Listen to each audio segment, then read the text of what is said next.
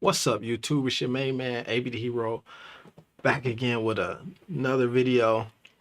And man, we having some streaming issues right now, man. So I was supposed to be on here a minute ago, stream acting funny, man. If it ain't up and it's stuck the way that it's supposed to be, let me know. And then you know what I'm saying, we might have to jump this thing back off at a later time.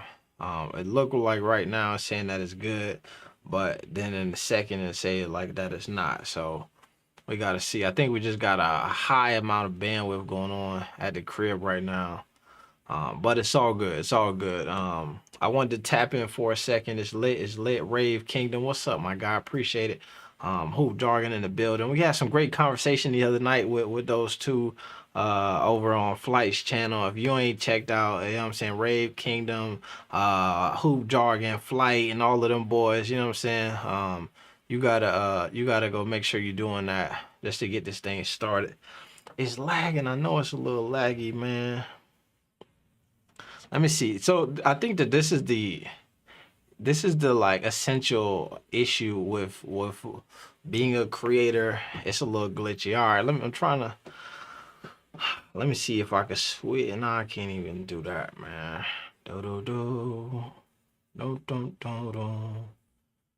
Facts. We had some great conversation, man. So if you ain't been rocking with those guys, man, make sure you tap in with their channels and all of that stuff. We'll see, man. I'm gonna try to see if I can get this stream to balance itself out here in a second. If it can't, you know what I'm saying, we might have, like I said, we'll just click it off and then click it back on. But yeah, definitely hit that like, man, and the sub button as y'all coming in here. It's your main man, AB the Hero, like we always do. We got the game on right now. I'm checking out this Boston Celtics game. And part of the reason why I wanted to hop on here and talk about it and maybe in live is that to me this game is of importance, right? It probably truthfully don't matter, but it's of importance in the sense that let me see, man. Can I get maybe if I do a delay or something? Let's see. Oh, that's too late. Don't even matter. Go do it on Twitch. Facts. That's what I'm probably about to do is switch it. I'm about to start streaming on Twitch and then, like, you know what I mean, pulling clips and stuff over here to YouTube.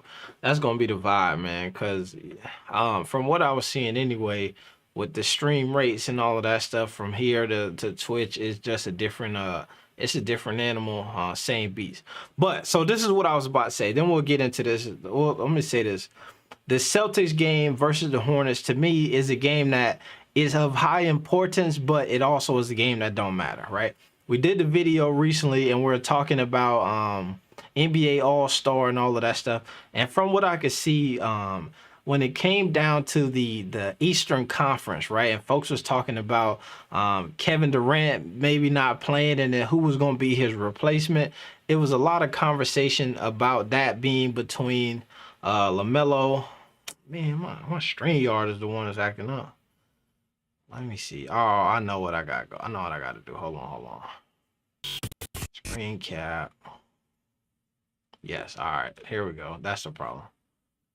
That's gonna fix it. Yep, already. Dang, my fault. I know what I did wrong there.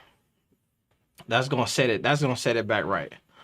All right, so what I think that I saw was, and listening and reading that article about who folks thought was going to be in the All-Star game as a reserve, most of that conversation was about your boy LaMelo Ball and Jason Tatum, right? And the conversation was, a lot of them were like, you know, there's that last spot that's open. Some folks said, yo, LaMelo made it on my last spot due to replacement to Kevin Durant. Some folks said, nah, Melo was in. Jason Tatum made it on that last spot. Jaylen Brown trying to get into the All-Star game. And to me, I believe that they have already sorted all of that stuff out, right? It's just a matter of the release date and when that will happen. Um, and I think that we just haven't gotten there yet, right? But I mean, yeah, the internet all bad through here, man. Cause I hear, let me see. Let me do this, man. I hate to add another device to the situation. Who that or what out? It also, it probably not even all of that stuff. What I think it is, partially there's a winter storm happening right now here in Indiana. That's supposed to. Oh man, that look good. It's all right. It's a little. It's glitchy. It's glitchy. But there's a winter storm that's happening here in Indiana that's about to supposed to freeze everything. So that's gonna slow down the connection a little bit. So the conversation, I did hear a few folks say Bridges was supposed to be in. Some folks thought Bridges was out. But Jason Tatum and LaMelo Ball, somehow, I don't know how LaMelo Ball is cooped up in there, but they've been placing them as guys who should be all-stars but fringe players. Like I said, I think that is already decided. I think that they already know who in the game, and I already told y'all that my dog LaMelo is in the game, right? I'm riding with that 1,000% till they tell me that it's not. I'm not hedging no bets on it or not. The truth got to be in the pudding.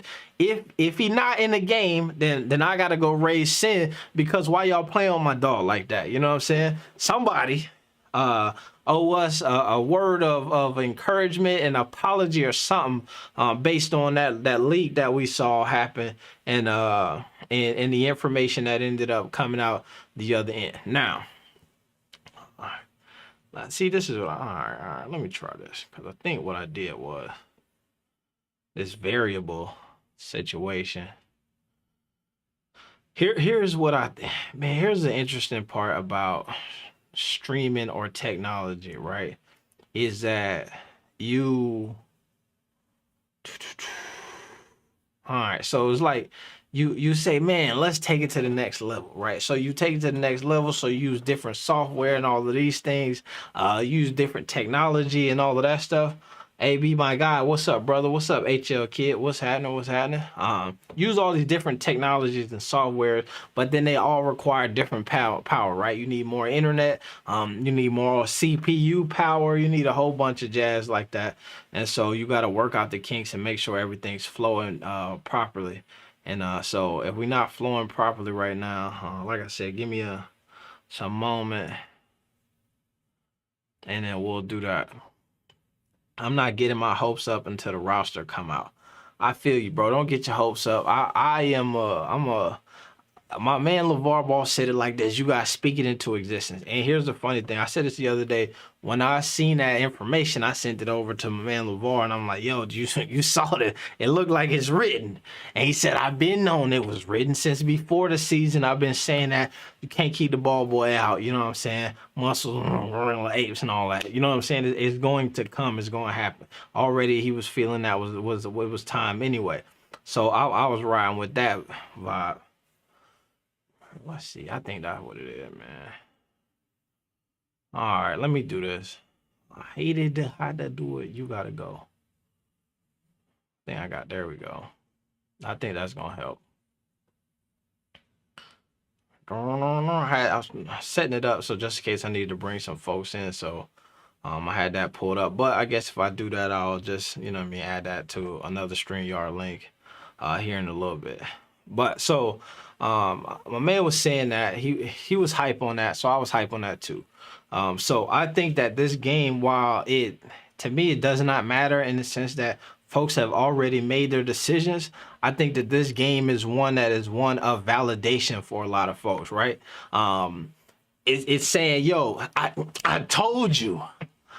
This is why, you know what I'm saying? So if Melo makes it, does that mean no Garland? I don't think so. I think that Melo and Garland is going to make it, from what it seems like. To me, from reading the articles of staff writers and all of that stuff, most of those people feel like Garland is a shoo-in, right? And then they feel like when it comes to the conversation of Fred VanVleet and some of these other guys, LaMelo get to jump on those dudes.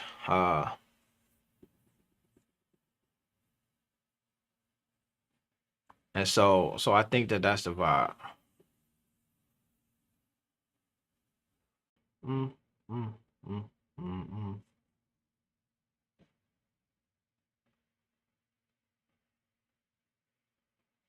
All right, so let's see. Feeding it back in there, and then so hopefully y'all catch back up for a second, which is.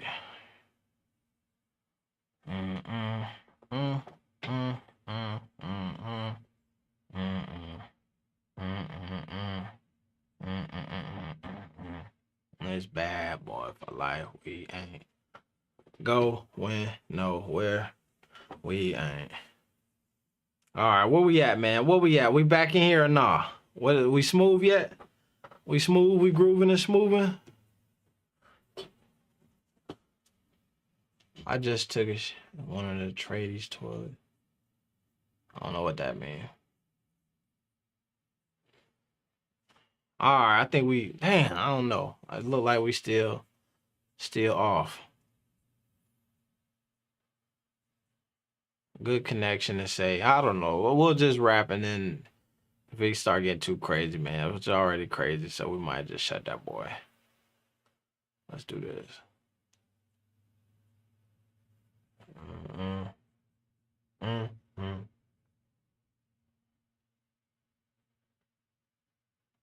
Going nowhere.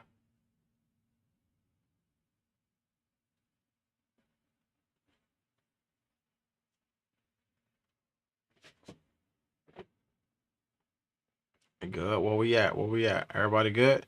I think we there. I think we there. If it's back, worked toilet box. I don't know what that means. All right. So I think that this is what this game is. It's a chance for Jason Tatum, Jaylen Brown to play against this Hornets team right now and be like, yo, we better than Miles Bridges and LaMelo Ball. We should be in there. And I think this is also an opportunity for Miles Bridges to say, yo, LaMelo hooping, I'm hooping. We all need to be in there. There we go. I just had to do some troubleshooting on the back end. And I feel like it looked like we smoothed out. It might be in and out and all of that stuff for a second, but we'll see. It looked like we smoothed out though, so I'm straight on it. All right, but um, so that's what I think that this game to me is one that I wanted to tap in with, and I was excited about. And if we go over here, look at the full screen, we get to see. Let's check out the box score here. Do do do. All right, here and your boy LaMelo looked like he came out tonight with that same intention, dropping 12 points here in the first half already. We got, I don't even like the way they got this label. 2 assists, 1 board. Look like he's super aggressive. 5 for 8, 62% from the field, 50%. Just here in that first half, 14 minutes, 5 minutes left to go in the, and he not on the court right now. This is also the thing that be killing me where in a game like this, it's pretty close. You know what I'm saying? You might have to let my dog get some burn. He also seemed like he might be hot right now. 62%, 50%. This is the type of game where folks be saying like, yo, Melo was hot and you pulled him out. What happened? How you gonna pull him out when he hot? That don't even make sense. You pulled him out and he was hot. Mm-mm.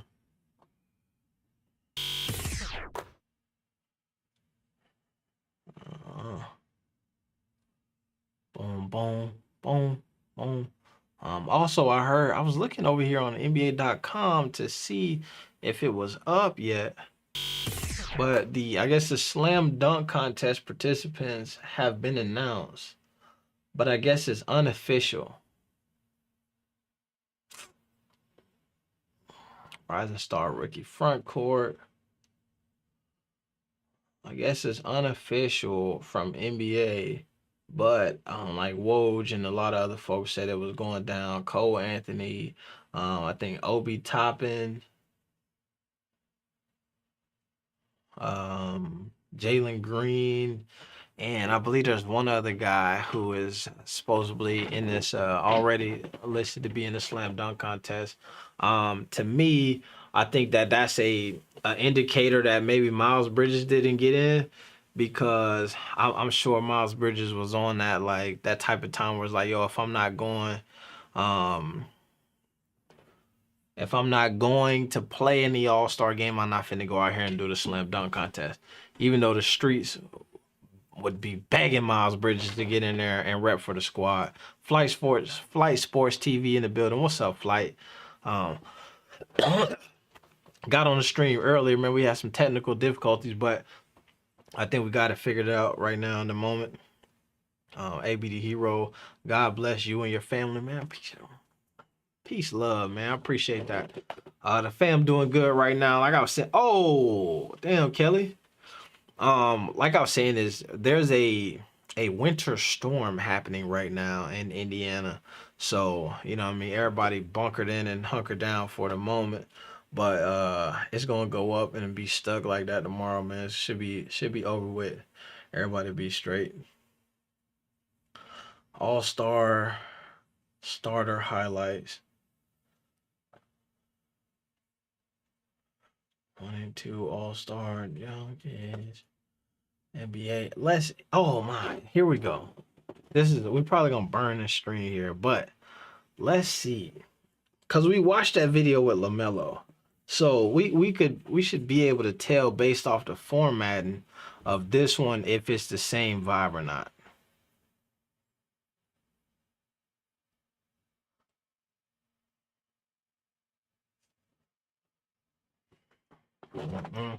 So we should be able to, so that's what I'm saying, right? We saw they did a little montage. It opened up, showed Melo and all of that jazz. NBA, bro, they always they I mean, it makes sense. They getting their bread though. They're gonna play some ads. If this ad play, I'm gonna go ahead and mute that. Yeah, they got it.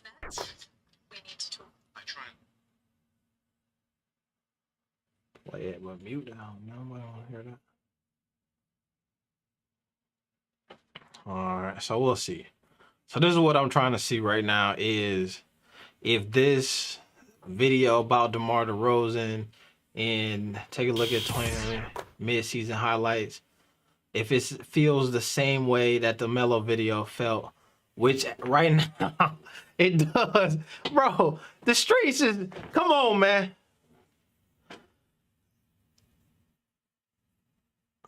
Let's do this again. Let's go back. Literally the same vibe. You know what I'm saying? If we go, let me move this so I can see myself. If you go over here, you see it says the same. Let me pull up my Instagram over here, man. Let me see. Every time I click over there, it should be wow. Boom, boom. Mm-hmm. Hope you have a good weekend, fam. For sure, for sure. Look, this is what I'm saying. Here we go.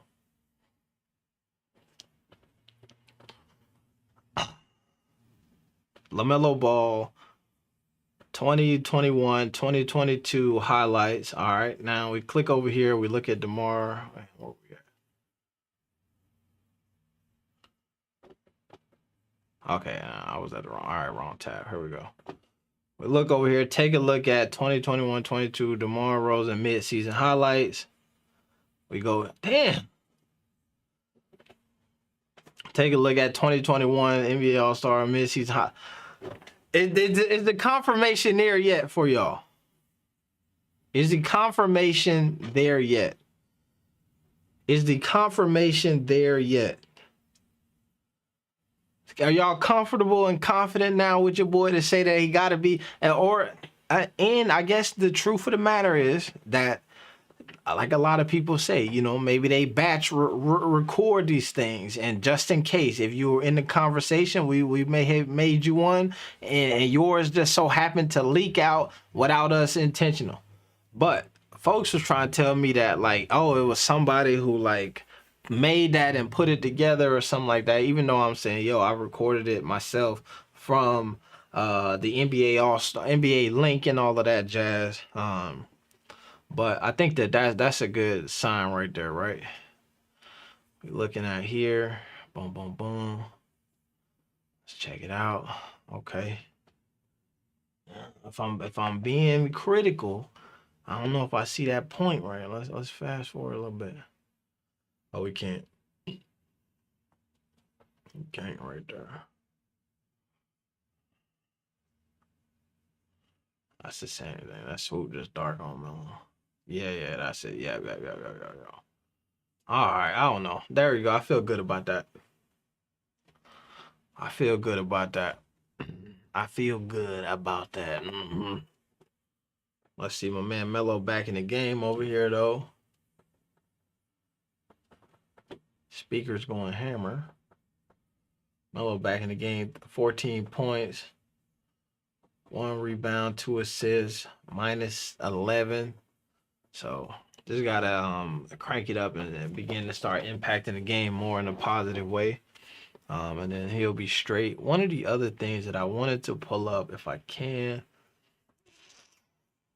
go to YouTube here, is maybe even good. Let's see.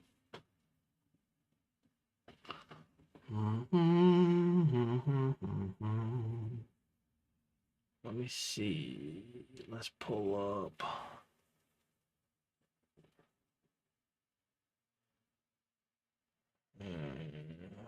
Can't.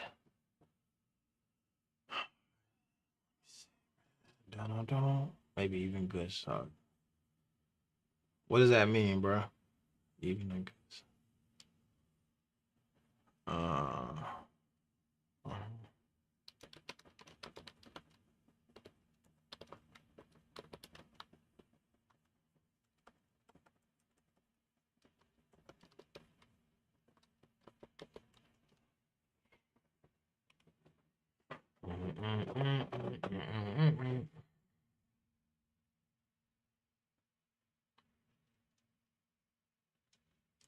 All right.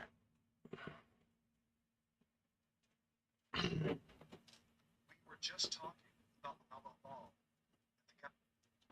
All right, so I want to pull this one up here. Make sure the audio is right. Can y'all hear that? Gods have graced us with... Oh, that's dope.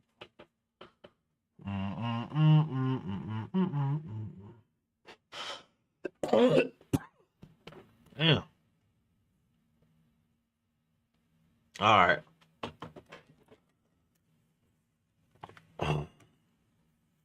Here's this video.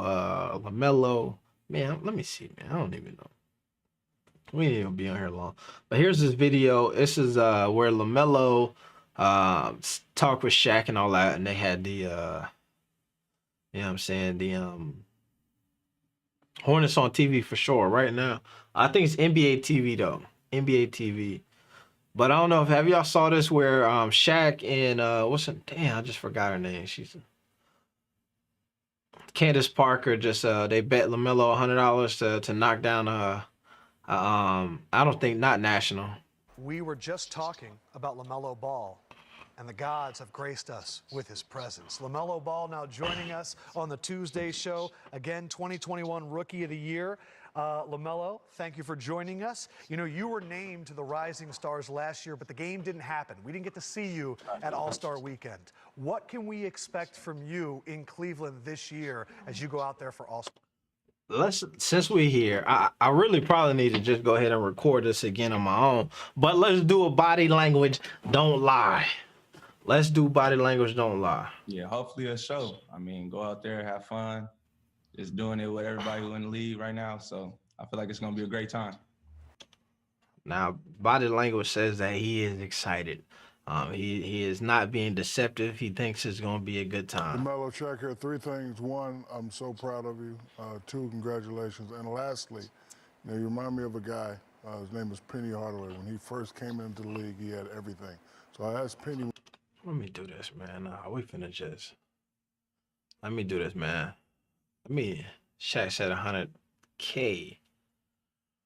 100K. When he first came in, who did you model your game after? Of course, he said Magic Johnson. So I'm going to ask you the same question. Who do you model your game after? Honestly, myself. I mean, I go out there, just try to be myself for real. But I seen a lot of Jamal Crawford, Penny Hardaway too. So that's crazy you say that. And yeah, for real though, a lot of Jamal Crawford. I seen him a lot growing up, but mostly video games and stuff like that. Just seeing everything they was doing there. Nah, man. My man Flocko in the building. Flocko say Lonzo taught him how to answer questions. I don't know, man. I feel like he seemed a little bit more relaxed, chill, cool, and off the cuff than Lonzo do. Lonzo sometimes feel like he just trying to look, bro. I'm out. Man, I got every answer. Love you, bro. Can't wait for you to make it big. Appreciate that, man. Appreciate that. But we already big, you know what I'm saying? We already big on the inside. But let me see. Let's go back. Let's go back here, because this is the part here where we could check the body language. So obviously say me myself, but is Who that do you real? model your game after? Honestly, myself. I mean, I go out there, just try to be myself for real. But Damn. The fact of the matter is, it does sound like he keeping it 1,000 with you. The only thing that I will say, and it's hard to tell because it's a screen, so you don't know where people looking at. But so will Melo take the 100K out of Shaq's bank account? Lonzo be kind of like a robot. That's what I'm saying. He'd be a little stiff for me. But I will say, let's see, let's look at this. Look at the eye contact. All right. Magic Johnson. So I'm gonna ask you the same question. Who do you model your game after? honestly, myself. I mean, I go out there, just try to be myself for real. But I seen a lot of Jamal Crawford. So you see him like look down. So you're trying to find the answer. So you Penny got Hardaway one here. too, so that's crazy. Penny Hardaway. That Say was that. some genuine excitement right Real, there. a lot of Jamal Crawford. I seen him a lot growing up, but mostly video games and stuff like that. Just seeing everything they was doing there. I'll go outside, try it, and then pretty much that's how my whole game came to me. So, what up? The Pope in the building. So when we're looking at the body language, all right. So one of the things that you can look for. So sometimes people associate if you're being fidgety with the fact that you might not be telling the truth, right? But which is right, because you look a little nervous, so it's like, damn, nigga, fidgeting. He obviously is not keeping it a stack. However, what I will say is that there's a difference between being fidgety and there's a difference between using illustrators or animating the words that you're saying out of your mouth, right? So what you see from LaMelo here is he is like, I'm playing a game, such. You know what I mean? Giving you all of these movements, but the movements that he's giving you correlate with what he's saying. You feel me? I bet you he spent a ton on clothes, my man. Norik said, I wonder how much he spent on clothes. I'm sure he spent a ton on clothes. And there's one time where he was wearing that green suit, and they were like, how much was that suit? And he said, bro, I had this made myself. This is me I'm wearing. I was in.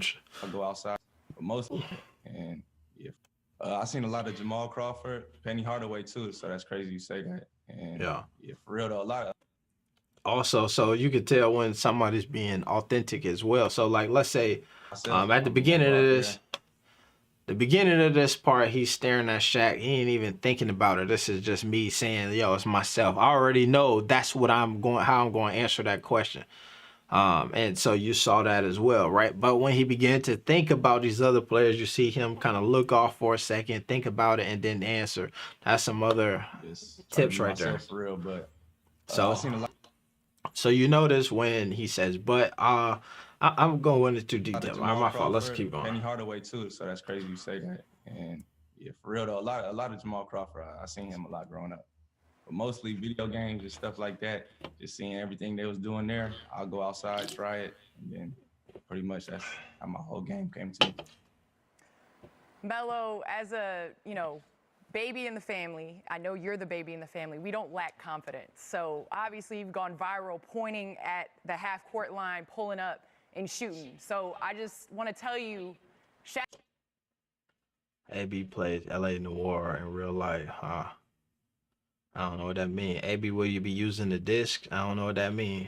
Melo got 16 points at half. Good game. That's what I'm saying. He hooping right now. He definitely hooping. Shaq has 50K if you point at half court and hit it from the half-court line.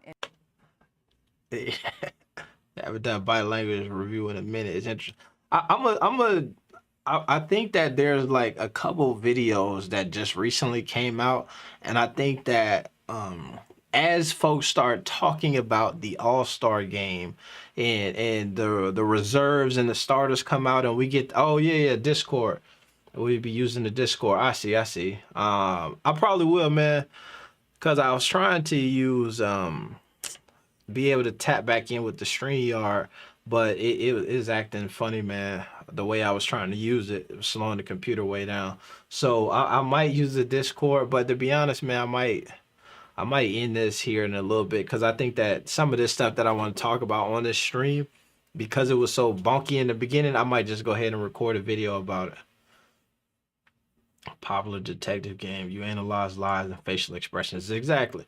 So there's a couple of things where when folks start talking about all-stars, so I feel like my dog is coming out here and it will be announced that he's gonna be an all-star. So I think that there will be some folks who'll be like, hell yeah, man, I said it the whole time. But you know what I mean? Maybe they're giving you some Joe, but maybe they're giving you some shade or something like that, or maybe, you know what I mean, folks who say they're happy and they're not as happy, or maybe folks who think in other ways, maybe showing some other stuff. So I want to kind of Discord, I'll check in back. Facts. I might let you do that, man. I might let you do that. I don't have it set up for that right now, but if I do the Discord before we hop off here, I'll pull you in. So let's see. Let's get back into this. Half court and hit it from the half court line. Now, obviously, here's the thing, right? You see these interviews here, and look at what you just did here. She started talking about hitting a half-court shot, and look at what he did. Tell me what this is a signifier of if you're watching it. If you point at half court and hit it from the half court. Did y'all catch that? She said if you got 50K if you point at half court, and what my man did. He started leaning in. Oh, I'm interested. Now you got my attention. Hold up a little bit.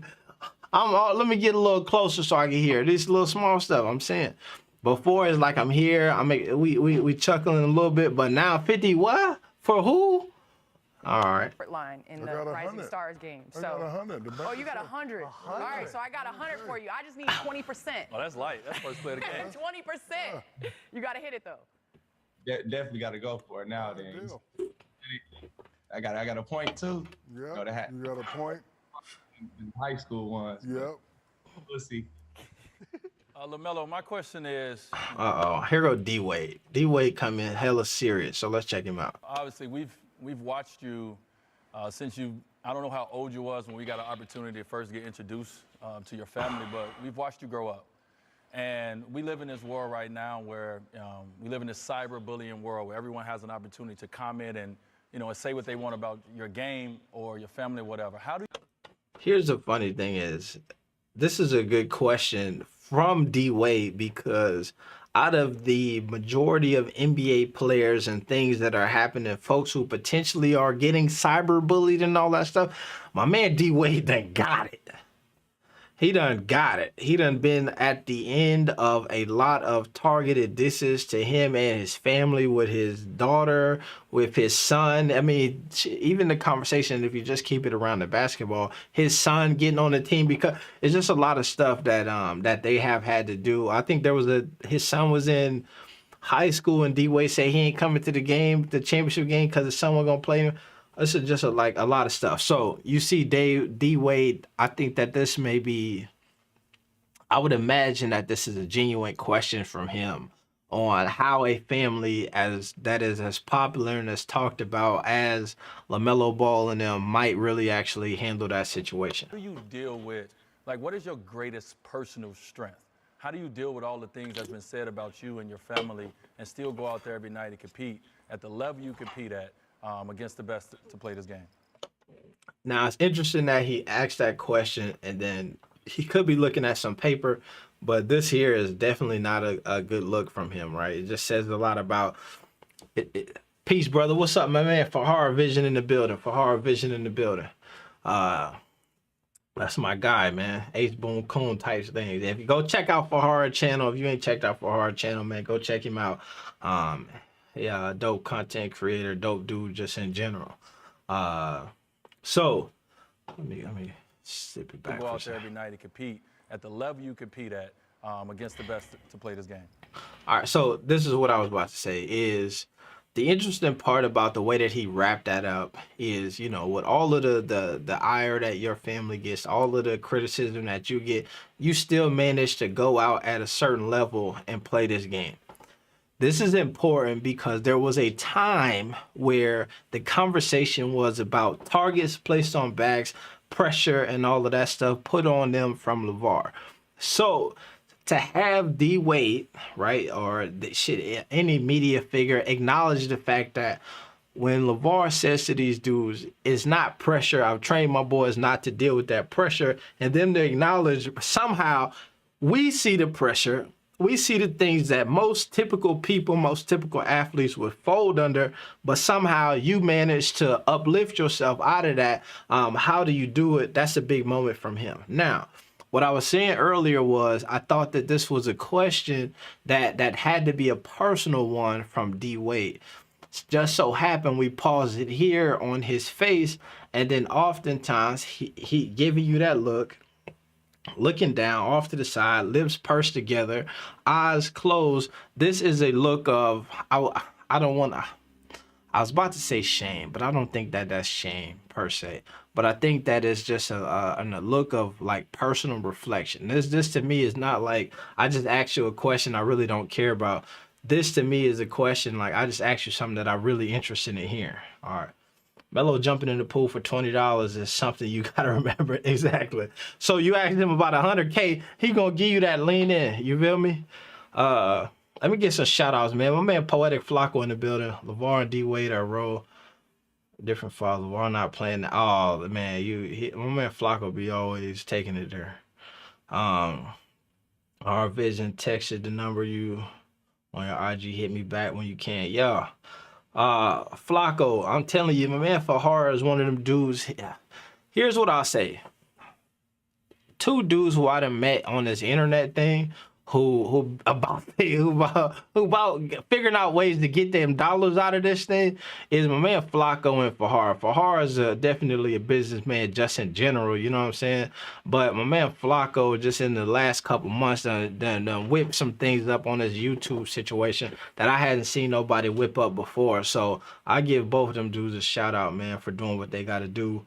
John Ross Brooks say Jello sexual in the chat. Big Jello sex, put some respect on it. What up, big dog? Flacco getting them shout outs, man. That's my guy. If y'all ain't subscribed to his channel, y'all behind the times too. He blowing up over there. My man damn near at 30K. A couple months ago when Flock was on the channel. And that's what I should bring up, man. Fahara and Flacco, man, if y'all want to join, hit me on. I'm gonna send you the Flacco in the Discord, so I could pop you in easily on that. Both of y'all in the Discord, right? Y'all in the Discord, man. Jump in here real quick, Flacco and Fahara, if y'all still tapped in. Jump in there for the ball. All right. I don't know how to invite you, man, or else I would send you a invite to the room. But room 01, if y'all still in here, Flacco and Fahara, jump in and then you know what I'm saying, want to wrap. All right, so let's get back here. Let's do this real fast. I feel like pretty much just how my pops raised me. So I think we got two questions. It's funny to me because I think like no other athlete. Do you hear the hold on a second. Okay, we got Flacco and Zaxxon here. Hold on, man. I'm gonna bring y'all on here in 1 second, all right? I bet. All right, cool. Let me wrap this up here because I think this video almost over. All right, so we got I think more than any other player in the NBA, you have LaMelo and Zoe who get asked the question, yo, where do you get this from? how does it, we never saw it before. Where does your composure come from? Where does your passing ability? Where does your rebounding, your scoring, that floater that you do that we ain't never seen? Where do you get that from? I think that these two, he get that question. I wish I was keeping tally or track of how many times we got that from reporters and all that stuff asking my man LaMelo, where you get that from. Let me do that. All right, Bahar, here we go. Let's see. The best to play this game. I feel like pretty much just how my pops raised me. Just never lose your composure, and just keep, just the family close. So we just all talk to each other, and we don't really let nobody come inside. So we really never cared what nobody said. New Year. And that's it right there. Keep family close. Keep your composure. Don't. When you're family close and y'all keeping everything tight knit and that conversation is there's not much that you can allow to come in and seep in. I remember many moons ago where there was some beef between 50 Cent, not 50 Cent, it was Lil Wayne and Birdman. And 50 Cent kept being like, is my man Ball Facts here? All right, shout out to Ball Facts in the building. Shout out to Ball Facts in the building. Man, I might have to, everybody tapped in, man. I might have to run it through the StreamYard for the one time for the folks so they can jump in here and tap in if y'all available. But what was interesting is in that situation, they were beefing. And, Birdman and Lil Wayne, they father and son, allegedly. But 50 Cent kept saying, father and son always, they gonna figure it out. That's family. And he said, so the choosing sides and doing all of that stuff, you go to do that and you're gonna be cut out because eventually neither one of them gonna mess with you. Because you're gonna go at Birdman crazy, and then eventually when they rekindle, you're gonna be standing on the outside looking like, man, I was just riding with, and they were like, yo, your boy, he went crazy and I don't mess with him. So I think that's what I be seeing a lot with these guys here, man. Obviously, throughout the years, man, there's been some times where they're trying to figure things out, but when you're that close and tight-knit of a family, man, you always figure out a way to get things back together. So when folks be like, all three of my boys, it going down, man. New me, same me, though. Same me, LaMelo though. Ball, you are the man. Always. Congratulations on the Rising Stars nod, and we can't wait to see. Hey, can we just talk for a second? My man D Wade, I don't know. D Wade showing a lot of leg right now. Obviously, from the shoes here, we seeing ankle, shin, all the way up to him to a knee. They're just seeing like a lot. Family always strong. All right, let me see, man. My fault, man. I told y'all boys to jump in here. Where Fahar, man? Fahar, you in the building? Let me see. Flacco. Yo. Hey, there he is, man. Thank you. Somebody, look at that. That's where the mods come in at. Ball Facts in the building. Appreciate that. What's up, Flacco? Yo, I'm just chilling, man. Wait, who timed out Ball Facts? Nobody timed out Ball Facts. Ball Facts timed somebody else out. Somebody was hitting WWWW. I thought they was going like a couple of them, but they went crazy, and then so he timed them out. Bad. All right, cool. Yeah. I thought a mod went wild. I was about to say, whoa, Ball Facts is friend of the show, but yeah. Yeah, facts. I just seen it here. Yeah, Sugar LE. Why was he spamming that shit? I don't know, man. He was on that Gideon W. Spam the chat. Yo, man. Yes. Yo, man, nah, but yo, I'm making my debut to like Twitch pretty soon, man. Cause Twitch, yo, bro, that bag on Twitch is different. That's what I heard, man. I'm gonna go ahead and try to get over there myself, man. Yo, have you tried the YouTube membership yet, or not? I have, man. I got a few members on here, man. I just haven't like dug into it. You know what I'm saying? Yeah. Nah. Now go ahead. What'd you about to say? Nah, yo, like try that Discord membership, right? Mm-hmm. After, like, for example, like I think you got like the Me Six bot, right?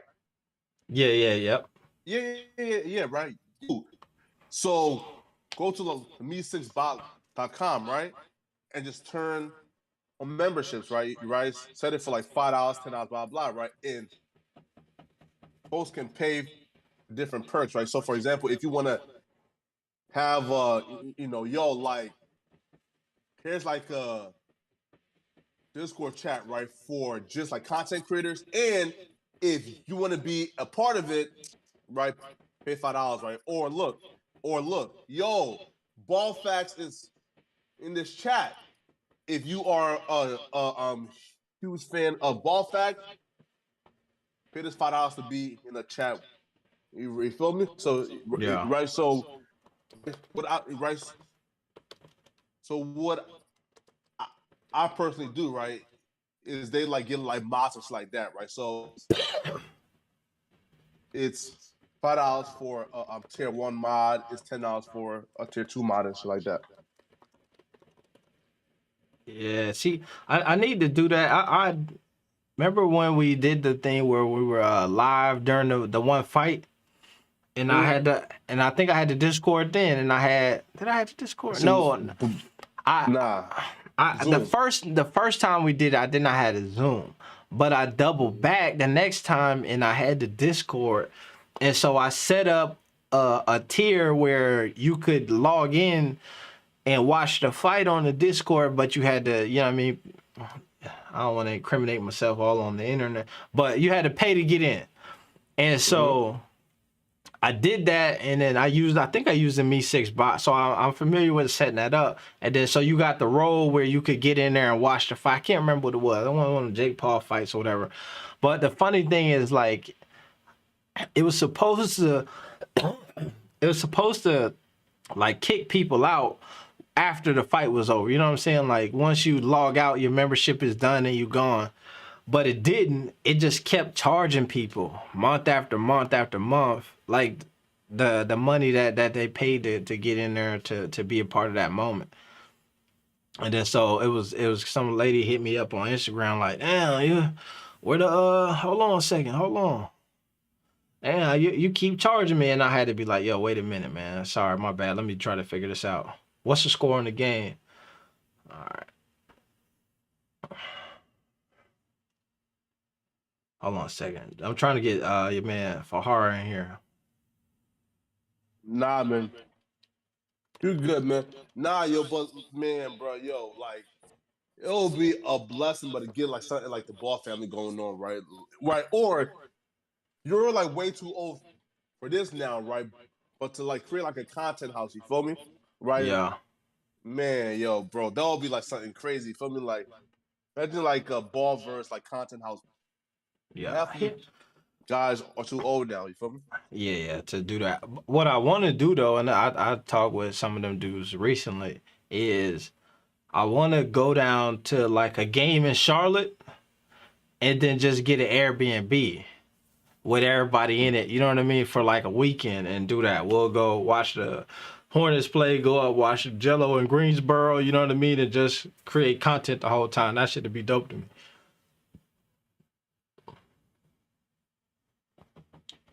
Oh, man, God of Blackness. You hear me? I said, what I want to do is get a group of folks we could pick a game or a weekend. Shout out to my man, God of Blackness, man, with the super chat. Always coming through, man. Appreciate it. But I want to go pick a weekend and then everybody go to Charlotte. And then so we go to a Hornets game. The next day, go to the Greensboro game, you know what I'm saying? And then just get like a big ass Airbnb or something, and everybody just kind of be there for the weekend, create content, live stream, do whatever, you know what I mean? And just like, you know what I mean, make a movie out of the whole thing. Nah, yo, like facts, right? Or like you guys, right now, yo, or like if. Again, if there was a way, right, for y'all to throw like a lit party, or invite like LeVar, Lonzo, you feel me? Right? Dope. Yeah. That's what I'm saying. That's what I would love to do though. So we find a weekend, we're gonna be there. I would, you know what I'm saying, reach out to some restaurant or something and be like, yo, we gonna have everybody like, what's up? What can you do? And then, you know what I mean, try to get them out there, you know what I mean, the water pop in or something like that. It'd be an excellent opportunity for a pop-up shop, you know what I mean? That'll be the move. Wait, do you think that Vardo You cutting in and out, my actually? guy. Yeah. Say that again. Do you think that LeVar will actually do it or not? I don't know. I think it would be worth asking or trying to set up. Especially if he already gonna be around that way, you know what I'm saying? I saw a thing. The thing about LeVar, man, is he is a genuine dude enough to where like I got videos and stuff where we at like pop-up shops and stuff, and then literally it's just like him sitting there talking to like 6, 7 people. You know what I mean? People just come in and they just having conversation. He sit there and talk to them for like 30 minutes. You know what I'm saying? Charlotte movie star and BBB fact. You know what I'm saying? So I don't think that he not the type of dude who'll be like, man, I don't even want to be around the people like that. You know what I'm saying? I think that he would be he's the type of guy who like, yo, how many people y'all expecting? And if it seemed right, it makes sense, he would pull up. Right. Like, so if it's like a party, let's say with like 500 people show up. Yeah, he'll and shit. Even now, if it's 500 people, we be like, bro, you could do a pop-up shop. You know what I mean? It'd be a whole vibe. I would imagine that he would pull up and come through. You know what I'm saying? Right, yo, listen though, you a real one, man. You was in the chat, right? Listen, like you're probably the only one reason why I bought them shoes this morning. You feel me? Right? You're a real one, man, right? Do they know like that you're this like I guess active in their brand or not? No, they do. Nah, That's what I'm saying. That's what I'm saying. Like, yeah. I said this before. Like a lot of the folks in their circle is tapped in. You know what I'm saying? And so some of it they don't know. You know what I mean? Or are they out of it and they don't like are not aware of some of the stuff that goes on within it. You know what I mean? But there's folks around it who's tapped in, who give the like, yo, I hope y'all know this thing. But I was just out there with him, you know what I mean? And then, and we talked, and that was kind of his way of showing love. Yeah, that was his way of showing love, especially with me. Is like, is the ideal of like, out of all of the people who I be dealing with in this circle, like, I actually know you. You know what I'm saying? Like, a lot of folks big in the culture, and then, you know what I mean, people around them say, yo, here go these people making the move and all of that stuff. But like, there's not many folks who like when we was traveling through Europe, you know what I mean, like we literally was sitting down having breakfast, lunch, and dinner together, you know what I mean, talking about playing chess and dominoes and all of that, you know what I mean. So it's like it's a different vibe. So I think that's why when I was there, he was like, bro, AB, what you want, man? Let me hook you up with take these, you know what I'm saying? You the guy, you know what I mean? So, I don't know. He gave you them $600 shoes, man. I don't know. I was pocket watching when I see AB with those shoes. But I said, what? Yo, how AB get those, man? You pay for those or? Nah, that's what I'm saying. He looked out. Man, but yo, when I seen those shoes, man, I said, look, I know AB like love the Ball family, man, but do he love the Ball family that much? You know, to buy, you know, to bro, I mean, shoes cost what though? It's $600 for it, right? I think those 600 somewhere around there. Yo, present him with what you doing. He gonna. That's what I'm saying. My man John Ross Brooks say. My man Fahar in here too. Fahar, what's up, man? What's going on, man? I guess I'm too old and I ain't even know how to use the Discord. Bro, I literally watched like 10 YouTube videos trying to figure it out. You know what I'm saying? I finally found one that where the dude just broke it down from the beginning to like starting the Discord to like building your channels and all that stuff. So I'm kind of understanding it a little bit, but yeah, I still don't get it either. I wouldn't even know how to do this till Flacco one day just hopped in one of the rooms and was like, "Bro, I'm in room 01, jump in." And then and then I watch what's that? We talked about him. The dude Gideon, he be using doing the live stream and then somehow be pulling people in off the Discord. So I was like, it's possible. But what's up though? Yeah. We good, man. What's up with you, Farhar? Man, blessed brother, man.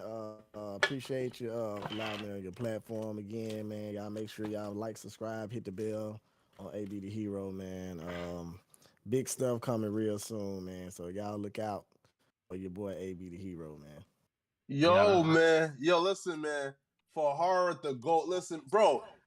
I texted you on the 901 number, man. But yo, bro, you are the GOAT, man. Listen, man. Like you listen, bro. Like I finally got like my own like catchphrases and shit like that, man. Like, bro, folks is commenting on like my Instagram, Facebook, right, with like my little, catchphrases, right? Like he told me to do and shit like that, right? Plus also too, bro, the channel done grew by at least like 500%, right? So when I talked to you, right, a month and a half ago, I was at 5K, right? And then like a week later, right, my shit just fucking exploded, bro. Now I'm at 29,000.3. You feel me? So, bro, we going up, man. Man, that's a blessing, man. I'm happy to hear that. Like AB was telling me, it's like, man, you got something that, you know what I'm saying, that the world need, man. You got that charisma, you got that it, you know what I'm saying? And if a few things could have made it, you know what I'm saying, made it blossom more, you know what I'm saying? I'm glad you got it, bro. Because, man, you almost at 30,000, and God, that's amazing, man. Bro, yo, it's even better, right? It's like the biggest blessing though, right, too, is that like y'all advice, right, got me monetized, right? So now, right, instead of me saying nigga this and nigga this, is nigga Zoid or he flocking, you feel me? So now I'm finally monetized. Now I can finally eat, you feel me? Like to me, like that's the biggest blessing, right? Where, something's cool, but now I can finally eat off it, you feel me? Hell yeah. Nah, that's dope. Bro, here's the thing too, is that what I've seen you do in the last, like, since we had that conversation, bro, your output is just bananas. You know what I'm saying? But And don't like, stop, man. Like 5 videos a day. No, like 5 to 10. Yeah. That's what I'm saying. That's crazy. I was listening to some dude the other day, and he was like, he do this like YouTube marketing or whatever, just marketing in general. And people asked these questions. He kept saying, "Whoever uploads the most wins." You know what I'm saying? And then so I will say this. This is what I learned from you recently. I think that I was under the mindset of like, you put a video out and then, like if you put one out too soon, they might eat each other. You know what I'm saying? Shit. But I watch you down and all of them eat. You know what I mean? So I'm like, I gotta drop. That's why last night I was like, man, I'm going back to back because I'm like, my man Flacco would do it. You know what I mean? I'll be sitting at the house like, what would Flacco do? So, man, bro, like, yeah, man, bro, like, listen, man. For me, it's right, like, even like, for example, right, if I put out, let's say, like 10 videos, right, and let's say like let's say like 9 videos flop, right, and that one video hit, bro, I'm lit, right? Listen, I'll put out 10 videos and all 9, right, get like 1,000 views, right? Cool, fine, cool, but that 10th video, if that shit gets, let's say, 500,000, I'm lit, right? That's why, like, I'll pump it out, right? Like yesterday, right? I pumped out 7 videos, AB. Right? Is 3 videos got look. So let me see. Let me put it right now for you, right? So look, boom. So Oh shit. Yeah, right. So it's 2 videos got under 5,000, but then the rest got 21,000, 26,000, and 43,000. Damn. Right? Yeah. Bro, you just drop as many as possible. You feel me? Nah, Yeah, man. you right. You got the And don't sauce. stop. You gotta like the thing is, your content gotta be right too. You know what I'm saying? Because Yeah. you can keep dropping some bull. You know what I'm saying, and not get that.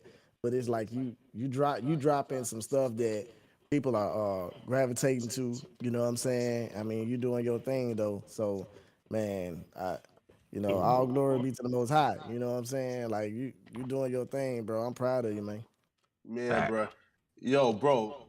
Once I hit, let's say, 100,000, man, I'm telling you, bro, like, I can't wait to actually get back to niggas. Feel me? Right, like, yo, like for example, bro, once I hit like 100K, right? Now I'm sure like I can sell like what 1,000 subs somebody way. Feel me? Right? Or 10,000 subs. Feel me? Right? So, bro, I can't wait to just grow, man.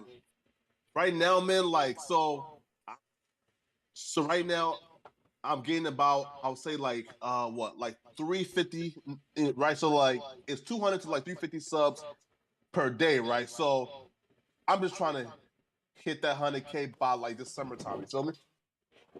And then Yeah. I'm lit.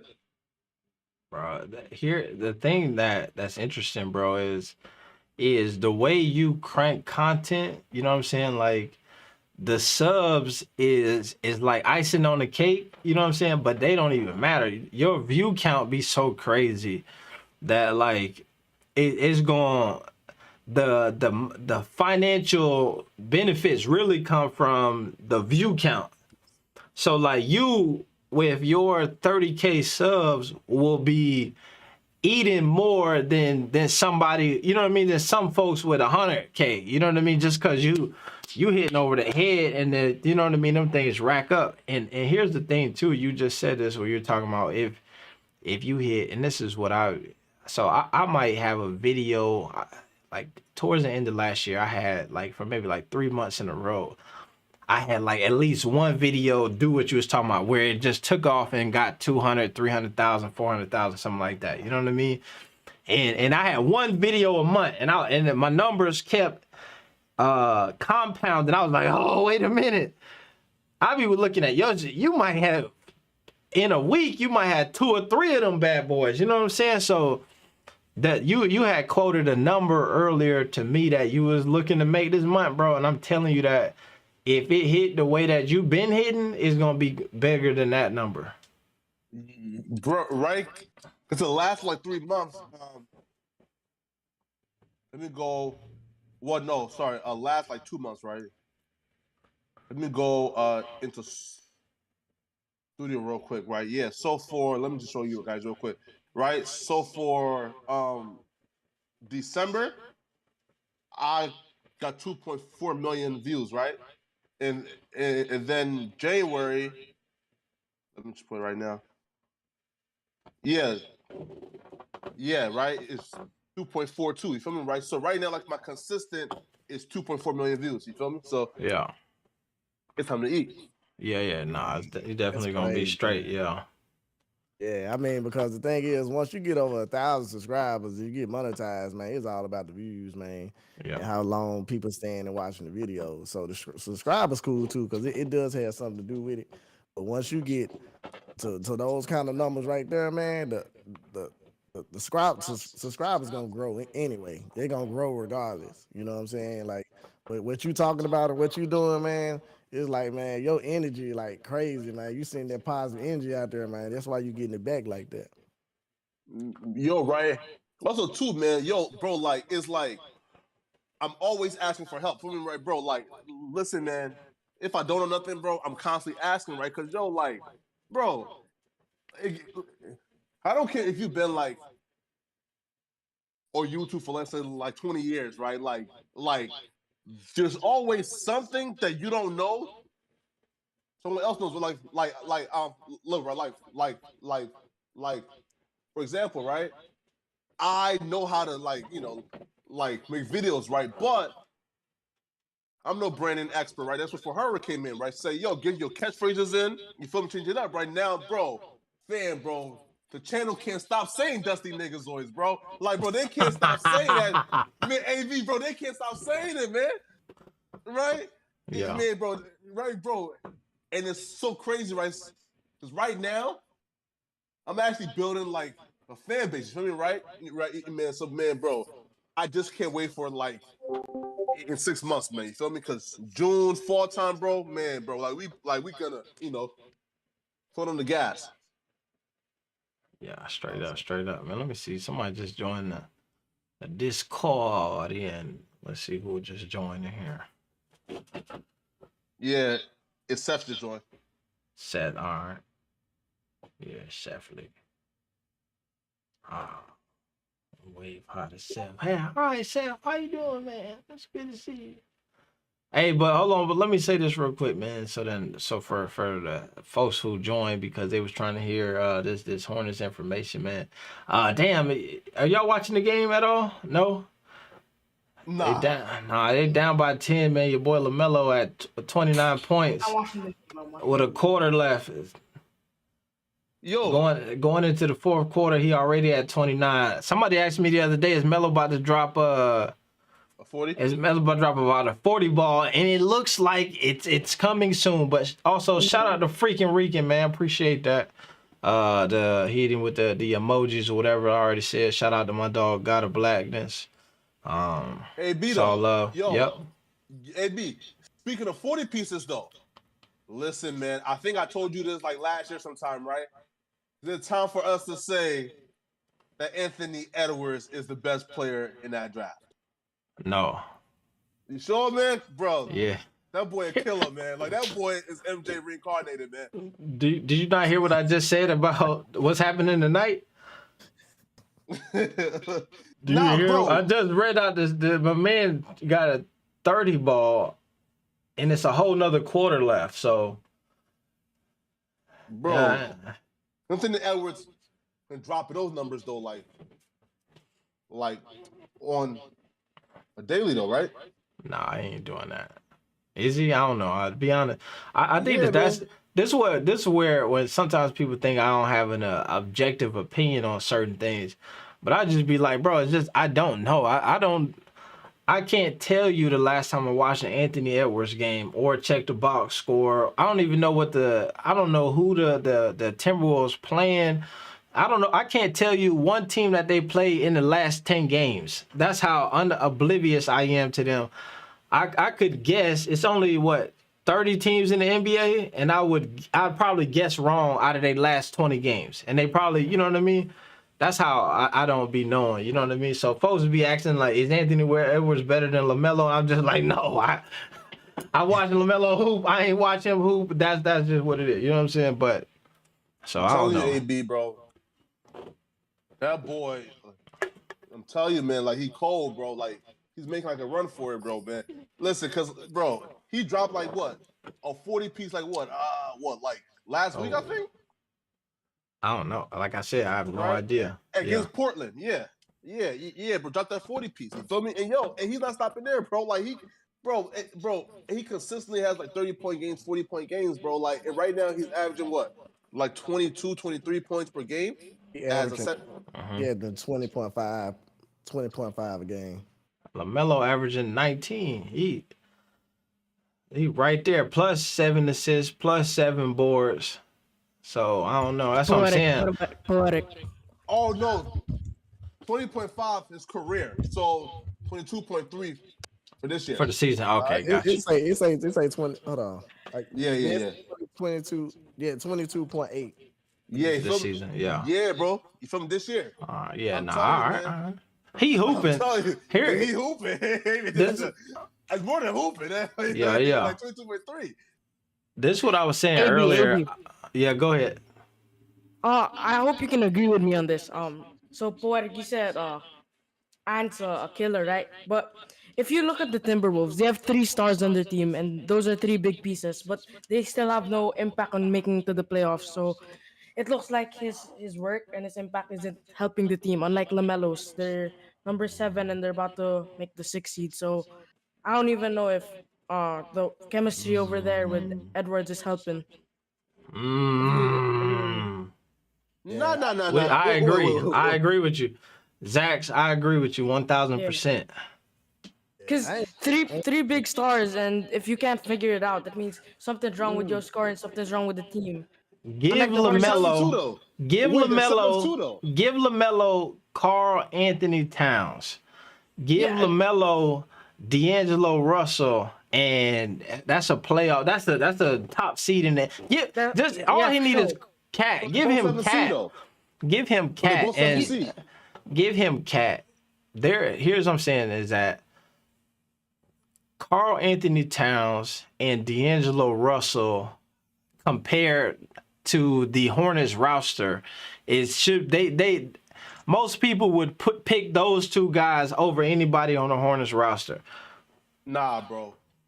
Bridges is definitely better than Russell. But Bridges Bridges this season is doing that. But prior to LaMelo getting there, that's what I'm saying is that a lot of folks are contributing what we're seeing from Bridges to his relationship and playing with LaMelo.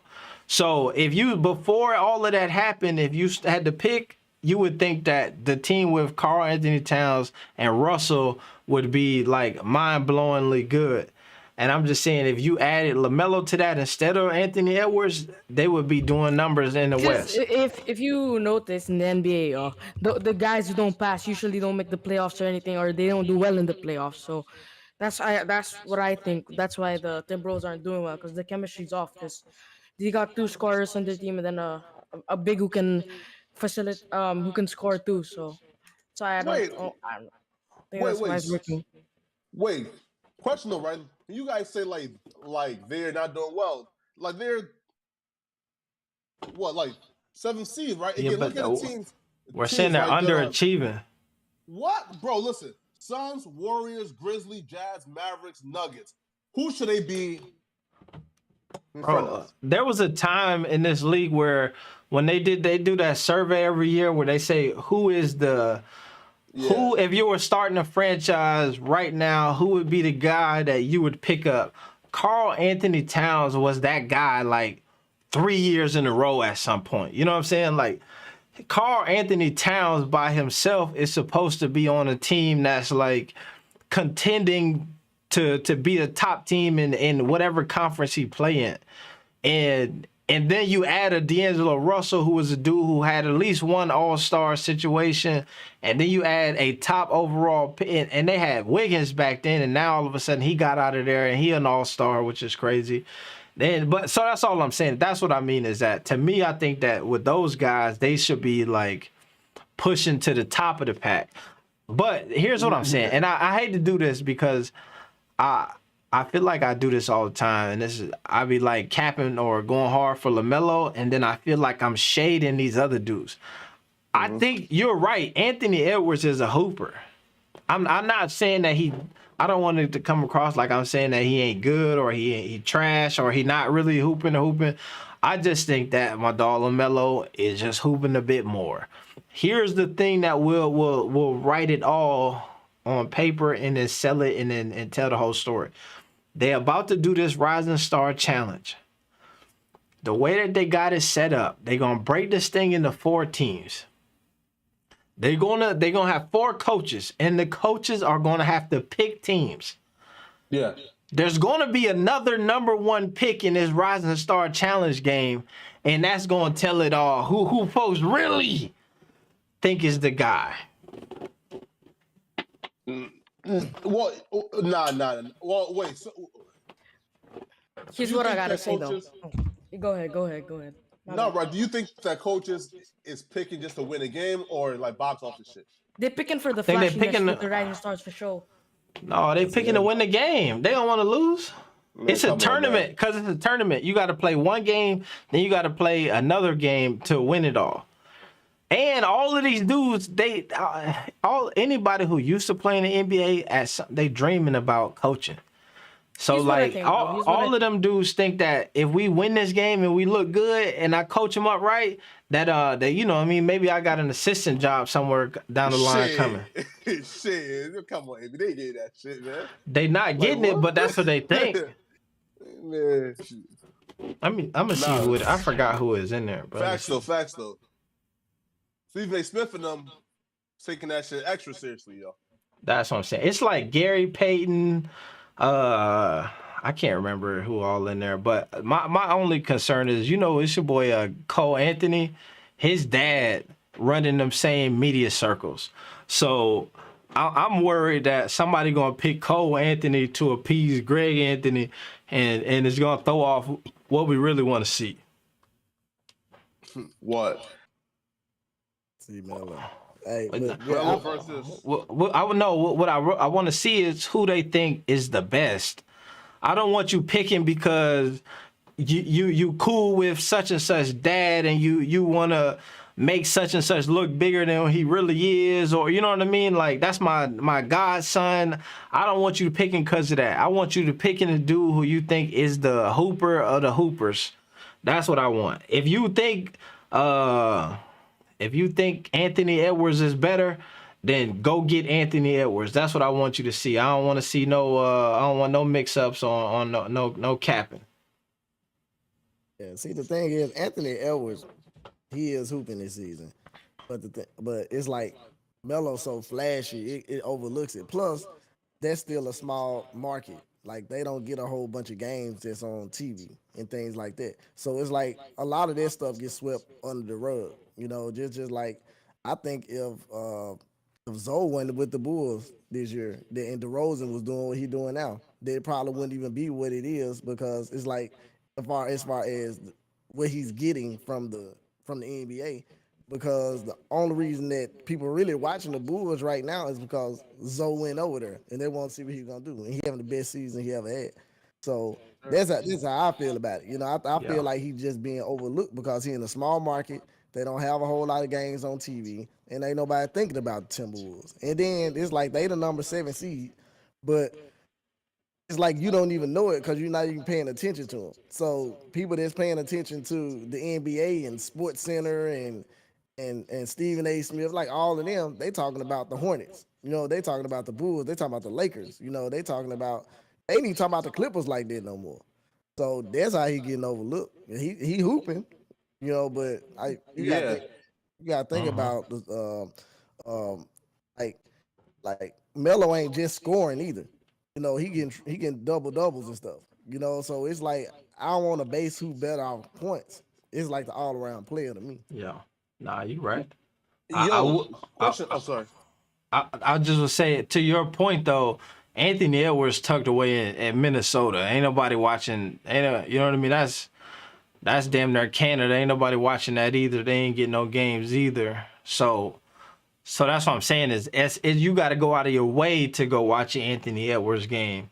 Whereas, you know what I mean, with at least for me, most of us tapped in also to your point about Zoe being up there, folks tapping into Chicago to see him play, and that's putting a bit of the spotlight on the Bulls. However, I will say the Bulls are considered to be a big market team.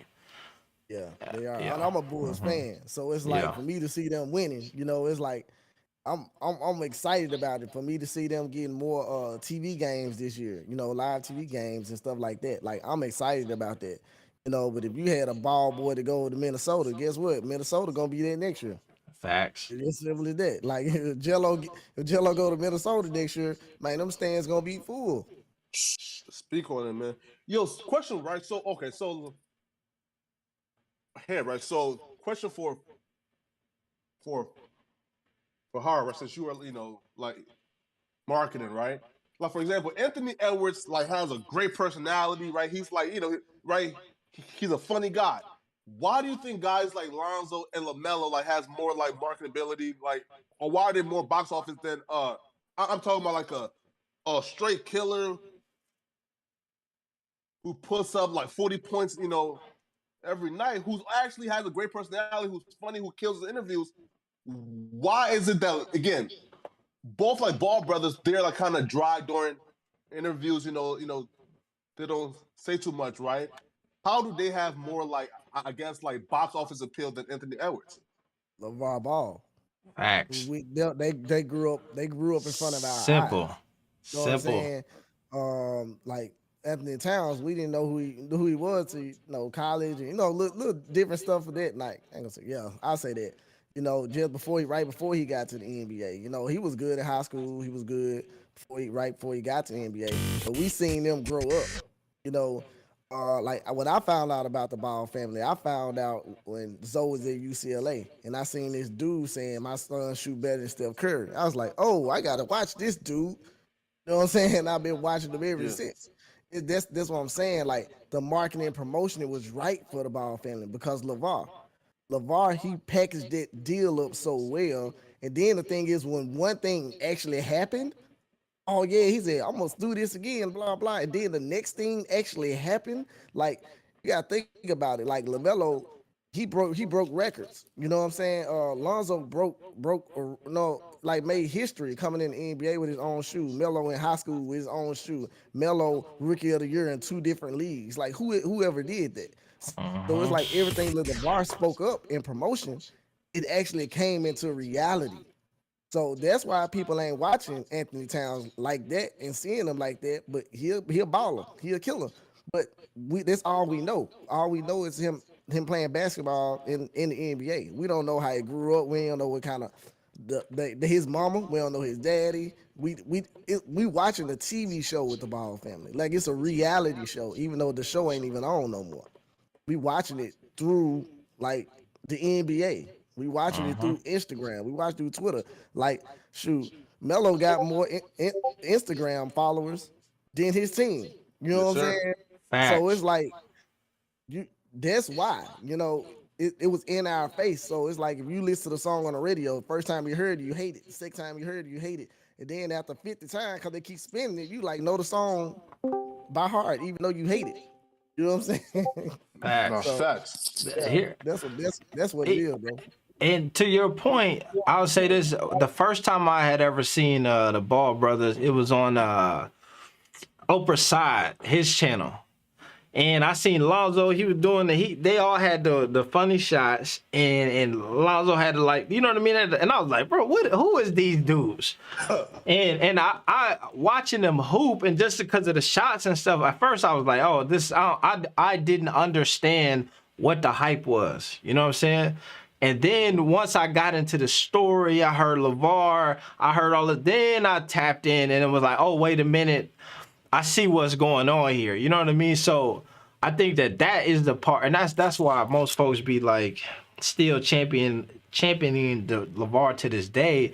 And that's what makes them so much different, because you done seen really good hoopers come up, right? There's always a number 1 pick. There's always a number 2 pick. There's always some guy with some swag, and everybody in the NBA can dress, but all of them don't have that mouthpiece like they had, right? When you talk about having your own Don King who can get out here and speak, because even if you go back to when they was on the run, you go listen to their interviews, they wasn't saying nothing that had everybody captivated. And it wasn't like, man, that LaMelo, that last interview he had me stuck. You know what I mean? You heard LeVar, you know what I mean, being a hype and all of that jazz. There was a point, though, I will say this, going back, and this is probably what made me realize too, wait a minute, shit is popping, is back when I was doing my YouTube research many moons ago, they used to post more on social media.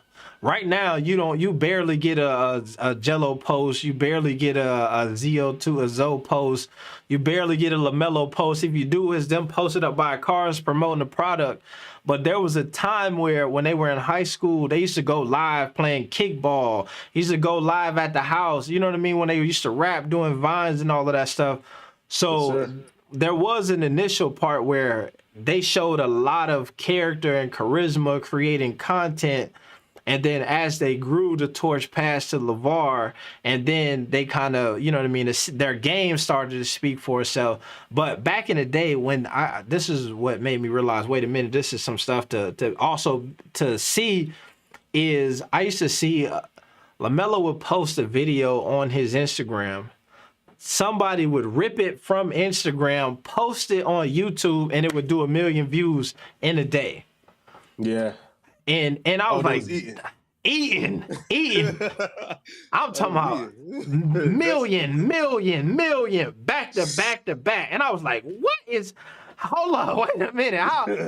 I'm starving over here. How do I get in on this? And I had a channel that, it was called Side Hustle Media. And I was like, let me try this one time. So I started trying to get it, and I had my first video ever go viral. Lonzo was at UCLA, and he went to the locker room, and he declared for the draft right after their March Madness game where he lost. And I was on it. I posted that boy. That boy hit 1 million in like a day and a half. And then I had finally got my first YouTube check.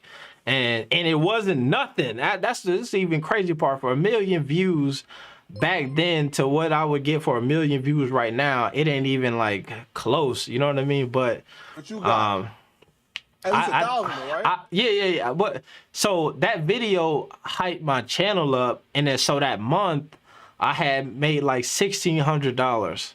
But that was not just from exactly, and it wasn't just from that video. It was like that video, then plus that video got me in the algorithm. So then I had a few other ones that hyped it up a little bit, and then and I had made like $1,600. Now it had got my channel to a point where the first like 3 or 4 days of the next month I was already at like $600. You know what I'm saying? And then the police came in and shot it up and killed my whole channel. But my man Flight just joined in the Discord, man. What's up, Flight? Hey, Flight. Yo, what's going on, y'all? I appreciate the invite. How's everybody doing today? We great, man. How are you? I appreciate the invite. How you doing, Fahar? What's up, AB? Peace, brother. Yeah, man. Blessed and highly favored, man. Well, broken highly favored, but yeah. Oh, damn. For a little bit, for a short time. I overheard you guys discussing something about Anthony Edwards. I was just discussing this earlier with a couple of guys. We need to that ship has sailed. I hate the fact that we continue to use that argument, the Anthony Edwards debate. But unfortunately, these guys are going to be aligned, pretty much their whole careers. Let's see what happens, man. I think LaMelo Ball is clearly out front of him right now, in my opinion. How about y'all? What's y'all thoughts on that before y'all continue? I mean, look, again. I came on around that time. Yeah, right? Listen, right? So look, again, for me, I would say right now, I would take Melo due to what he brings, right? From passing, rebounds, defensive instinct. Cool. So right now, I would take Melo, but who I think is a better basketball player now and moving forward, I would probably take Anthony Edwards, yo, because he has Kobe potential, yo. Like this kid, to me, bro, in let's say 2-3 years, are we gonna be surprised that he's averaging 35 points per game? He's gonna be on a losing team though. Nah. D. Russ and Carlton Towns, he's on squad, right? Russ on the team. He always been on the team. Yeah. That's what I'm saying. Players several. like that. It's like players like I see what Karl Anthony Towns doing. Dude is amazing. I wouldn't put him over Melo, but he cold. I mean he doing his thing. Melo the full package. Anthony Towns, he got that height. He gonna get those points. He running up the stat sheet on points. You mean Edwards? Yeah, I mean they the 7th seed, so they doing good. But save it into somebody to get traded next year. And eventually Karl Anthony Towns the face of the team. He gonna probably stay there just like they did Kevin Garnett. You keep saying Karl Anthony Towns, but you mean Anthony Edwards. Anthony Edwards. I'm sorry. Anthony Edwards. My bad. But yeah, Anthony Edwards, man. Look what they did with Kevin Garnett. He was killing every season. He didn't get no ring until he left. So that's a consistent thing that that the Wolves are doing. You know, now they got another star player. What they gonna do with? Are they gonna build around him, or they gonna do the same thing they did with Kevin Garnett? So They that's all got my. two-star players though, right? They got two right now, and Carl Anthony Towns, to me, like he's a bona fide superstar, and then Anthony Edwards, who's a young star coming up. Again, look though, if people underestimate like D'Angelo Russell's, like he's a passer, bro. Bro, again, like guys like Lonzo and LeBron, Ben Simmons, and Melo, right? Like they're in like a whole different class, right? And Chris Paul, right? But outside of guys like Chris Paul and Melo and Lonzo and LeBron, who's a better passer than D'Angelo Russell, right? So he can be like a bona fide point guard while Karl Anthony Towns is out here. I mean, I'm talking about destroying shit, and you have Anthony Edwards putting up 30. Come on, man. I'm telling y'all, bro, like this Wolves team gonna be scary good, bro, moving forward. Yeah, they add some more pieces. I can see it. They add some more pieces. I can see it, man. You talking about the Chicago Bulls? No. The Timberwolves. Oh, pardon me. I think I'm mistaken. What you said? Yeah. Now, I agree. I think that the Wolves have the potential to be a really good team. They got the pieces. Like I said earlier, I think Anthony Edwards is a hooper. I think you said it right. He a scorer. And I think that if he turned into, like, what do they compare him to? Dwayne Wade. You know what I mean? I hear that comparison more than I hear Kobe. You know what I'm saying? But if you go ahead and shit, either one of them dudes, if you follow in them footsteps, you are a legend. You know what I mean? You're an elite player in this game. You pair that with a Karl Anthony Towns, and that team right there should be a title contender, right? That's the. And you add a D'Angelo Russell, like you said, he can score, he can pass. Like that's his own big three. That's how they were hyping that up. The problem, what seems bleak about their future, is that they ain't crossed that threshold yet. You know what I mean? When we see guys like Trae Young get into the league, and then all of a sudden their team start playing, the Hawks playing better than we ever seen the Hawks play in the last 30 years. The Mavericks now all of a sudden with Luka playing better than since the last time we seen them that good. They had it was going against LeBron and them in the finals, and then you get Anthony Edwards on the team with a superstar bona fide in Karl Anthony Towns, and they missed the playoffs. Did they even play in the playing game? They was like. But I guess last season, if I remember correctly, Karl Anthony Towns had a lot going on, so he was in and out of that. I think Russell was in and out of that season as well. But I don't know. That's the thing. I agree. If you're just solely looking at scoring based on the team that they play for, I think that when it's all said and done, Anthony Edwards will have more points scored than LaMelo Ball.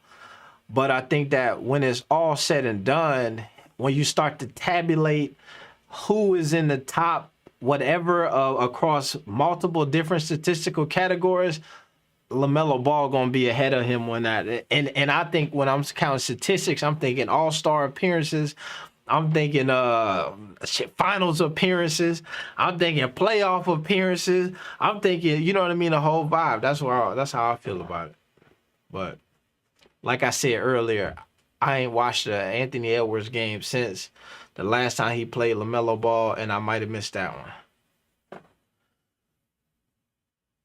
Bro. Yeah, I agree with you, AB. And that's no disrespect to my man Anthony Edwards. I just feel like LaMelo Ball, like you said, when it's all said and done, you know, when the dust is cleared, we already know who's gonna be that guy. But Anthony Edwards, his future is bright as any star in this young star in this league. You know, I like what he's doing for Minnesota. You know, they got him back in that conversation again. So this is a good start. Yo, listen, man. Right. Question though. Okay, so who do you think has the higher potential? Who? LaMelo Ball or Anthony Edwards? Yeah. LaMelo Ball. I think that's LaMelo Ball by far. But Anthony Edwards, listen, Anthony Edwards obviously favors putting the ball in the hole a little. He tries to emphasize that a little bit more. LaMelo's, I think they have different duties, you know, on the ball clubs. You know, LaMelo Ball, he's orchestrating the whole thing, you know. And then when you go to Anthony Edwards, you know, like I said, he's gonna be that go-to scorer for him, I believe. You know, year in and year out. Like I said, they're gonna be attached by the hip, throughout their careers. Yeah, I think it'll be Melo as well, because even though Anthony Edwards, man, like coach kind of just let him go. It's like coach be pulling Melo out the game and all that kind of stuff, and Melo still doing what he doing. Like Anthony Edwards, he getting the minutes, he running the floor, he getting the points, he up in that stat sheet, and Melo don't really have that. Like he getting pulled out the game and this and that, blah blah blah. I think to me that's a big difference too for Melo still to be doing what he doing and making what he making and not really having a key to the team yet. You know what I'm saying? I think Melo is overachieving. His what he doing with the team. Wait, hold up. You think that he's overachieving as a Yeah. 7th seed? Yes. I mean, he's not the team. He's Melo. I'm talking about as a player. I think he's doing a good job, just like Edwards. I think Edwards is doing an awesome job this year. But you say though, and like he's overachieving, and y'all told me he's a once in generational talent. So I mean, like guys like Luka had like 28, 8 and 8 his second year. So would you say he's overachieving, or he's doing just about like what we expected, or if not less than what we expected? What he said. I always think he was. Go ahead, Abby. No, go ahead. You clear up yourself. Yeah, go ahead. I'm saying, like, when I look at Luka, every game I think he overachieving. I mean, he doing what he do just because it's he's on a steady rate the whole time, giving 30, giving 29, giving 40 some games. Like, we look at that and we look at like, he's supposed to do that. I mean, it's awesome that he doing it, but I think he's doing an awesome job. It's like, even when we look at Russell Westbrook, when he was scoring triple double, blah blah, and he didn't get the MVP that year, one of those years. It's like, oh yeah, he's supposed to do that. That's what he do. I'm like, well, they're still good. His team losing, but to me, that's still good. You know what I'm saying? I think that's very well achieving. But but Edwards, like I said, Edwards on the team that he on right Melo now. just had his career high. Yeah. I just want to point this out to y'all right now. Game 104, 105. Is that what it said? You say that again? What'd you say? Is that 104, 105? Melo with 38 points, 8 assists, 5 boards. Come on now. Yeah. What were you? This is the type of potential. You are? Let me see that. Let me pull it. This stream's kind of bad because Discord has shitty streams. Yeah, all right. This what it say? Watch stream. All right. See, but you gotta think about Melo got 37 minutes too. That's what I'm saying. Like Kobe pulling Melo out the game sometime, things like that. He don't. Like, this ain't normal. Imagine if he was getting 37, 40 minutes every game. Like he can do this every game, easy. Hold on. Mute the. Let me see. Can you mute the audio on the game? Zach, thank you. There you go. Yeah, Melo cooking, man. Oof. They got a minute. They got a minute and 14 left, right? Yeah, minute 14. I ain't trying to see. Damn, I ain't even realize. Y'all peep the mismatch sneakers? I seen that. Yeah, I like that. He been doing a couple games though. I seen him doing like 2 games. Scary Terry just tied it. Tie ball game. Here we go. But he was doing he was wearing what's the shit? The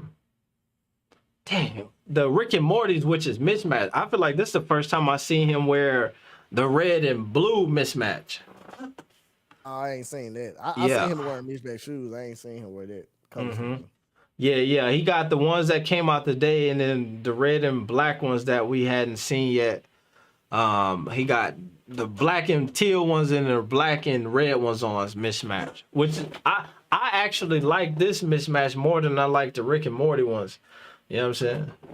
The Rick and Morty's, I think it's an interesting concept, but I just might be too old for the highlighter. You know what I mean? Mismatch. Damn, this game is Hornets versus refs right now. Getting called for every foul. That was bogus. He damn near dunked on the bottom of the rim. Hey, but speaking of that, how many did y'all cop the kicks that came out earlier today, or The Pumas, nah. Nah. I like them, man, but I don't know, man. I don't know if I can get them, man. Here's the thing, You bro. know, you know how I Yeah. am, man. You know how I support, so 1000%, bro. I was thinking about this earlier. Is that I'm happy for LaMelo and I like the Puma. You know what I mean? I think they look cool and all that stuff. But every time they drop, bro, I get sad because I'm like, this could have been with a BB. You know what I mean? Like what I see, the shoes actually look amazing. yeah, But I do. think that the amount of like effort that I feel like we got from Puma when it comes to the shoes, I think that if he would have been with the big baller brand, they would have came with the same amount of effort as far as marketing, if not even a bit more. And like, if he would have been able to do the same amount of numbers and the stuff that they sold and all of that stuff, like it just would have been so much more impactful with the brand than it would be with than it is to me with Puma. But I agree. Yeah, cause the deliverance of it, the marketing to be different. It's like Yeah. when we buy stuff from the Ball family, we buying it from a family marketing aspect. When I'm looking at the Pumas, I see it from a contract. I see it from a contract aspect. So it's like that takes the the likely of me. Like I love group economics. I love when people work together for a common cause and for it to help everybody. But when I look at Puma, I just see it as a company. When I look at the Big Baller brand, I see it as a family business. Yeah. So I mean, you 100% right. You got to think of what LeVar was doing when it was a Big Baller brand shoe. He was doing more with no commercials on TV than what Puma doing, promoting Melo. Melo selling his shoes, Puma not. Melo bought his shoes, Puma not selling his shoes. And here's the thing that I would even say that LeVar is still selling his shoes, right? Because you remember when my man Flacco asked a question earlier, how does LaMelo have so much cachet and you got guys like Anthony Edwards who got the swag, get in front of the interviews, hooping, you know what I mean? Like in small markets, big markets, whatever, but somehow the folks follow LaMelo. And I think that it's still that the trickle down from all of that family marketing and all of that stuff. And so I would even say, like, you know what I mean? Like LeVar still got a heavy hand in that, which sucks to me because when it comes to the financial aspects, obviously Melo probably kick him down some if he'd want to or need to. But I just think that he got a hand in it and it deserves you know what I mean? Some residuals or some clout or acknowledgement at least. Hey, I got a question, AB. Do you actually two questions? You think that a new pair of G3s coming out, and do you think Lonzo is going to start wearing the brand again? What's your thoughts on that? I think that for sure there's gonna be some new G3s coming out. I wouldn't be surprised if there's some new Zoes coming out. You know what I mean? Like 111, 107. I missed it, but somebody say, "Damn, PJ, sound like PJ might have fumbled the bag with this one." Oh, But I think that there will be some more iterations of them shoes coming out. This is the thing that I was saying when I was there. I thought was interesting is like they were like if you go to the website and you look at the G3s or look at the casual shoes that they have now, these the red joints, they were saying like designed by G3, designed by LiAngelo Ball. And to me, I was like, all right, you know what I mean? That sound good, you know, like maybe that's just some marketing. But while I was there, what I realized is that Jello Realby is hands-on with it. You know what I'm saying? Like they were trying to create different merch and was sending him designs and pictures. And he was like, oh, we need to take this and put it on the jacket. And they had like a one design. He was like, yo, could you add that design on top of this design? And they would send it to the designer. You know what I mean? And so I think that there's some, he said PJ got a shot beat up. I think that there's some more G3s coming down the line. I like that point you made. about being designed by actual G3 Leangelo Ball. Was it designed by Lonzo as well? But they all had a say so in the shoe designment, right? And I'm not sure in talking about the like casual ones that came out. Yeah, Let's the see. ZO2s. What didn't Oh yeah, Lonzo have some sort of input on what was going on? He created the logo, correct? yeah. So in the ZO2s and all of that stuff for sure. What I was talking more so about was Everyday uh shoes. the ones that just came out. The latest release, it said like the shoe that came out after everything split, and then you know what I mean. They came out with the luxury $600 boys. That's the one I was talking about. But yeah, from my understanding, Zoe, Jello, Mello, when they released their own signature shoes, they had input in them for sure. Yeah, Yeah. because That's I'm priceless. yeah, I love that because I know with the everyday shoe, the new shoe came out. It's got Jello name all over it. You know what I'm saying? Saying that he put his hands in and all that kind of stuff. But I was just asking, because I don't know if Zoe, like I believe Zoe is still with the brand because he still wear the stuff. You know what I'm saying? He Yeah, still wear facts. it. Uh, and I don't know if it's the court thing, right? The stuff they going through why he hadn't put it back on.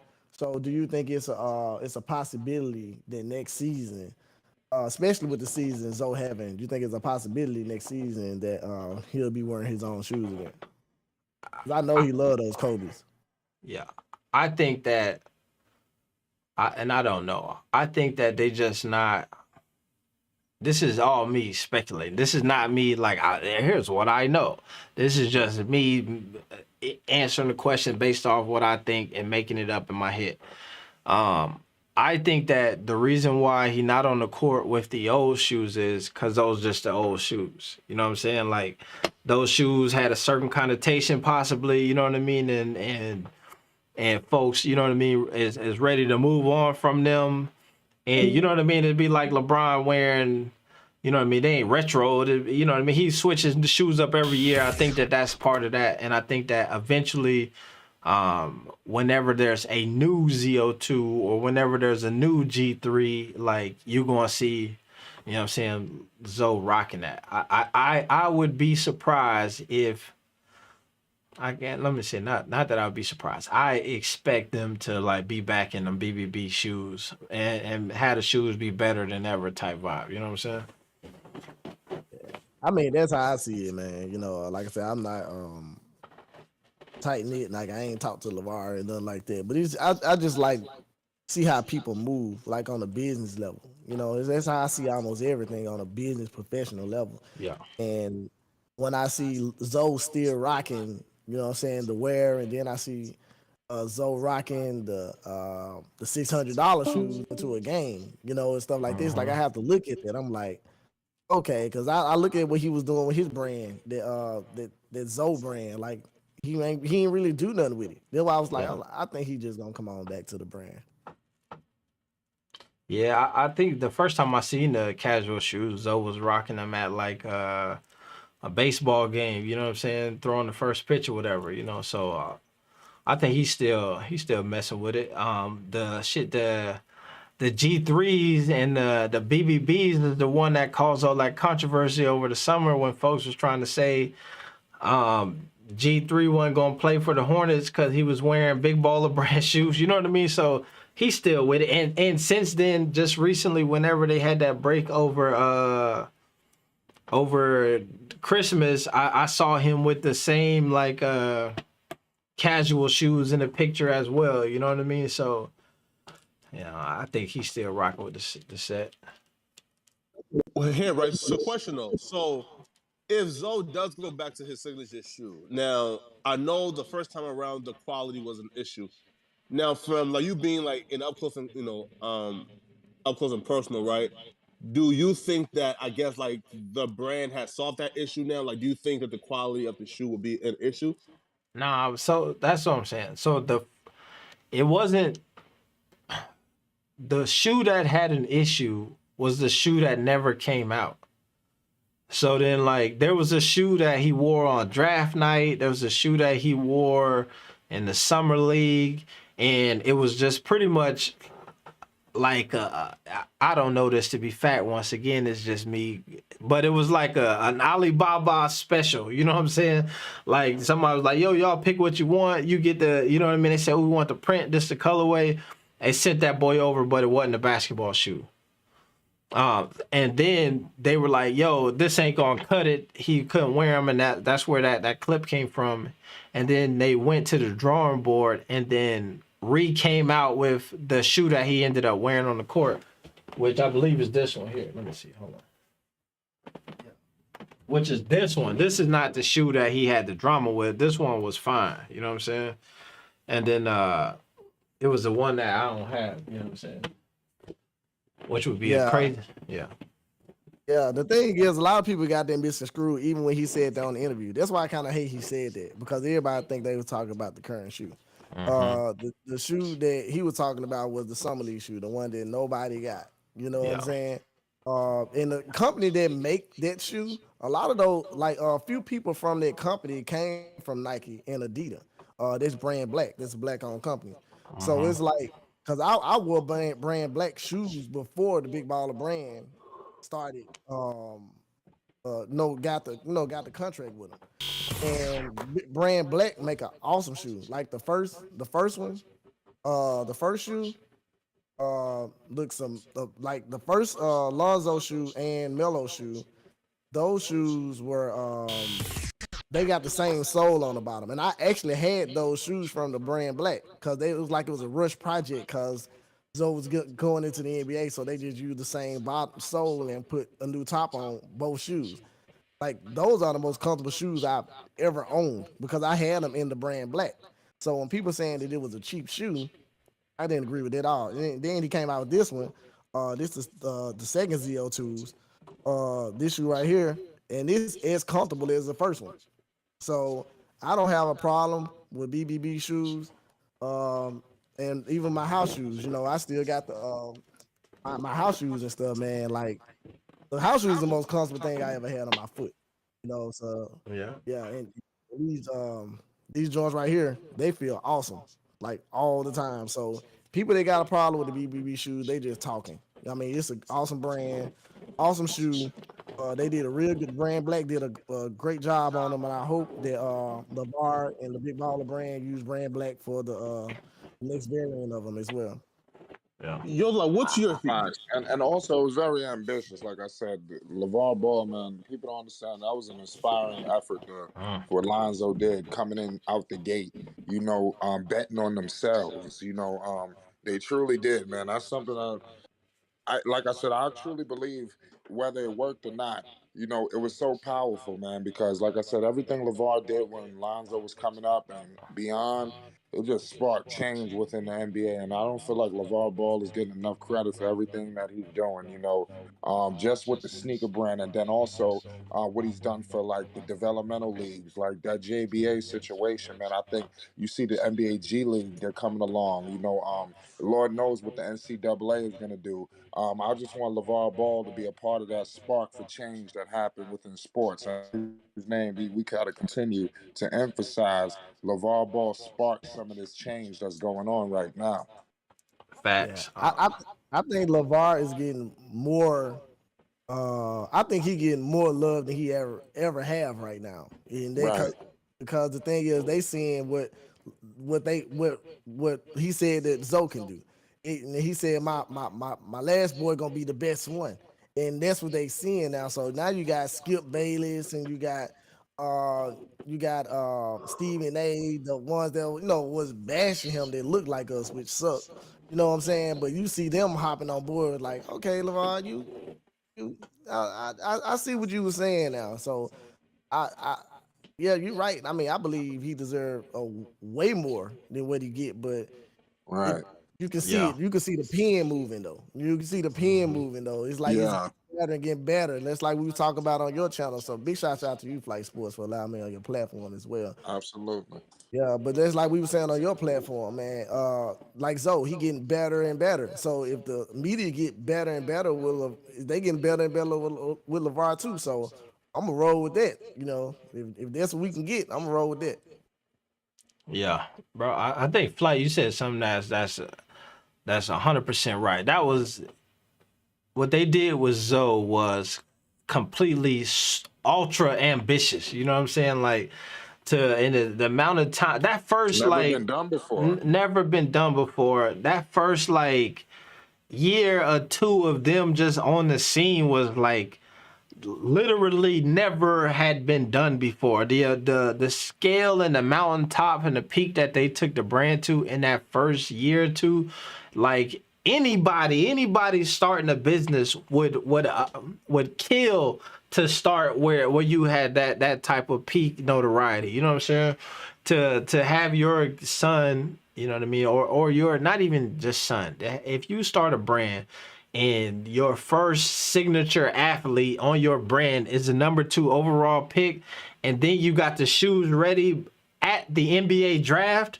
so you don't know what team he playing for, you don't know nothing, but then he take the draft, switch on the shoes, and the shoes match the color of the team that he going to. That's a big deal. That's ambitious, right? Folks don't even do that. You look at, I didn't go there, but folks don't do that, you know what I'm saying? And so that's huge. Then to the whole league and everything that they did and how that's trickling down and impacting the rest of the culture of sports in general, it's crazy, man. And it's a lot of kudos that need to go out. And they starting to come out like Fahara said, but it's Your it's a question, little AB. it's a little bit too late. Yeah, go ahead. Right, like for example, right? So, and okay, so like, and here's my question, right? So, like, do you guys have an issue with like, again, I don't want to get too deep, right? But you know, there were black broadcaster, right? Like the Jalen Rose, the Shannon Sharps, et cetera, et cetera. Right now, those guys, again, right? When LeVar said, "Yo, like we are launching the ZO2s right now," they were grandstanding and saying, "Oh yeah, I'm supporting this. Oh yeah, I'm buying it," right? And they made sure to like come online and tell the whole world, "Oh yeah, I'm buying this." Right now, it's been like 3 years later, and I still don't see. I don't know, man. I think all publicity is good publicity. And if I'm being real honest, I think that at the initial price point of those first shoes, it took a lot of folks with money to validate that and say, it took Jay-Z saying, I bought 3 pair to, you know what I mean? To make somebody else be like, shit, Jay-Z bought 3 pair, then maybe they are, you know what I mean? So Was that genuine though, or like cloud chasing and trying to like get some clout off of LeVar? but I don't. I think that this is something that we were talking about recently, right? Where, to me, in this game of entertainment and all of that stuff, right? There's there's an opportunity to like, if I'm going to clout chase, right? And I'm going to also benefit you, right? If I'm Jay-Z and I'm trying to get a little clout, but I'm also going to raise your stuff up, then I'm with it, right? You know what I'm saying? Because if your brand and your value go up because you supporting me, and then mine go up because I'm supporting you, to me that's a win-win for everybody, right? It's the people who try to clout chase by tearing you down are the ones who I have a problem with, right? If you know what I mean, like I'm a supporter of the positive clout chase, but it's the negative clout chase that I you know what I mean? And then eventually you come around and, oh man, I thought one way, but now you know what I'm saying? When you realize you can't tear it down, then you jump on the bandwagon. I'd rather you come out supporting it and have it be like, you know what I'm saying, faulty. I don't know, but that's me. I'll let everybody see what y'all think on that one. Yeah, I think personally, I say, like with Shannon Sharp, I say I'll just talk about Shannon Sharp. Shannon Sharp, he bought the shoes. He was one of the first, like him and Jay-Z was one of the first. He said, yeah, I'm gonna buy them, blah, blah. Black man had his own business coming out with shoes, I'm buying them. Now, the thing is with Shannon never got the shoes to this day. He never got the shoes. So that's kind of why he was going like he did. Like he kind of turned a little bit. because he never got those shoes because those shoes were never released. And then when they did release a pair of shoes, he never got those.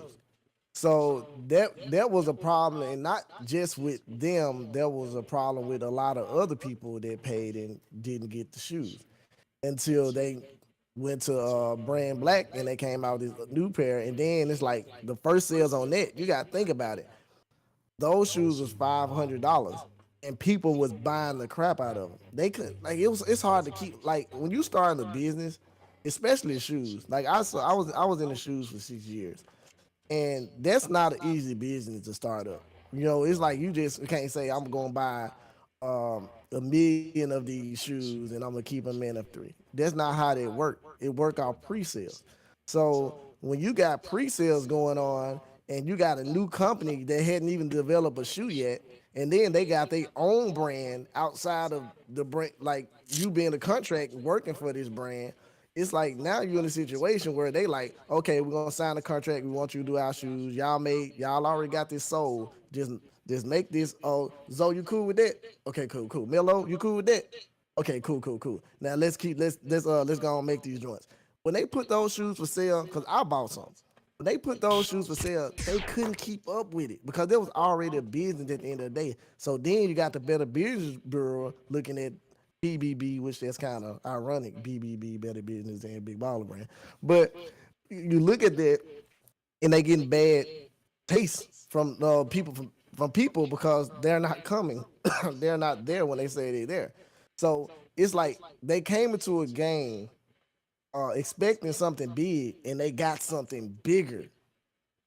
So that's why I think a lot of people turned on them because it's like they didn't get their product exactly when they said they was gonna do it because look, I believe LeVar thought, yeah, people gonna buy the shoe and we got these many being made right now, blah blah blah.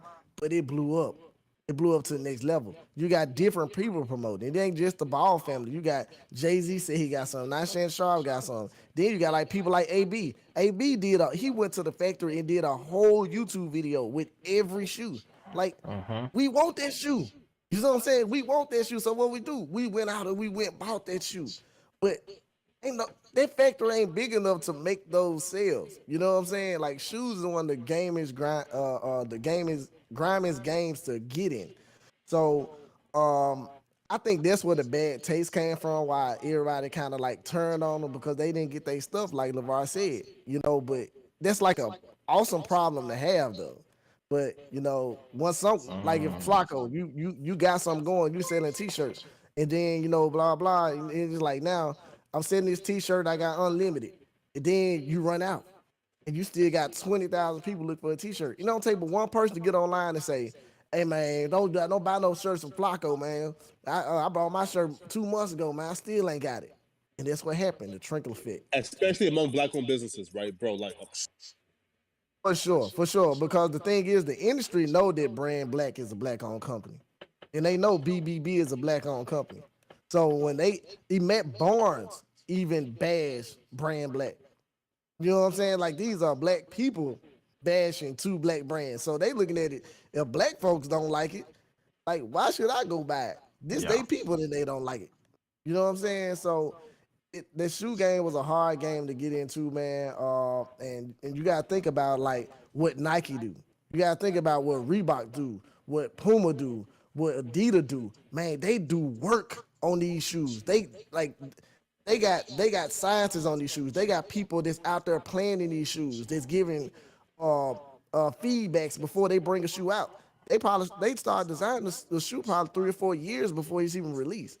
Big Baller Brand put out a shoe the same year.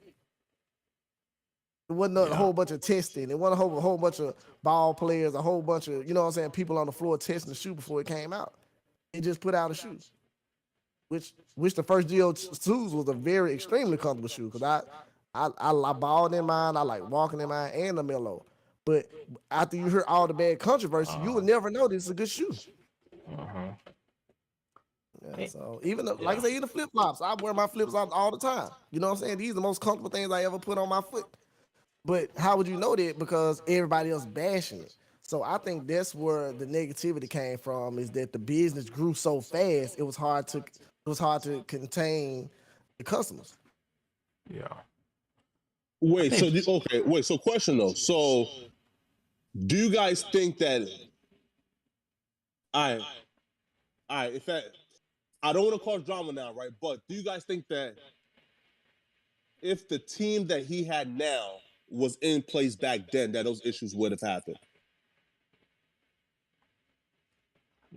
I don't I don't think so. I mean, to me, there was a young company, and everything they doing was new.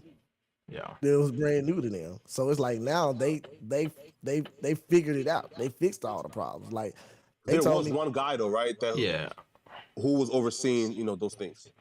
But here's what I say is I'm interested to. So from my understanding, it is part like what Fahar saying, right? It is a lot of folks just being overwhelmed with different things, right?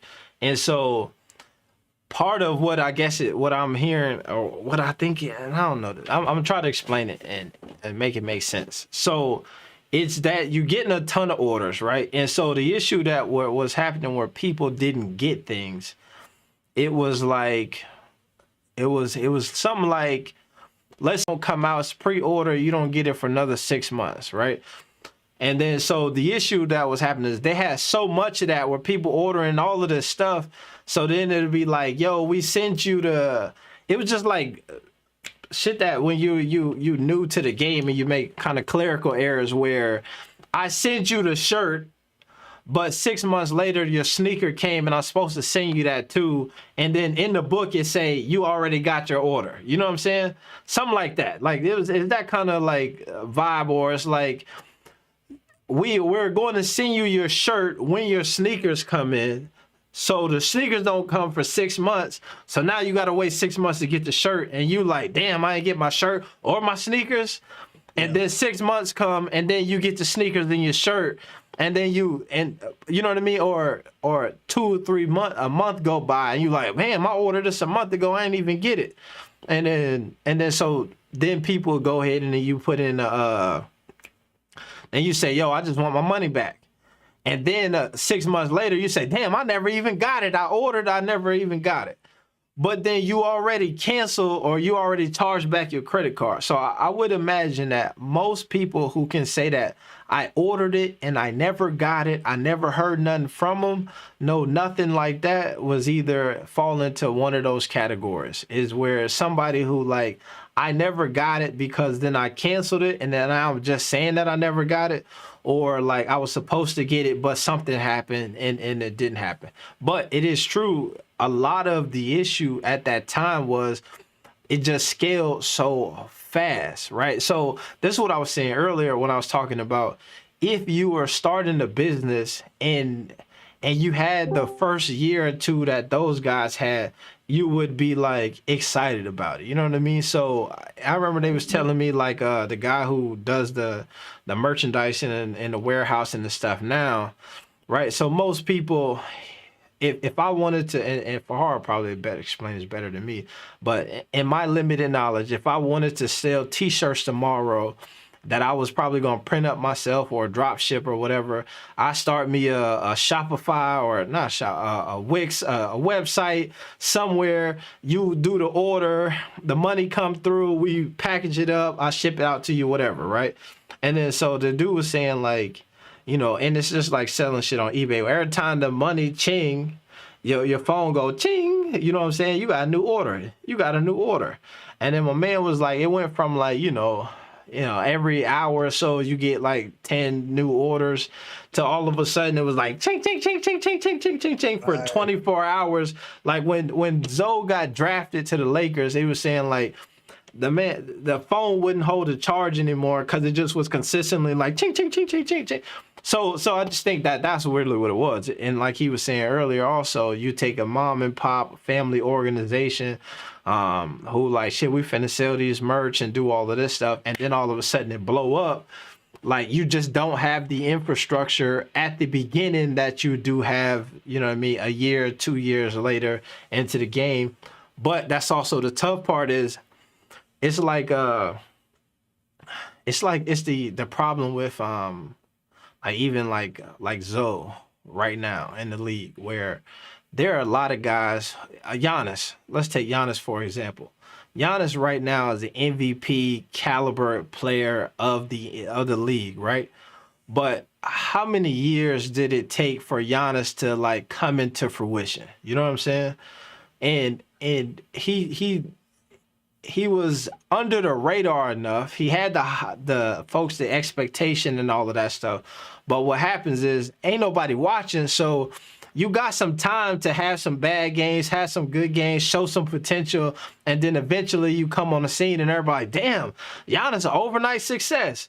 But it been in the league 3-4 years before all of a sudden he became MVP status. So it's the same thing where you start a business tomorrow and then all of a sudden you servicing the entire world and your mistakes are on full display. But I don't know. It's just a whole thing, man. But I would be more like back to your original question. I think that if we were talking about people who initially said, I got it, I ordered this stuff, I bought it, and then for some reason they said, oh, but I never got it.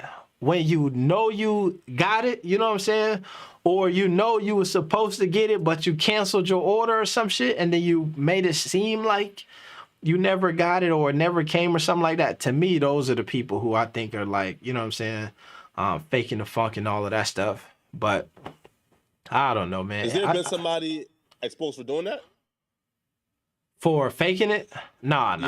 I don't think so. I think that the bit of expose, what I would say is the closest thing to expose, because I don't think that them as a business would be like, you said you didn't get it, but here's your order number and here's your, you know what I mean? They wouldn't do that. But I think that whenever the Better Business Bureau thing happened, which was crazy that the guy from the Better Business Bureau was on TMZ talking about the Big Baller brand. You know what I mean? Like you ain't never heard that. Yeah, you can go down the list and it's a bunch of businesses with less than passing ratings according to their system. But ain't nobody going on TMZ to talk about why the business is doing that. And so they did that. And then that, honestly, this is how I ended up getting in contact with them, is then folks I made a video saying, yo, if you did, so all of the it's just like anything where if you have a bad experience, you're more likely to write a review than if you have an excellent experience. You know what I mean? Or not even an excellent experience, but if you order something and they ship it to you, you like it, you're not writing a review on it. You order something, they ship it, it comes slower, some you get the wrong one, you more likely to write a review. You know what I mean? It had to be like you order something, they gave you 3 times whatever you was asking for, then you'd be like, hell yeah, that was amazing. I'm excited about it. So what was happening with the Better Business Bureau thing at the time was only people who were reporting their interactions with the business were people who were having negative experiences, right? So if that's 100 people out of 50,000, right? It seemed 100 people on whatever website just seemed crazy, right? If it's all negative. So then I did a video like, yo, if you order something and it was positive, go ahead and put your positive review there. And then so people started doing in there, and then they flooded to the Better Business Bureau website, and then it kind of balanced itself out, right? It was more of a whole story. You had more people who decided, hey, I'm coming out because I had a bad experience, let me say it. But then you had even more people come out and say, I had a positive experience and this is what it was. And then so from that is where they seen that kind of influence, and it was like, yo, man, what's up with that boy, be the hero? Let's link up, man. We gotta, you know what I mean, show you some love for that. Yeah, but and I know I'll say this for sure. You know, when Zoe was going to the NBA and he get drafted and orders just started going in, especially with the t-shirts. Tina just had a stroke. And they was printing this stuff up themselves. They weren't like a whole bunch of machines and stuff. They had vinyl colors and heat press. You know what I'm saying? Like, until they got the factory. You know, you look on the show and see when they got the factory and all that kind of stuff, when they got better machinery and stuff like that. But at that time, they were still printing like pretty much at the house. You know what I'm saying? Like around each other. Like they print this stuff themselves and stuff like that. They had a few people to help out, like, you know what I'm saying, like the brothers and things like that, man. But you gotta think about it. You got thousands of shirts being ordered at one time. They dealing with this situation with Tina. They print a lot of this stuff up themselves, man. It's hard, and then like shipping overseas and stuff like that, man. That stuff ain't cheap. So they probably actually paying more to make and print the shirt and ship them than they made off the shirt. You know, like, so I take all of this stuff in consideration. That's why, like, I didn't have a bad situation with my orders, and I ordered at the beginning as well. And like I said, my last order was my red G3s, because I got the other ones. My last order, my red G3s, and they said it was gonna come in like 5 days, and they literally came the next day. So that's when you just learn from you kind of learn from what you're doing, and like I said, technology different. They got a whole factory now. They got a whole team now. LeVar and them don't have to put their hands on every product now. They got young people in there helping out, doing and helping out with the social media and all that kind of stuff. I mean, they got a legit business. More, yeah. Yo, But let me answer this one thing, because the game ended, and then so folks in the chat was talking about the game for a second. Let me see. Let me pull this up real quick.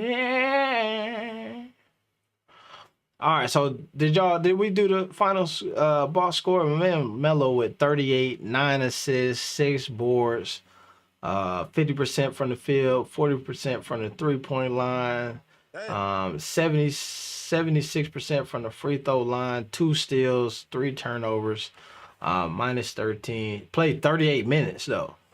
I think that this is the thing that most folks have been asking for, is to see him play them extended minutes.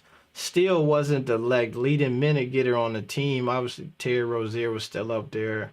Book Knight in a DMP tonight. PJ Washington 42 minutes. Terry Rozier 40. Bridges with only 30. I guess somebody was saying Bridges was upset after the game. Damn, Bridges only had 6 points. But I guess in the chat, and I don't know, I missed it, but they were saying, I guess Bridges had to lead the game to get stitches. And he was mad after the game because the doctor took a quarter and a half for him to get the stitches. So he couldn't come back in the game when he wanted to. And they felt like that affected what was happening with the game. Which, if that happened, that's crazy. So I'm interested to see the post game and see if he get that quote somewhere. Somebody said that's what he's quoted at. But my man got a black and said, "AB, you think the Hornets didn't rush Hayward back for the Pacers game because we're not messing with Miles Turner's injury?" I'm honestly, I'm not even sure. Is Miles Turner injured? If that's the case, that makes sense though. But I think that he didn't come back for the Pacers game because he was in health and safety protocols like the day before that game happened. So I don't even think it was an opportunity to be rushed back. I just don't think he could, you know what I mean, come back. I'm surprised he's not playing by now, because the way that they shifted the protocols or whatever, it's just like 5 or so games. Here's the thing that would be interesting to see, though, is that they sent a lot of guys in health and safety protocols down to Greensboro. It'd be interesting if they sent NBA veteran Gordon Hayward to Greensboro to get a couple days in, or if they bring him straight up, you know what I mean, let him practice with the team. That'd be funny if they did that though. Like, that'd be funny if they took him, gave him to the Swans for a few games to see if he ready to get back in. Yeah, that would be funny, man. I was interested to see them let LaMelo go down there for one game and hoop with Jello. You know, I assumed that wasn't gonna happen. You know what I'm saying? But that would have been a movie. You know what I mean? Just to get a game and just to, you know what I mean, work it back out. But yeah. But I believe, like I said earlier, I believe if Melo get time like this every game, he gonna bust it every game. I can see him busting 29, 30, 32. You know what I'm saying, per game if he get 37 minutes. That's why I was saying that's the difference between the two players like we were talking about earlier. You know what I'm saying? Like Melo ain't got that. Like coach will take him out the game. You know what I'm saying? And he got a good little run, or he a little bit, or he not shooting up to par. He'll take him out the game for a while. And it's like this. It's not the same like that on the other team over there in Minnesota. Like they'll keep him in the game because it's two good players on the team. Not saying that they are bad team connected, but Melo just don't get the minutes like that. Yeah. Yeah. Nah, listen, man. Look here. So last question, right? Do you think? Well, first off, how can we get LeVar to forgive Matt Barnes, man? Like, the time, like, how can that happen? What was the question? How could you get LeVar? LeVar to forgive Matt Barnes. How can we make that shit happen? I think he had to catch some hands. Nah, come on, man. Matt Barnes' hands are devious, though, man. You feel me? I'll tell you, Matt Barnes got some devious hands, man. You feel me? I don't think LeVar want that smoke. I don't know, man. I seen Derek Fisher after that Matt Barnes scuffle. He didn't have a scratch on it. Nah, man. Why do they have to be on each other's side? No, not like man. It's two black men. You feel me, right? Like why? Are they fighting? I mean, yeah. The thing is, like Matt Barnes, like LeVar wasn't over there just talking bad about him all the time on TV and all that kind of stuff, blah blah. It wasn't like that. I mean, it came at LeVar first. You know what I'm saying? Why was Matt Barnes in them colleges? Y'all know what that's from? Nah, man. That's Kwame though. That's what we're gonna be on. Yeah, we're gonna be on Matt Barnes' head until we figure out why he was in them colleges talking. Yo, Kwame, it's something crazy, man. Yeah, but hey, they guys different, man. Guys don't necessarily hold grudges and all that kind of stuff. But it's like it's a form of disrespect. You know what I'm saying? Like I could like not roast somebody that you know what I'm saying, I'm not cool. We had that conversation. Like that don't mean we got to rock. It doesn't mean that we ain't on it no more. So hey, they might have to have a conversation. They need to bring him on their podcast. You know what I'm saying? He ain't going. Nah. Here's what I would say. This is the thing where to LeVar, right? And he'll say this is like you can get on his bad side and he not gonna mess with you. You know what I mean? He ain't wavering on it. He ain't coming back. It ain't no I'm sorry. You got to do some apologizing. He probably ain't even really trying to hear it, but Matt Barnes had to go out of his way to really, I believe, get LeVar to be like 1000% cool with him. It had to be like catch him in the right day and do all of that stuff. And then like really be like, bro, I was on something. It was just that time in my life where shit was crazy. You know what I'm saying? I was going through things with the woo. I'm sorry, bro. And then maybe he would have to do it. But I always say, like, even when I was there, and even in like the video I had with him where he was saying like his people be like, and this is what I was trying to tell my man Pope the other day when they was talking about LeVar. LeVar is the type of guy who like is a real one in the sense that like he be standing on some principles, right? And it would behoove him to go on First Take, to go on Undisputed, to go on all of these different shows and do all of that stuff. But to him, these people have said some stuff about him that has made it so where he can't mess with them no more. Right? So to us and to the outside, it seemed like LeVar ain't been invited. And these people be behind the scenes like, LeVar, come on, man. We'd love for you to come up. LaMelo about to be all of this stuff. And he like, yo, I heard what you said. and I don't rock with you. I'm not coming on your show because it's one of those situations where he also understand that he go on their show, they're gonna have higher ratings than they ever had. You know what I mean? This is gonna be a ratings boost, and he not finna get him that plug. You know what I mean? And I say this because I also seen this firsthand while we were traveling JBA USA. They were looking for teams to play, right? While we were out there, they were actively putting the schedule together. And that team, Vitotas, where LaMelo and Jello played for, was begging them to set up the game. Come on, y'all come here. You know what I mean? We'll do whatever we got to do, such and such. And he was like, hell nah.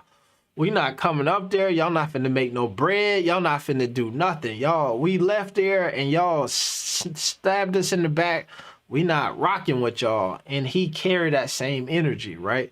He is not really the dude who gonna be like, you gonna talk about me like a dog behind my back, but then I'm going to then go hang out with you because it's beneficial for me in some type of way. He not really that type of guy. He say he don't rock with you, he don't rock with you.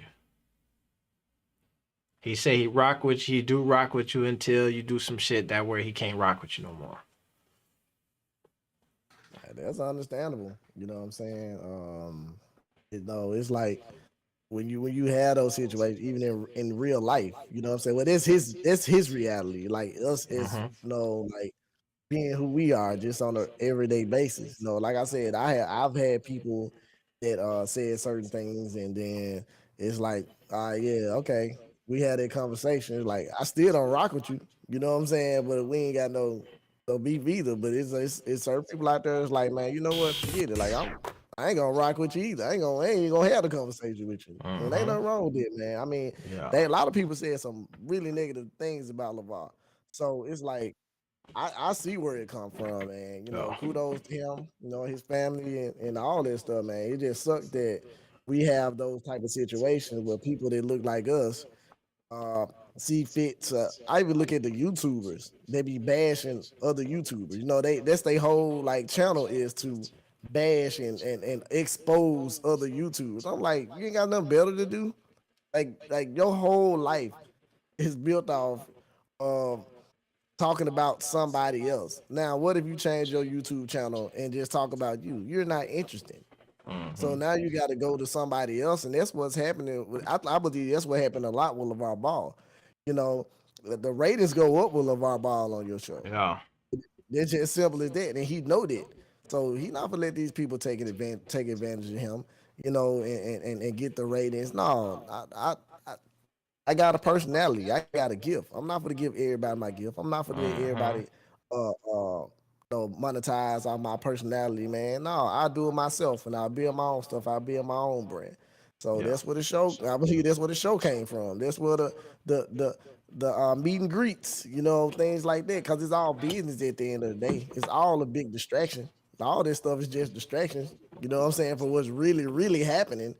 But we got to understand when we know it's a distraction and we're allowing it to be a distraction, and then other than like so into it that we got to go talk about it to everybody, and we got to monetize talking about other people to make a living. Nah, man, that's not what real work is, man. It's like I can understand media though, like certain media. You know what I'm saying? Like what Flacco do. Like Flacco do something totally different. It's not Flacco going and say, hey, Yo Gotti, blah, blah, blah today. And he just stay on Yo Gotti the whole time. Every time he talk about Yo Gotti. No, like this what happened with Yo Gotti today. This what happened with Britney Spears, or you know what I'm saying? Whatever. Like it's total different. It's a difference between putting out facts and finding problems. You know what I'm saying? And I always say too, like I understand like entertainment jokes when you're doing shit in satire and you trying to be like funny, right? I think that the problem with a lot of those media personalities around that time is they were trying to make it seem like this is a real life issue. Like, we really don't mess with him because we think they were making it sound like man was abusing his kids. You know what I mean? Like they take it. It's not even just like I'm joking with you, right? Because we've seen him and Stephen A. get on there, rah, rah, rah, and act like they going back and forth. Like you could do that. So like even with I'm a man Flacco, right? Report the news, but then they give it the satirical, you know what I mean, like the jokes and all of that stuff, and then so it's what's actually happening, but it's tied in with the news, you know what I mean, with some like you know what I mean commentary and all of that stuff, as opposed to as opposed to what you seen from like Matt Barnes and then where he like he's just ruining his kid life, he's just doing all, you know what I mean, it's just a bunch of opinions and projections of things that's not like necessarily on point, you know what I mean? But I would also, like you said, I do see that, right? I think there's a dude who I like his content, man, because I think he does have a message there. But I be saying the same thing. There's a dude named you ever seen Pocket Watching with JT? I ain't never seen that. It's a YouTuber and he's an accountant, and what he does is he will and it's supposedly like in good taste or like trying to help people out, right? So he will find somebody, you know how everybody a guru now and everybody is such and such, and so he will get these clips and then react to them or expose or call out these like entrepreneurs. Like he tried to call out the what's his name, him 500. You heard of this guy? Or the EYL Earn Your Leisure guys. He was calling them out, just calling a bunch of folks out. Bandman Kevo, a lot of these dudes who like influencer. Yeah. Who exactly? And so it's a kind of a tough thing, right? Because part of his thing is these people are grinding and they getting money, but they getting money by selling a product that might not be on the 1000% up and up, right? So some of these dudes, you know what I mean, they might be teaching you low key how to scam the system.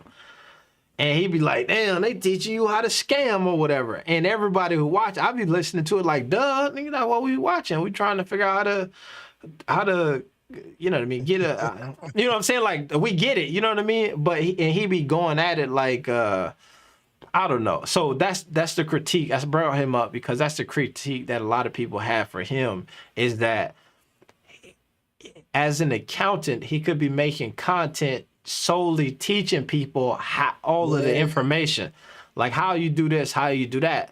And what he does though is find a person, bring them down, and then like explain to you why you shouldn't mess with that person. And people be like, bro, why you know what I mean? And but his head is, as I'm telling people why not to mess with him, I'm also teaching them little tricks on accounting.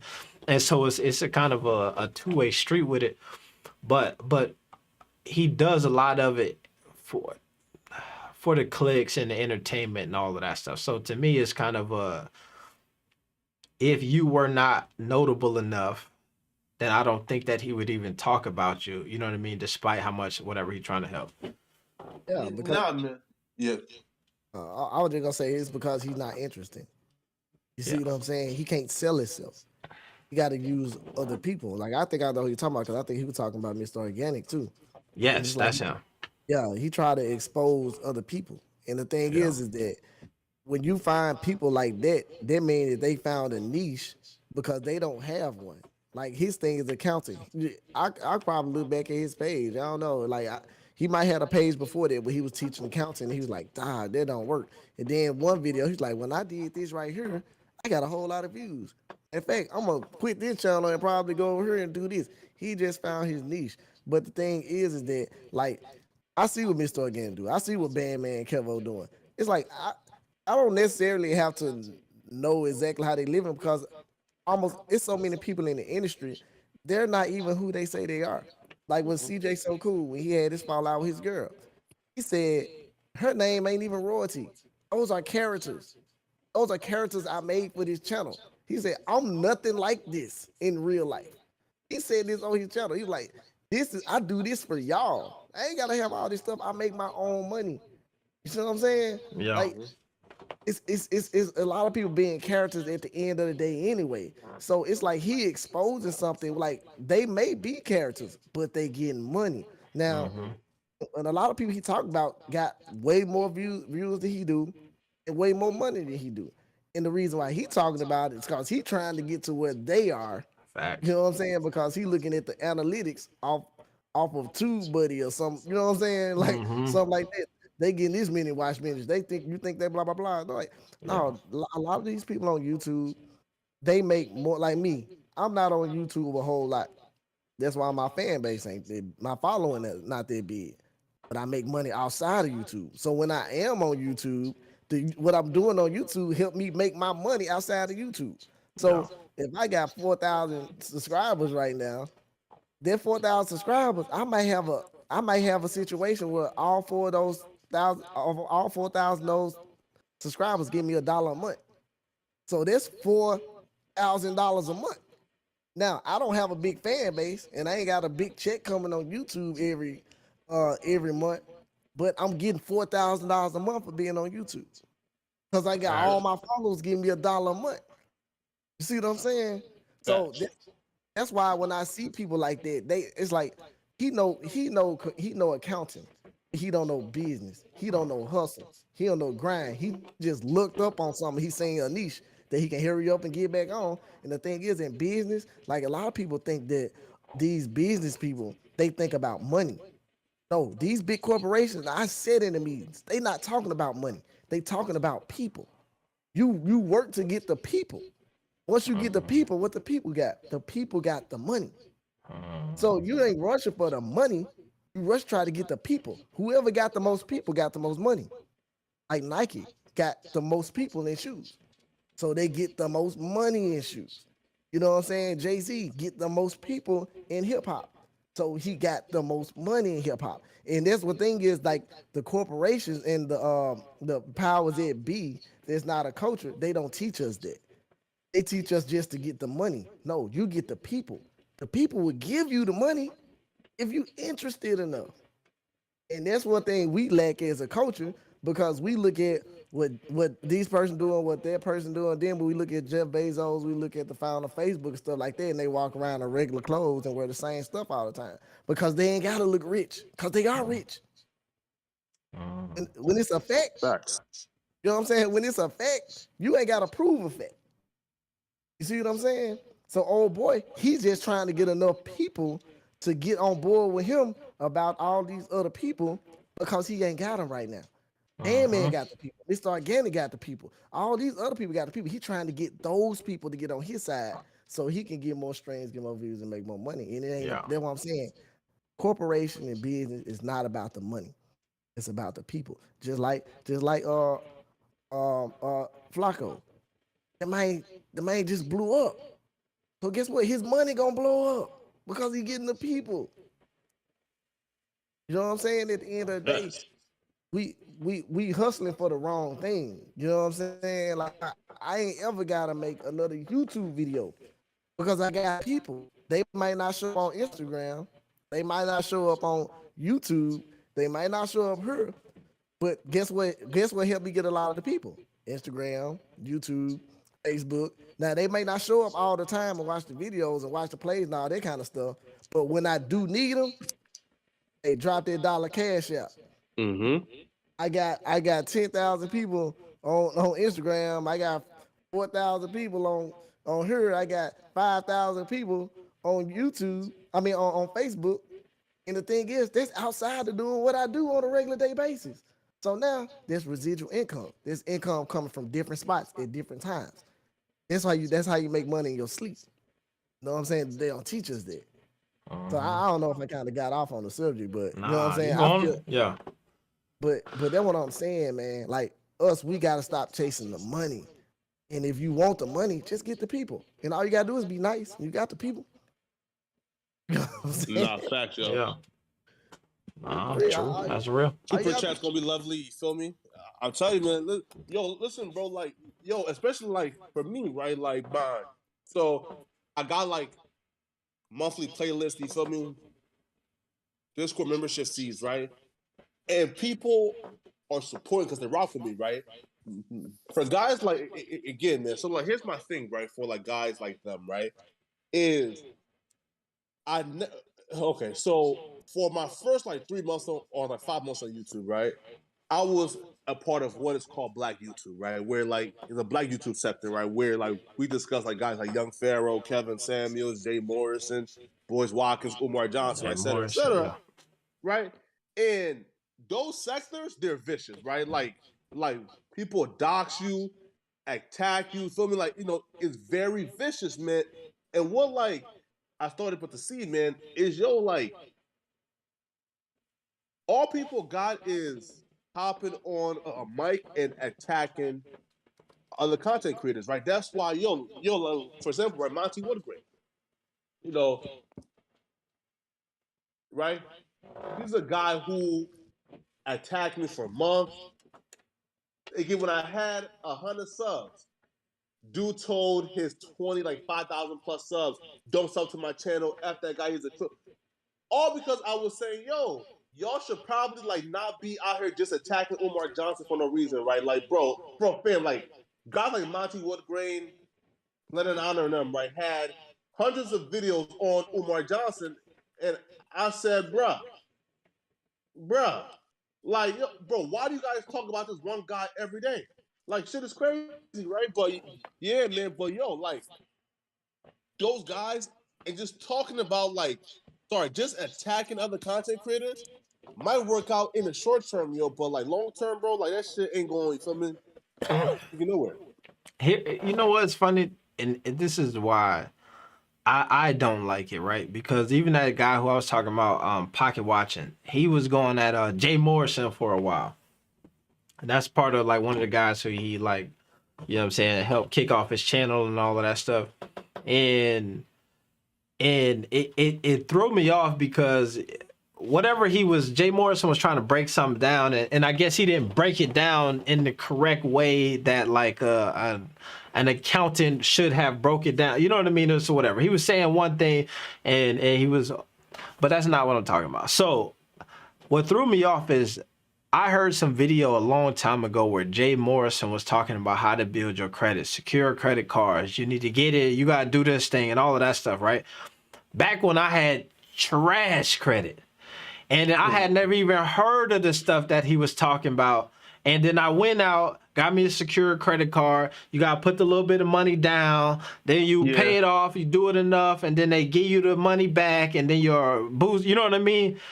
And so it's just like when I hear him like drag a nigga who actually taught me something that I had no idea. You know what I mean? So it's like, you can, even with the Dr. Umar, right? You say a guy got 100 videos dissing Dr. Umar, right? But I got a son in elementary school. So then I heard Dr. Umar talk about when they try to do a 504 plan and they try to do these things and all of that stuff that I had no idea, was never heard of it. You know what I mean? So when I'm in the school and I'm talking to these teachers, Dr. Umar might not ever build his school. You know what I'm saying? He might not. Niggas might not. Hey, but I respect him because he gave me some practical information in the midst of all of that stuff that I was able to then use.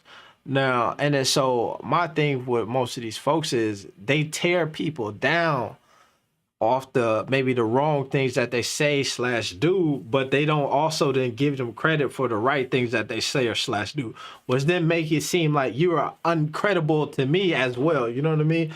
Like, I don't know. So it's just there's always some truth or something to learn from all of those folks. You know what I mean? So it sucks that you had you know what I mean, the folks who want to dox you and put all your info out and then drag you for hours and hours and hours. Come on, because trust me, your boy AB know I done been dragged across this internet a couple times as well. You know what I mean? Oh, really? But I like to think, man, not Black YouTube, just the Voliverse. You know what I'm saying? But I like to think that I added more to this culture or whatever on YouTube than any minor hiccups or mistakes that I might have made, you know what I mean, in this community. So I don't know. Wait, again, I don't follow this shit as as like intensely as some people. What mistakes have you made in this over? I don't know, man. I just think that, you know what I'm saying, that's it. I don't That's what I'm saying. I ain't done nothing that yeah. But according to the you know what I mean, you might ask certain people, they be like, damn, AB ain't did it. You know what I mean? What he say he was gonna, I don't know. Yo, I'll say this though, man, bro. Like, when I like sit back, right, and type in my name like on YouTube, bro, I'm just like befuddled and confused. Like, yo, I don't know half these people, right? And these niggas is making like AB 10, 20, 30 videos about me, bro. Look, yo, AB, bro, AB.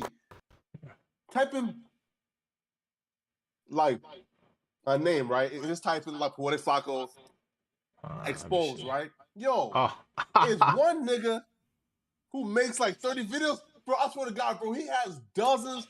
Bro, look, bro. I check Spotify, and this nigga have 2-hour-long podcasts about me, bro. I said, look at this shit. Look, let me type this shit in real quick for y'all, man. Bro, I said, what? See, that's the thing. That means that you're doing something right. Right. Look at this shit, man. Wait, hold on. Let me show you real quick. 2-hour-long podcast about me, bro. I said, whoa, what's up with this nigga, man? Like, yo, let me eat. Like yo, let me eat, man. Like, goddamn. Yeah, but that's the thing, bro. When that kind of stuff start happening, that means that you're doing something right. You know what I'm saying? That means that you're doing something. Like, people don't hate on stuff that's not hateable. You know what I'm saying? Man. It's like you kind of got to let those people work because that's their purpose. Their purpose probably put here is just to hate. You know what I'm saying? Everybody got a purpose. They sound crazy, but a lot of people, that's what they here for, is to disagree. Yeah. That's what they here for, to cause a problem. You know what I'm saying? So the fact that you got that already, that's actually a good thing because now people are going to your page. That's probably how you getting all your people from the hate. Because they come to your page and they saying, yo, this guy talking about this guy saying cool. I see he communicate with the people in his comments, blah, blah, blah. So it's like, that's why even AB said it earlier. You know what I'm saying? Like, any publicity is good, even if they bashing you. It's still good because now they bringing these people over to your page and they seeing a totally different person. They seeing a totally different situation. So it's now that negativity that turned into a positive because now he probably got 5,000 people that's following him. Got a hoodie count, bro. Okay, even better. He got 100,000 people. Yeah, But damn. I'm looking at it. You're right. Somebody said it. Somebody, man, got a 6-hour video about you. Oh man, bro, listen, for real, right? Listen, right? Look, that's right, a lot look, of right, time. look. Yeah. Look, right, this dude, right? Listen, so look, this dude, right? And it has a counter on how many times I wear my fucking hoodie in a month, bro. This nigga is crazy, bro. I say, yo, this nigga. Hey, that man you building your channel, bro. That's like last time I talked to you, you had like 5,000 people. Yeah, 5,000 subs. You hitting 30,000 subs right now. Look what I'm saying, man. Like, keep doing what you're doing, man. It's like, if you don't give it no energy and you don't go back at him either, people gonna see that. People gonna see it and they gonna respect. They be like, dang, he over here talking about him all the time. Dude, don't ever say nothing about him. They're like, who character they gonna judge? Oh man, hey yo. You doing what you doing, bro, man. You winning over here, bro. You eating them. That man, listen, that man giving you that check. YouTube. He's solving. Yeah. Here's the thing. Here's what I'll say too. You gotta be careful about, and then this is also why I be trying not to. I don't address a lot of the stuff that happens because what that dude looking for is like what you just did, right? You say go type in this thing here, we go type it in, and now all of a sudden we introduced to his channel, right? Yeah. So like, you know what I mean? It's like 44 people in here. My man Son of Will just posted about him, you know what I mean? So like, you'll mess around and then send all the attention over there, you know what I mean? Trying to, you know what I mean? So that's why folks will be. And that's just what I'm saying. When I be like, yo, I know that people they start talking about me, and I know that it's with the intent for me to say something, and then send my audience over there to hear what they just said about me, and then like for them to try to cultivate the audience. So I don't even introduce it to my audience because I already know that that's what the game is. You know what I'm saying? And because folks gonna be like, what, who said, like you said, what you do, man? What happened? You know what I'm saying? And then all of a sudden it's all of that jazz or whatever. You know what I mean? But it's like I realized that, but then also what I realized is a lot of times it's three things. One, folks just be like really fans. You know what I'm saying? So the nigga make a 6-hour video, that means he listened to every video that you put out. You know what I'm saying? That's a super fan. He probably is in the Discord. He probably got a song in your Spotify playlist. You know what I mean? He keeping tabs on everything that you're doing. You know what I mean? You probably, if you calculated where your money coming from, his email address probably giving you a $500 a month type shit. You know what I mean? So you gotta you know what I'm saying? I think that it's folks who trying to get the clout, you know what I mean, and hopefully that you send some people that way. But then it's also what I realize is that now I was telling folks this the other day. What it is oftentimes, especially in our community, right? We all start building some shit, right? And what we do is we want to have the biggest house on the block, right? But we start building it and we realize it is hard to build to build the biggest house on the block. So we just start trying to tear down all of the other houses on the block. Yeah. So instead of building ours up, we gonna tear everybody else's down. But we don't even realize that if we all build our houses bigger, the property value go up. You know what I'm saying? So you might not have the biggest house on the block, you know what I mean? But if my house big, your house big, for our house big, you know what I mean? At the end of the day, we started at $100,000 homes and now we at $1 million homes just off the fact that we done did some renovations across all the sectors. And folks oftentimes don't want to put that work in. So then they go ahead and tear people down, or they strategize, tear people down in the meantime or whatever. It's a whole thing, man. That should be crazy, man. Yeah. That's a reality. We live that every day in real life, though. You know what I'm saying? Like not just YouTube. That's happening every day at the job. Like, you know what I'm saying? Somebody, you get the supervisor position before somebody else that's been there 20 years. You know what I'm saying? They start throwing smut. Yeah. See, like I said, man, embrace it, man. Let them talk. Let them talk for 6 hours about you. You know what I'm saying? Because look what happened. Talk 6 hours about you, got podcasts and everything. Some people going to link up and they come on your page and like, dude ain't even talking about him. Yeah. He get no shot on my channel. Like, I don't even mention that nigga's name. Yeah. Yo, fam, bro, look. Like, I knew this nigga was insane, bro, when like, bro, dude did, I think it was like 2 6-hour live streams, right? Celebrating, popping champagne and bottles after I got demonetized. I said, oh, this nigga, bro, god damn, bro, after I got demonetized, bro, this nigga was out here partying, bro, like, popping bottles and shit, fucking smoking, like, cigarettes. Yeah, I said, yeah, this nigga, bro, he a different type of hater, man. Like, this thing crazy. Yeah. And I still don't know what I did to him, man. I still don't know, bro. This shit crazy. But just shining, bro. Sometimes that's enough, man. Folks like, damn, he's smiling too much. God, I would drop a dime on them niggas. Remember the movie Belly with like, they eating. I'm gonna drop a dime on them niggas. I don't like it. I'm dropping. That's exactly it. That's all it takes sometimes, man.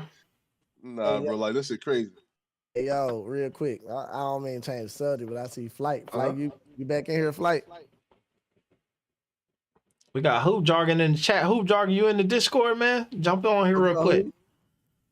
I wanted to ask Flight a question, man, but like, I'm here right on mute, bro. I'm sorry. Okay, Flight. Yes. Man, what you think about the 38 points tonight? Oh my goodness, I watched that game from front to back. Like I said, nobody could stand in front of LaMelo Ball this game. I was discussing a little bit in the video. It seems like LaMelo Ball, his 3-point shot has improved within this season. You know, it's like he's stepping a step further and further. You know, it's just, but to me personally, I think LaMelo Ball has gotten better already since the start of this season. He's gotten better within the season. And I see guys chirping at him a little bit. And I noticed that this game, and maybe they think that's going to throw him off, but I think that's falling into the way he likes to play. Nothing's going to knock him off, man. It's just basketball, man. It's like LaMelo Ball's he making this thing look simple. He's simplifying this stuff, right? That's crazy. The dude is out there looking like he playing just on a different tier than everybody else. They almost put the cherry on top with that win. Melo that performance was spectacular. But like I said, what even is more telling is they almost closed it out. That 38 points, he almost got it, and with the win. So you got to give credit to this young man, man. The sky is the limit. All right. Do you Sky is think the he would have limit, got and you those? know that. You think he would have got those minutes if old boy wouldn't have got hurt earlier? Um, Well, Bridges was out, huh? Part of the game. That's what we heard. Yeah. you say you think you think Bridges affects his minutes? That's Um, waves. I think Bridges probably affect his shot attempts because a lot of his right. consists, a lot Yeah, of he would his, have been feeding them. a lot of Bridges points come from Melo assists. Right. Yeah. You're right about that. So you think that's what made him get on the attack even more? Us as homeboys, like all four of us. You know what I'm saying? One Right. of us everybody gonna step up. You know what I'm saying? One Oh of yeah. us gonna step up the best. You know what I'm saying? Right. Oh yeah. That's I what it's think that about. yeah, and he got the minutes. He got 37 minutes tonight. You know what I'm saying? He don't get that every game. You know what I'm saying? So I think if he was getting minutes like that every game, he'd be throwing out a 30-piece every game with Uh, assists. you ain't lying. The dude was flirting with Miss Triple Dub. That's what I call it over there, man. He was flirting. That's 6 assists, man. He almost got that double double. Yeah. That dude was playing over with a lot of swagger. LaMelo was that dude is nice, man. And it's only his second year. Yeah, it's because he have fun. He have fun playing basketball. A lot of people do it for Right. the money. You know what I'm saying? It's Right. like they got I, money. I, I'm working on something right now. I probably won't be done yet, but it's like he completely usurping Luka Doncic, in my opinion. You start to look back where I feel like even before this season, I was acknowledging personally, like maybe Luka is still a top young player in this league. I think it's just not that's over and done with right now, in my opinion. What's your thoughts on that dynamic? Because Nah, Luka, fam. whoa, you think I'm talking too soon? Nah, fam. You bug. What you mean? Let's Luca, talk about it. Hey, Luca I'm averaged about to break. 28. I got to Wait. break down. Listen, Yeah, right. I, Yeah, I right. I'm Yeah, what? right. Pardon me. Look. Right. Look. Luca averaged 28, 8 and 8 as a second year player. Y'all are hyped that again that LaMelo is averaging Whoa. 27 and 7, right? As second year player, right? Again, Luca is a better Low. scorer, No, I don't rebounder. know about. Okay, hold on. Wait a second, Now, sir. Oh, wait, right? hold, I want to follow you up. My bad. I'm going to cut you off. Well, I studied Luka Doncic's game extensively. Because Kristaps Porzingis, like I said, I'm a Knicks fan. He had got traded there, so I was eyeballing him out a lot.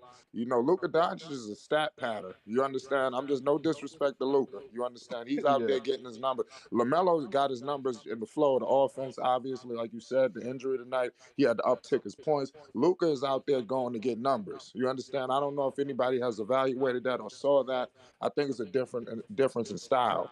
In my opinion, maybe I'm More wrong. efficient though, right? Look, for example, right? We can't say, yo, and he stat pattern when he's shooting 45% from the field as a second year player opposed to Melo right now, and who's like low, like what? He's like low 40s, right? 42, 41%, right? So, like, if he's more efficient scoring the ball, just as many rebounds and assists, well, more, right? Like, how can we really even compare the two? Again, to me, Luka Doncic is in a class of like his own. To me, Nah, I disagree with that. Luka Doncic, I tell hmm? you what, if Luka Doncic loses in the first round, he's finished. You understand? He loses again in the first round, he's finished. That stuff is about to get old. You done lost in the first. You've been compared to Larry, Magic, Jordan, LeBron, Kobe, and then you continuously get annihilated in the first round. I mean, if he loses again in the first round, I don't want to hear no class or nothing. You know, it's time to get back on the hunt, and there's a lot of young That boy guys averaged out damn here. near 40 the last playoffs, I though. understand, yeah, but remember the stat pattern argument. You averaging almost 40 and getting flamed out in the first round year after year after year. You understand? A championship coach. You understand? He ran the championship coach up out of there. You know, my man got Borrego. You know, Come on now. Preach. Nah, facts. no, Preach. You gotta take in consideration, like I was talking about earlier. It gave Luka the keys. Melo ain't got the keys. Melo got to get everything that he can get. Melo have a slow game or this and that, blah blah. He gonna get snatched out the game. They not snatching Luka out the game. That's why Luka can score like he is. He getting the minutes. He getting everything he want because that's his team. He run that city. Melo run that city, but he got a coach that will sit him down. So he don't run the team. He ain't got the keys like Luka got it. I believe if Melo had the keys like Luka got the keys, I think Melo would be tremendous. You know what I'm saying? I'm talking about quite possibly MVP status because he have fun with basketball. He loved the game. You know what I'm saying? And Luka, I can see that in Luka too. You know what I'm saying? But what Melo do, it ain't just about the averages and all that kind of stuff. Like he bring a whole different feel. Like I've been around kids, man, like that love basketball. And they don't talk about Luka that much. They talk about LaMelo. Talk about Melo, man. Like he's transcending this game of basketball. Like look at his interviews. Like he talking to us right now. Now you see basketball players starting to do it again. Like AI, he was doing. He came in with the tattoos, blah blah blah. He transcended the game. That's what Melo doing even on interviews. Like now you got basketball players because at one point they used to teach you how to talk in front of the media and before and after games and things like that. Melo just with her say, yeah, but basically, you know what I'm saying? Yeah. But Melo come in there and he like, nah, man, I put my swag on tonight. You know what I'm saying? They couldn't hold me. You know what I'm saying? Like that's what I'm talking about. Like so, I believe if he had what Luka Doncic got. I think he would be a way better player, you know, getting more minutes. Like Luka tell coach I ain't coming out the game. You know what I'm saying? Melo can't do that. I think he ran Carlisle out, right? Carlisle couldn't do nothing with him. Oh yeah, he took over the organization. Yeah, he also LeBron. He the LeBron of that team. You know what I'm saying? If he don't like the coach gone. If he don't like that player gone. Hey, Melo ain't got that kind of pull. Yeah. If Jordan had that pull. Melo ain't got that pull. Melo averaged 28, 8, and 8. He would definitely have that pull. Ooh. Right? But he gotta. The thing is like if he did, but is he gonna get the chance to? Yeah. It's like it was already players on that team when Melo got there. You know what I'm saying? When Luka got there, they were rebuilding.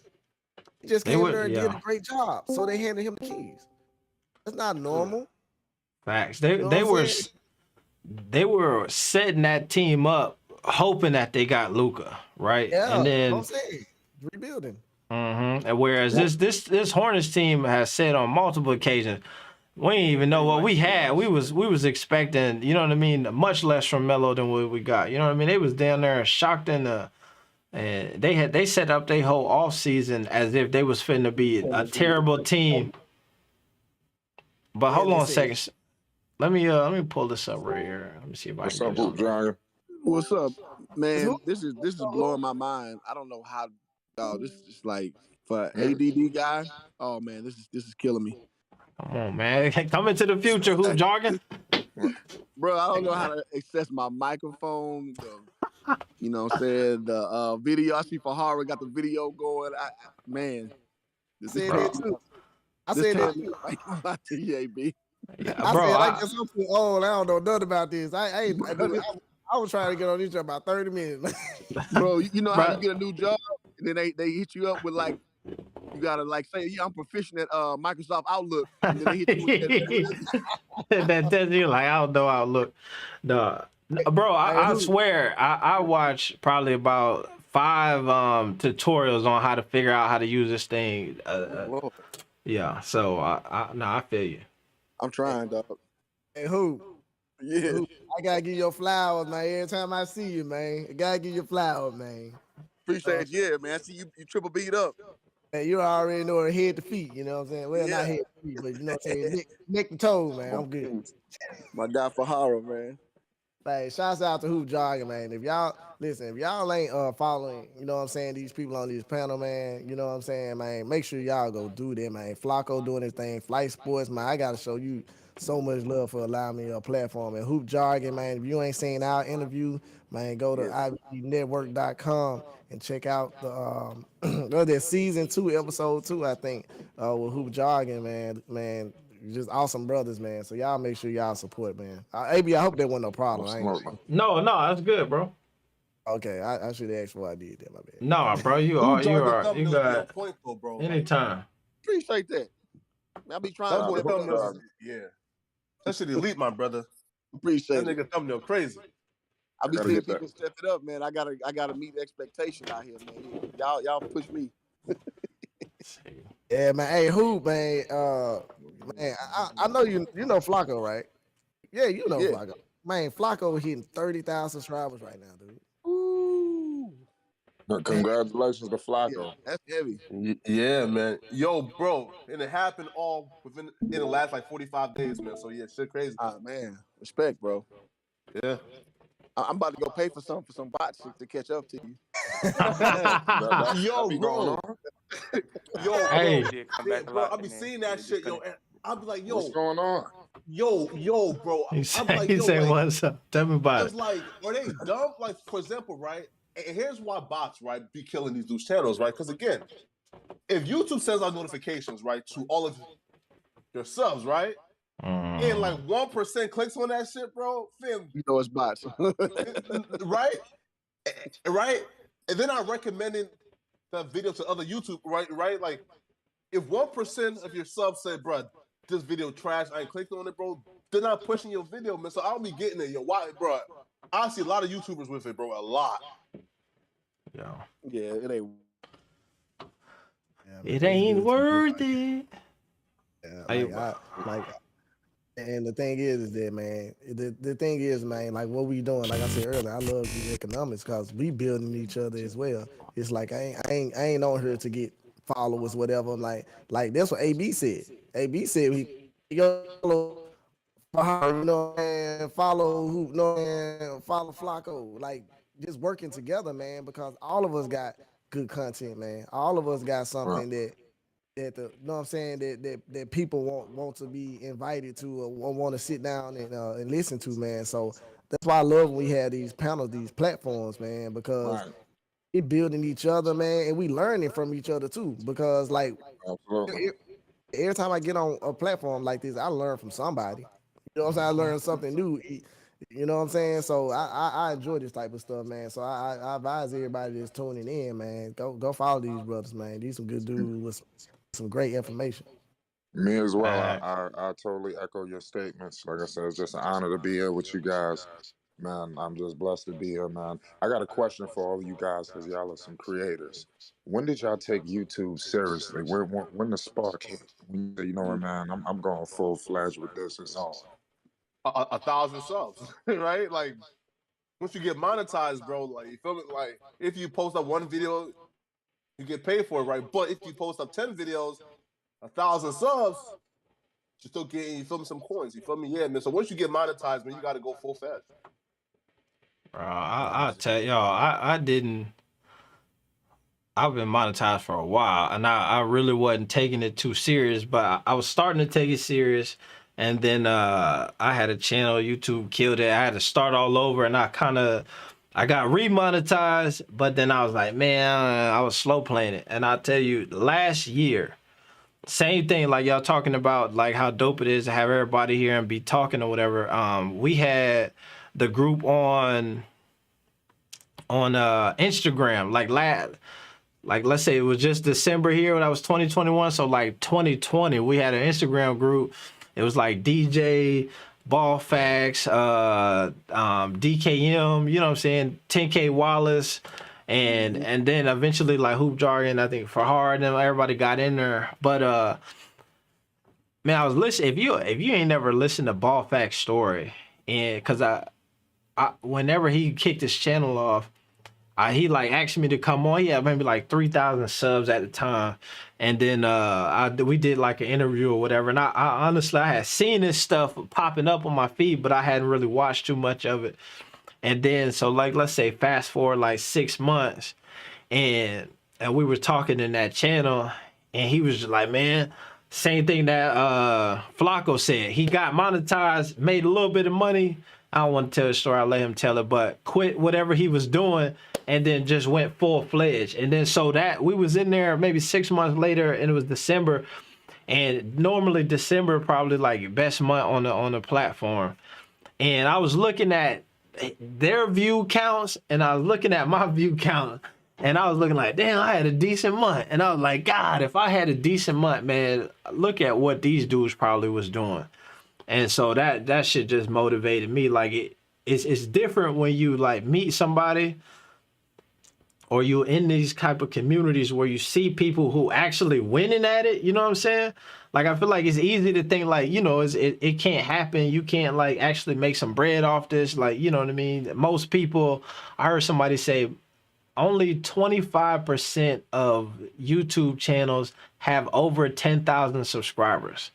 You know what I'm saying? And it's like billions and millions of YouTube channels down there. You know what I mean? Only 25% get over that hump, right? So if you get to 20,000, that's the thing. You get to 10,000, the number shrink and shrink and shrink. So that's when it was. It took me maybe about 3-4 years to be like, you know what, man, I'm going to actually try to post and be more consistent. And I'll say that in the last year, whenever that happened with them, in the 12 months, I probably made more off of YouTube in the last 12 months than I did in the whole maybe first 4 or 5 years of being on YouTube and being monetized. Hey, Real. hey, Hoop, I go last, man. Who let them know your feel on that? About well, yeah. So actually, it was almost 2 years, damn it to the date.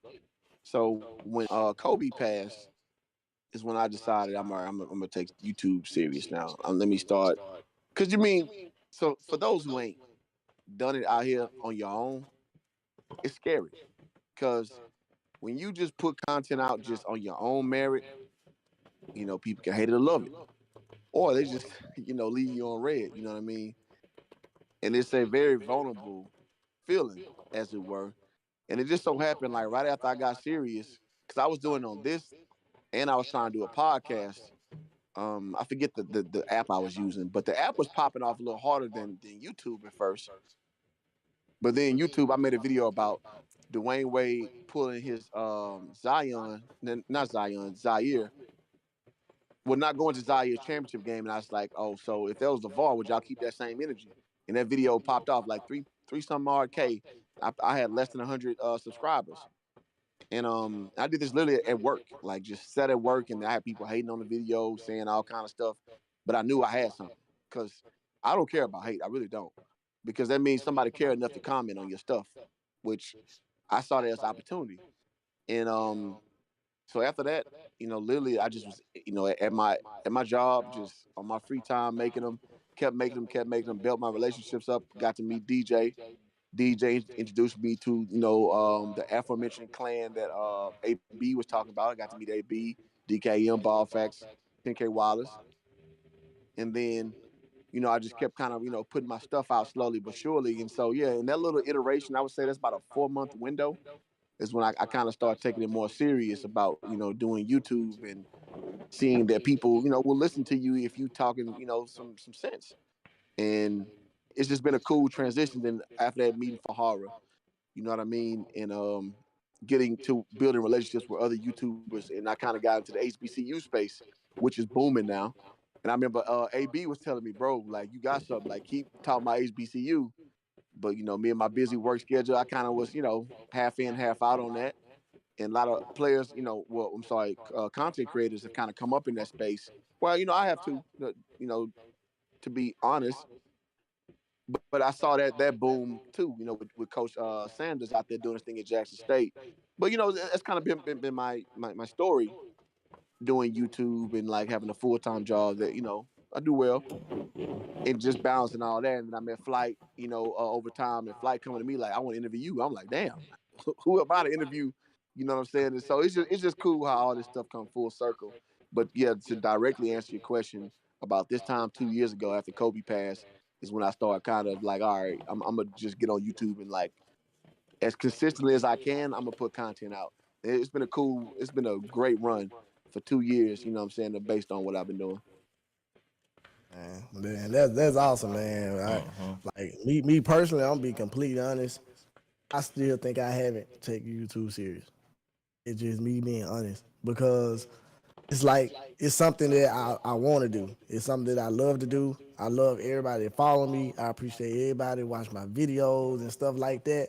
But it's like my real life, my business life is so busy. You know what I'm saying? Like people think that you just get on here and you just do this, you just do that. No, you got to think about it. You gotta think about the video. You gotta think about the thumbnail. You gotta think about the title. You gotta think about the hashtags. You gotta go in. You gotta study this thing. Like jumping into it. Like some people can pop off like that, but when you put thought into it and you really out here doing it, and you really taking it serious, you gotta put more thought in to just be just throwing up videos, just doing this and just doing that. But me personally, I still don't think I took it as serious as everybody else, and that's like me being completely honest.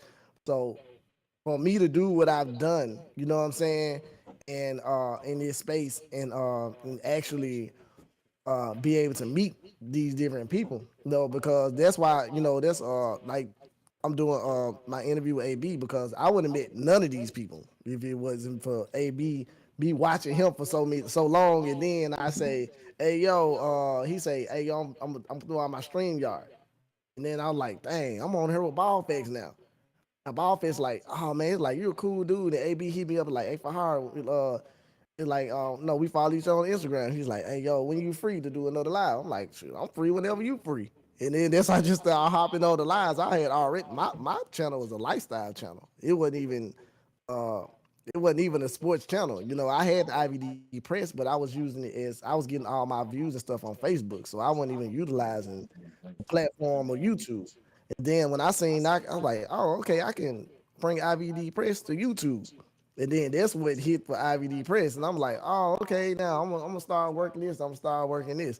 But for everybody that do the YouTube and do it to a point that y'all getting those checks and y'all and y'all taking it serious and things like that, it's like, man, kudos, you know what I'm saying? Like nothing but love and blessings. Like, cause I'm gonna get to that point where I can really have the time to do it like I want to do it. You know what I'm saying? And I know the brothers in here, they know me. They know what I what I do outside of the camera. So it's really kind of hard for me to sit down in front of the camera a lot, knowing that I have so much stuff to do.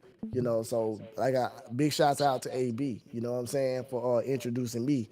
Because I would have never met Ball Facts. I would have never met DKM. I would have never met Hoop Jargon. Shoot, even Flacco, and Flight Sports, I had already been listening to him, you know what I'm saying? Appreciate you.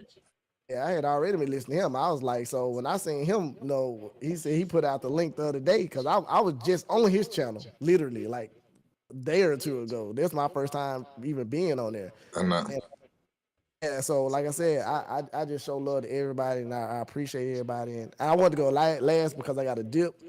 I want y'all to know, man, AB is going to be the IVD network. His interview is coming up, the last interview for season 2. And you go to the IVDnetwork.com. The last interviews with Teo Drew Hill, that was a dope interview, man. So y'all make sure y'all check that out, man.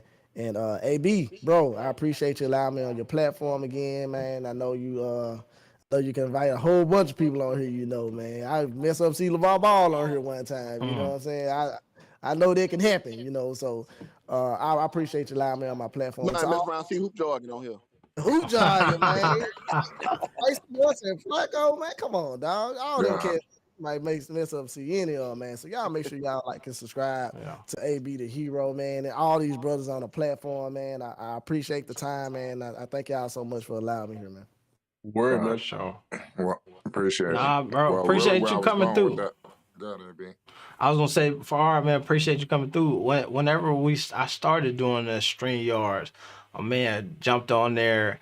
Had the mic set up, you know what I'm saying? Had the camera going. Shit just looked good. So I was like, damn, that come back, man. You know what I mean? Always So yeah. So it was always clutch and it was crispy, you know what I mean? So you know what I mean? It was a good conversation. And it looked, you know what I mean, like we was on there doing something big, you know what I mean? So I appreciate him for that, for sure. Yep. AB, Yeah. who put you on StreamYard? Was that you? Yes, sir. Yeah, there it is. Yeah. It was a Like, minute ago. I Put think. my Yeah. flowers on the ground. Yeah, nah. Because I remember, damn, because I was trying to add people to the stream, and I was doing all these crazy ass workarounds that wasn't working. And folks started putting on the stream yard, and I think that is, if I remember correctly, that is right. I can't remember the story all the way, but I remember being like, damn, how you do that? You know what I'm saying? And then they put me on the stream yard. Yep. And I can't take credit. My boy C Hendo, if y'all see my intros, he's on there with Kendrick Perkins. C Hendo put me on game with StreamYard. I was like, whoa, this is a game changer right here, because I wasn't monetized, so I couldn't go live. But StreamYard changed the game up. So yeah, man. Yeah, I got to man. see credit for putting me on game. Yeah. But like I said, I appreciate y'all, brothers, man. I see y'all again on another day, man. Hopefully we do this real soon, man. Yeah, you too, man. But what was you about to say, Flight? What I was gonna say where I was going with the whole conversation with asking everybody when they took it serious is because, like I said, I've been taking it serious. I've been taking it serious. I would say since I'm trying to think of maybe like less than a year ago, maybe like 6 months ago, like maybe around the summer. I really started ratcheting things up and trying to put it out. But I felt like I'm doing a lot, but it's like I know I can do a lot more. So I'm just continuously pushing myself and, like I said, continuously grinding. It's like I really love this, man, AB and everybody. Like I said, I really eat, sleep, and everything. This stuff, man. I love basketball.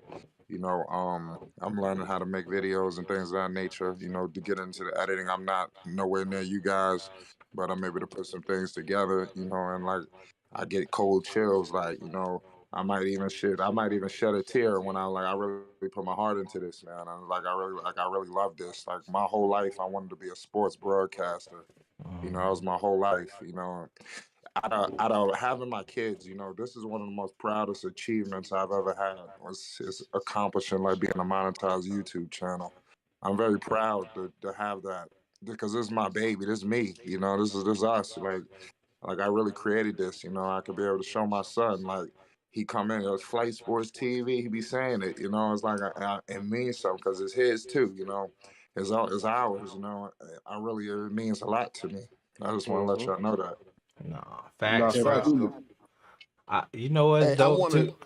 I like giving backstories to these stories. Oh, I'm sorry, B. Go ahead, bro. I was just gonna say because he talked about his son. I was gonna say what I always do, and when most folks y'all be live, a lot of times I'll have my son be right. We'll be listening, and then I'll send a super chat through.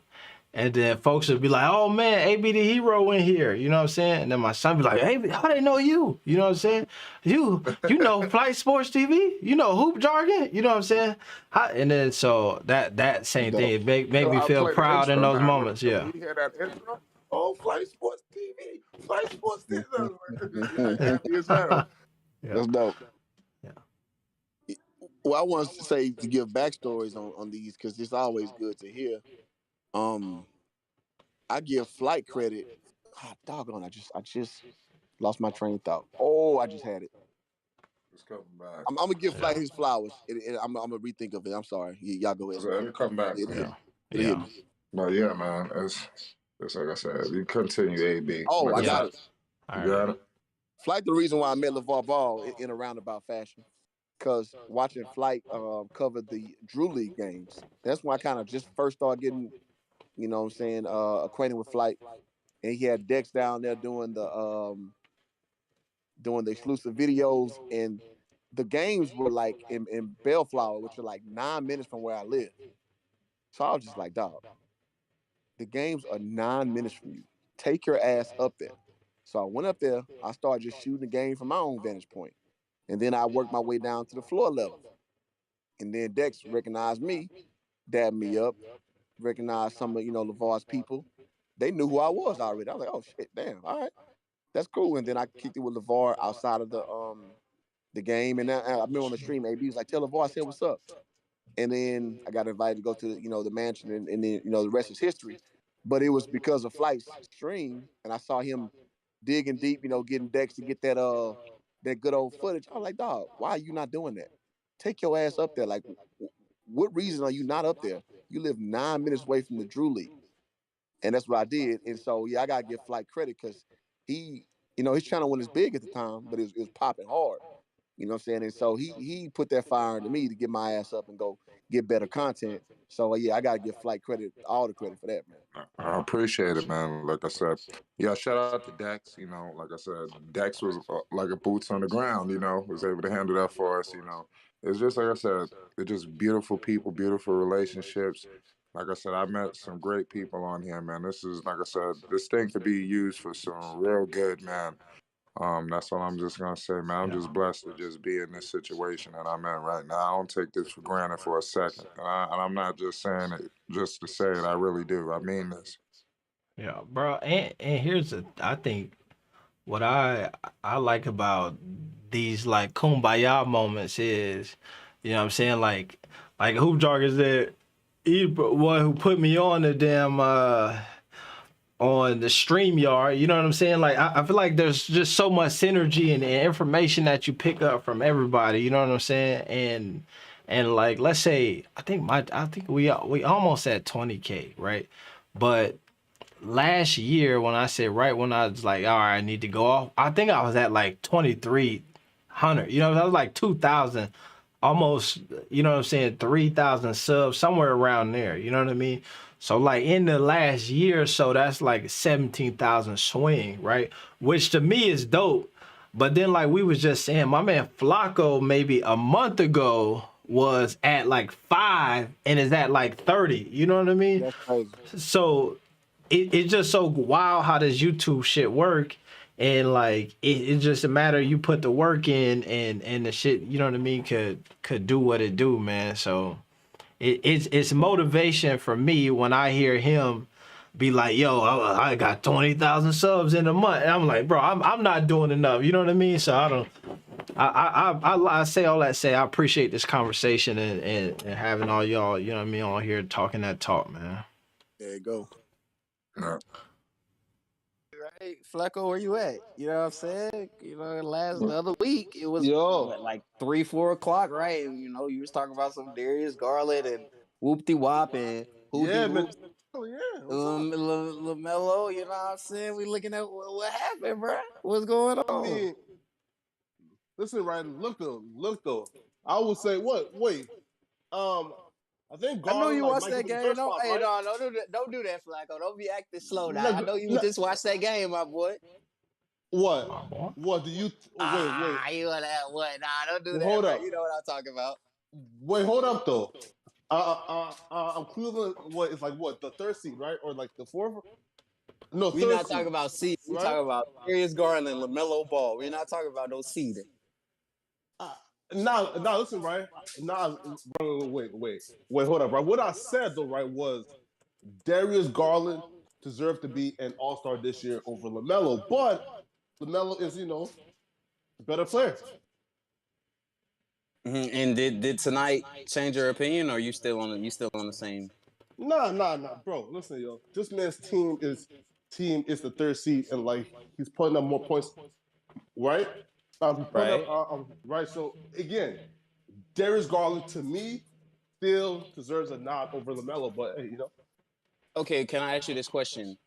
The reason that the Cleveland Cavaliers are where they are, would you say the most important piece to that is Darius Garland? Yes. Of course, absolutely. Over Jared Allen and Evan Mobley? Yes, yeah. Fact. So the reason that the Cleveland Cavaliers are a third seed, that's because of Darius Garland, that's it. He's the most okay. He's the most valuable piece. Yes. Because Flacco, he was putting up these similar numbers last year, similar production without Jared Allen, without Evan Mobley, and the Cleveland Cavaliers were not good whatsoever.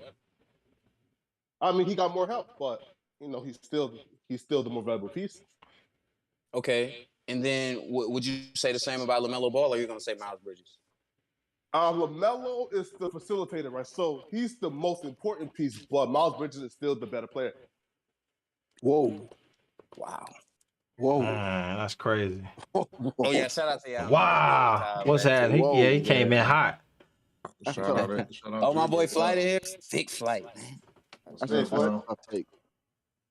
Yeah, that is a Super hot hot take. I ain't take. gonna lie. Ooh. Ooh. It sucks we lost, though, man. That's the only thing. I ain't gonna lie. You know.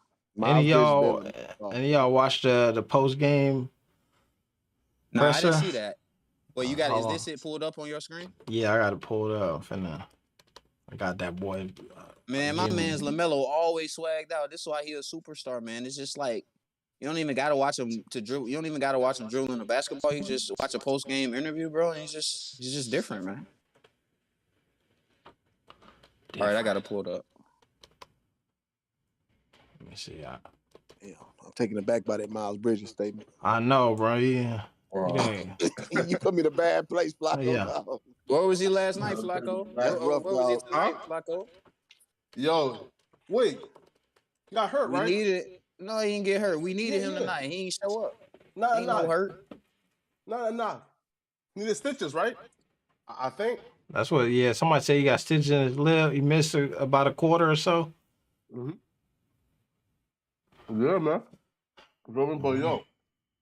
I mean, to be honest, bro, I ain't gonna lie. They were killing him on defense, bro, when he was making like they were just going to work on Bridges, man. Another game where the Hornets give up 120 to 130 points, man.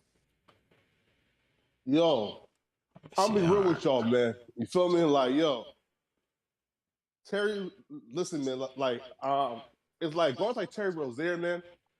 Like, who's like what, 6'1", right? 5'11". Yeah, more or less. Yeah. Bro, listen, yo, it's like those guards should not be like starters, bro. Like, yo, right? It's like those guys like but should be like off the bench, like like spark guys, right? Yo, you can't like who can Terry guard? Nobody, right? I'm still stuck on your original statement. I ain't gonna lie to you. Yeah, bro, you gotta prove your argument on that, bro, because you just said there was no point after it, bro. Hey man, help me get out. Help me get out the mud and let me understand how Miles Bridges better than LaMelo Ball. I'm taking it back. Yeah, right, cool, right, yeah, right, cool, okay. Yeah. But to me, right, again, to me, Miles is more efficient, a better scorer. A better scorer? Yeah, of course. He's not a better shooter than LaMelo. He's a better finisher, I would. Well, again, but yeah, I would say he's a better very finisher. Dependent. Wow, are we comparing Bridges to Melo now? Yeah, that's what I'm saying. Yeah. To me, where the Bridges. It ain't about like and dislike. It's about who better. Yeah. I mean, what we talking about? Yeah. It was hard with the Bridges conversation for me. I'm asking a question when you're done. What's hard about the Bridges conversation for me is the same thing that my man Juju just was talking about with the Darius Garland, right? Where Darius Garland game might be a bit more elevated, the team might be better, but it's better because the addition of other guys. You know what I'm saying? Right. Miles Bridges hooping right now for sure, but it seemed like he got some gas in his tank. So it's just like it's hard to, even if we were, which I don't think we need to debate it, but even if we was really going to debate it, it's like if you're only better now because somebody pumped you with steroids, you know what I'm saying? Who's the real MVP? The steroids or you? You know what I'm saying? Bro. But I was the finisher as a basketball player. I'm 6'7". When I played college ball and pro ball, I was 210. 6'7", 210. High jumper. You play better when you get set up properly, dog. You play better when guys set you up properly. It's not the other way around. So I'm just, again, that's why I'm kind of stuck. Like, I get it. I'm more of a Miles Bridges guy, if Miles Bridges guy. But if I'm being honest, no, dog. No way, no how. Let me try to play this. I'm gonna try to play this this clip, this post game. Hear what LaMelo got to say. All right. Let me see. Yeah, pretty much. Because yeah, we did come back a lot, and then yeah, just couldn't finish it for real. Also, what do you like about this building? Last time you were in here, you get a triple-double. Today, you put up a career best 38. I didn't even know that. So pretty much just going out there trying to play pretty much. I don't really think it got anything to do with the building. Or maybe because I'm in Boston. I don't know. This is what you expect with a lot of teams fighting for spots down the stretch here. Yeah. You're going to get a lot of games like this, I assume. Yeah, definitely. I feel like, everybody want to make the playoffs, and it's kind of tight right now. So I feel it's definitely going to be tight down the stretch like this. Thank you. All good? Nick, go ahead. LaMelo, as you kind of digest how the end of the game went, I mean, what lessons do you guys take away that can serve you well down the road when you guys are in these battles again? Pretty much just trying to squeeze out the best possession for real. So whatever that is, but I feel like the last two, they contested real good on our shots. I think one was PJ and the other one was me. So yeah, I feel like they contested them shots real good. I feel like we could have got those crucial possessions. Rod, go ahead. Yeah, Mel, you mentioned those possessions for you guys. I mean, obviously in other games, guys have kind of won close games like that. So when you look back on the film and possessions like that, how do you, I guess, make sure it doesn't happen again next time you're in that same position? I mean, just taking what the defense gives you for real. I feel like we was just pretty much trying to take a three right there, even me and P. So maybe we could have took it off with a better shot or drove it. I don't really know, but go back and watch and then see from there. But they very athletic, I feel like. So they cover ground good. So, that was probably just some good contest. And then you guys are 2-1 against Boston this year. They beat you guys 2 out of 3 games so far. Just how much do these games kind of help you prepare as you play teams like this? Potentially, maybe you can meet them in the postseason, stuff like that. Yeah, I feel like every game helps us for real. Just whatever you take in from it, watching the film, and then pretty much just get better from there and then learn it for next time. Pretty much. Could y'all hear that? He was kind of doubling up a little bit, but yeah. Oh, okay.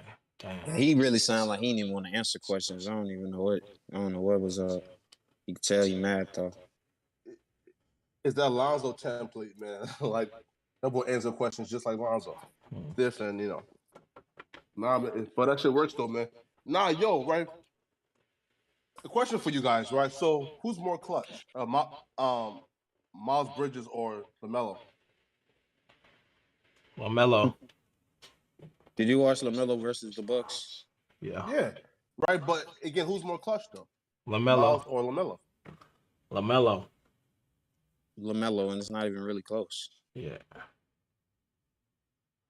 Yeah, talking man, about clutch. Yeah. You know how many times yes, and it might not even have to do nothing with necessarily putting the basketball in the hole, but it was plenty of times last year as a rookie, he was setting guys up in the clutch. I specifically remember that game against the Sacramento Kings, and it was down like 20 points in the last like 4 minutes of the game.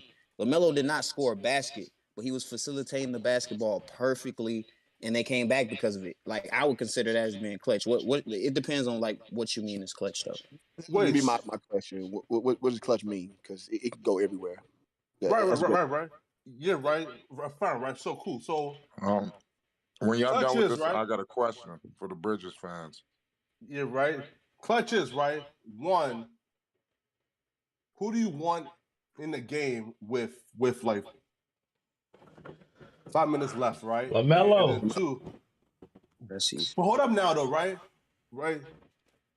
If Coach JB watch him all day, 24/7, right, and he coach him, he has him and in practice, and the coach is out here benching this dude like in fourth quarters and taking him out, or like Ish Smith and them niggas, how can we call him clutch? What do you mean? We've seen multiple moments of LaMelo being clutch. What you mean? He's being benched in fourth quarters, but how can we call him clutch? Well, at some moments, Ronnie and Smith. What are you talking about? What moment are you talking about? Yo, if you're a coach, right?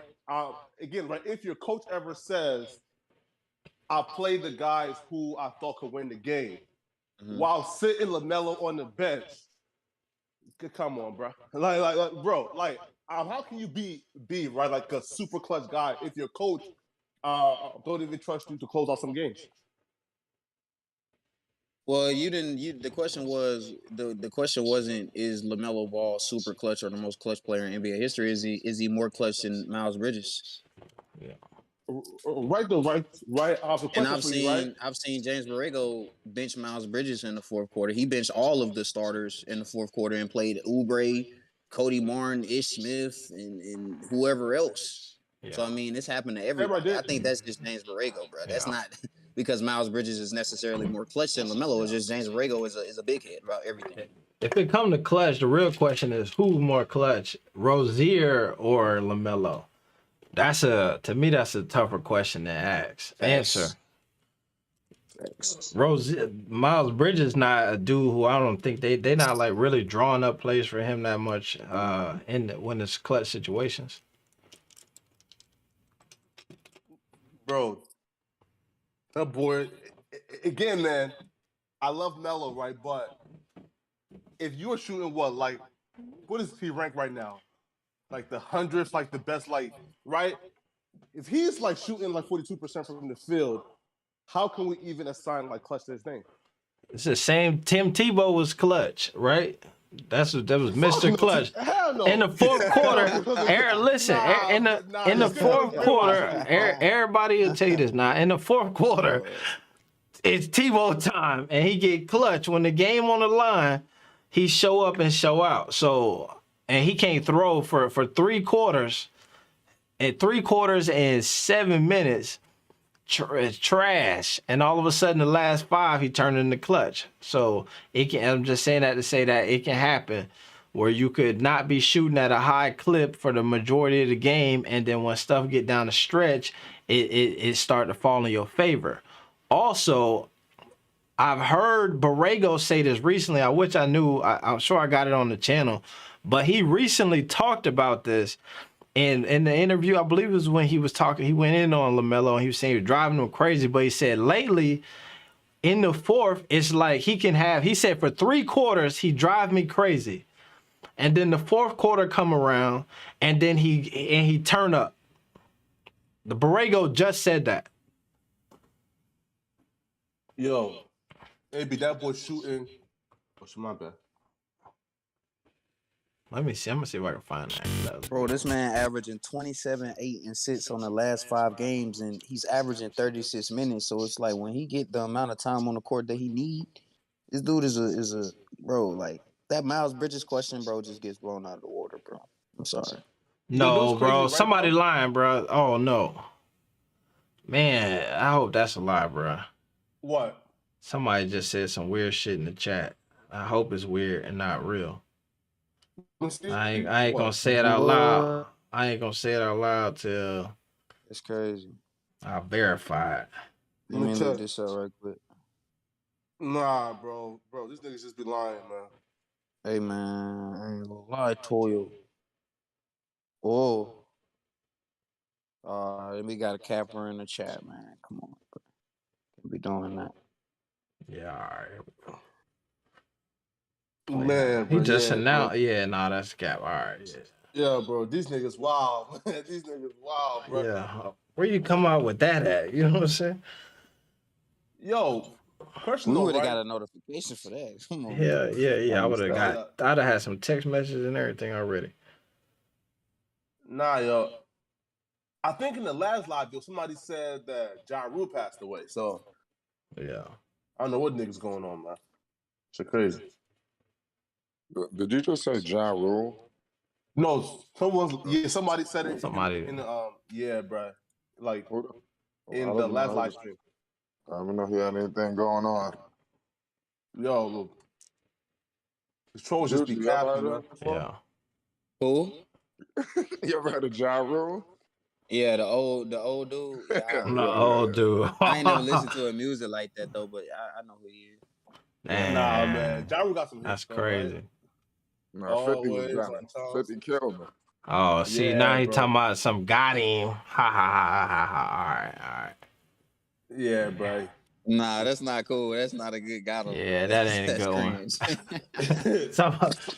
Somebody deleted. What are the moderators got him? Got him. Man.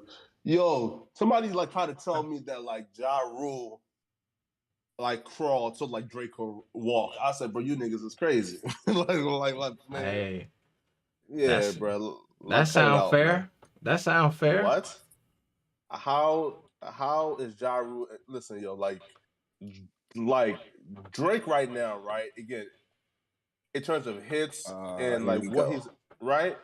Yeah. In terms of hits and like what Drake has accomplished right now, bro. Like Drake right now is in like a ball. Like for example, there's like it's like Michael Jackson, Drake, Beyonce, right? What? Yeah. Oh, you just messed up. When you mentioned Michael Jackson and Drake and Beyonce, stop, bro. Drake is not Yeah. on that level, bro. I'm sorry, bro. Drake has more hits than Beyonce though, and that's a fact. So you think Drake is more? I ain't gonna do that. I ain't gonna do that, bro. I ain't gonna do that, bro. Drake currently, right, is the greatest rapper of all time. Like that's step now two, right? Drake has more Billboard hits than any other artist ever. That's a fact.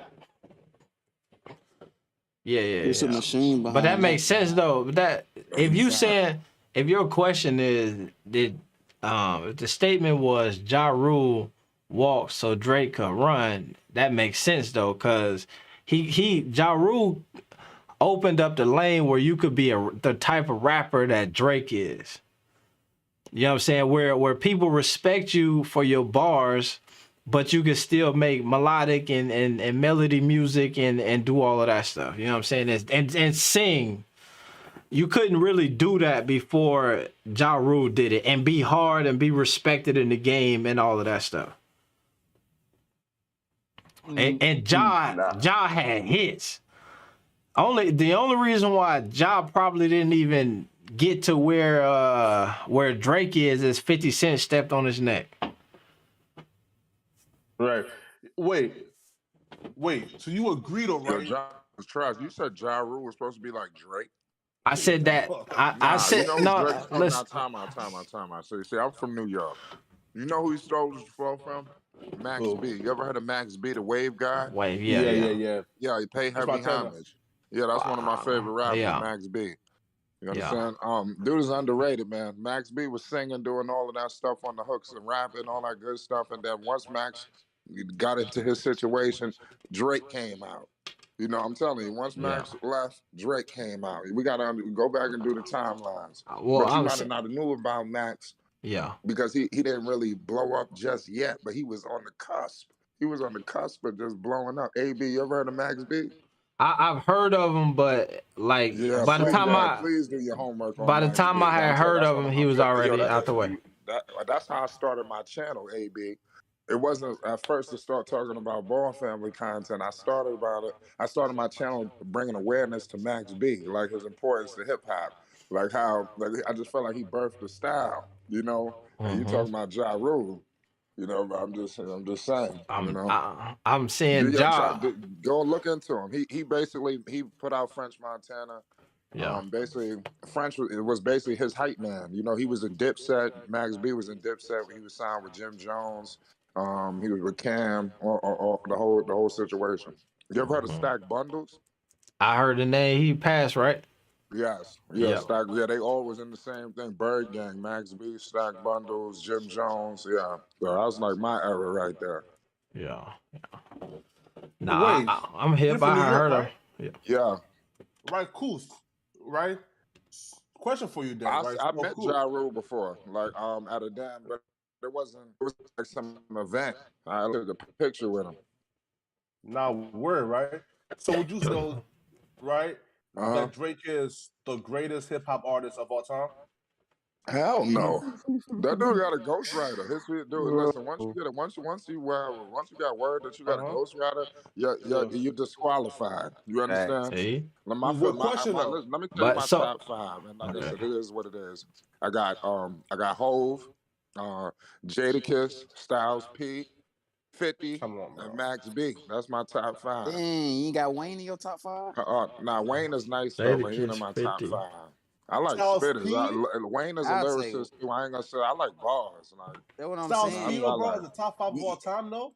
Styles I P got as top 50 five of just all because of time. the era. I'm not gonna say 50's a mega lyricist, but I think 50 is an underrated rapper. You understand? And another thing, when I was young, I was born in '93. 50 came out, I think, in '03.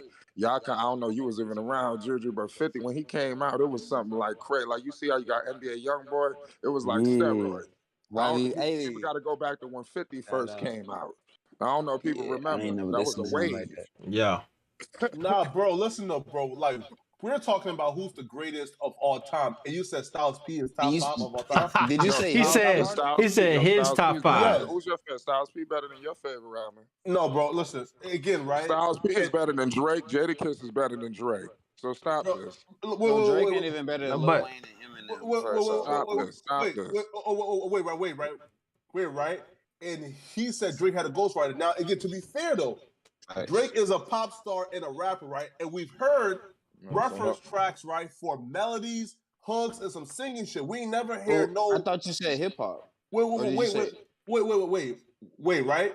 So, right, look, we have reference tracks, right, for some hooks, melodic stuff, singing stuff, right?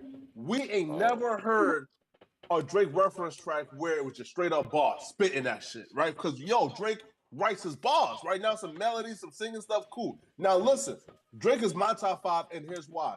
Drake has been influential. Drake has had the longest run, being the number one undisputed rapper in the world. It's not even close, right? That's not true. That's not true. He's He's the not number number one one commercial rapper. rapper in the world. He's not better. He's not the number one rapper. Well, listen, if you want to He's go not the by number one commercial, he's the rapper. number Rap one artist. commercial rapper in the world. He's not the best rapper in the world, man. No. So I don't know why you got this. That's a lie. He don't even drop enough music consistently to be considered the best rapper in the world right now. Dude, there's a couple people better than Drake. Drake is he make the best songs. How about this? He come Yeah. up with the best songs. He make good songs. But put him What do you next. mean Let me about tell you that something. though? Jadakiss. Let me tell you something. Jadakiss. If you just stood them next to each other, and okay, you spit some bars and I spit some bars. Are you gonna tell me that these dudes is better than you? All right, man. AB, it's okay. You don't have to disagree with me. I mean, you can disagree with me. You're telling me that Drake is better than Jadakiss, bar for bar? In terms of a hip hop artist, yeah, Oh, Yeah, but No, if he's no, no, not bar for bar, yeah, he yeah, ain't yeah, better than Jadakiss. the yeah. whole package, the Drake Song is for better, right? song. The whole No, package. hell no. No, he make better songs. Right. He made better Yeah. music quality. Like his melodies is better and shit. Like he can sing and shit. Yes, But like yeah. All of that bars, he's a commercial rapper.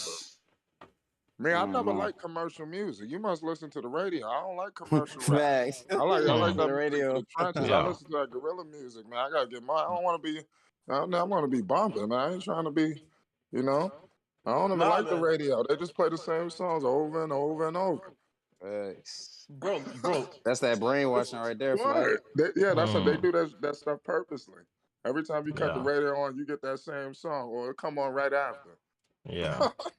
Nah. Right now, right, bro?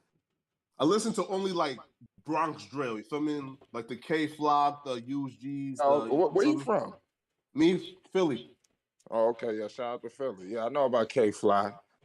Yeah, Philly. Yeah, bro. Man, they Like never K getting And Flock. he just Yeah. killed somebody. Yeah, they got the Allegedly, DNA too. Allegedly. Allegedly, yeah. Sorry, yeah, I didn't snitch on him.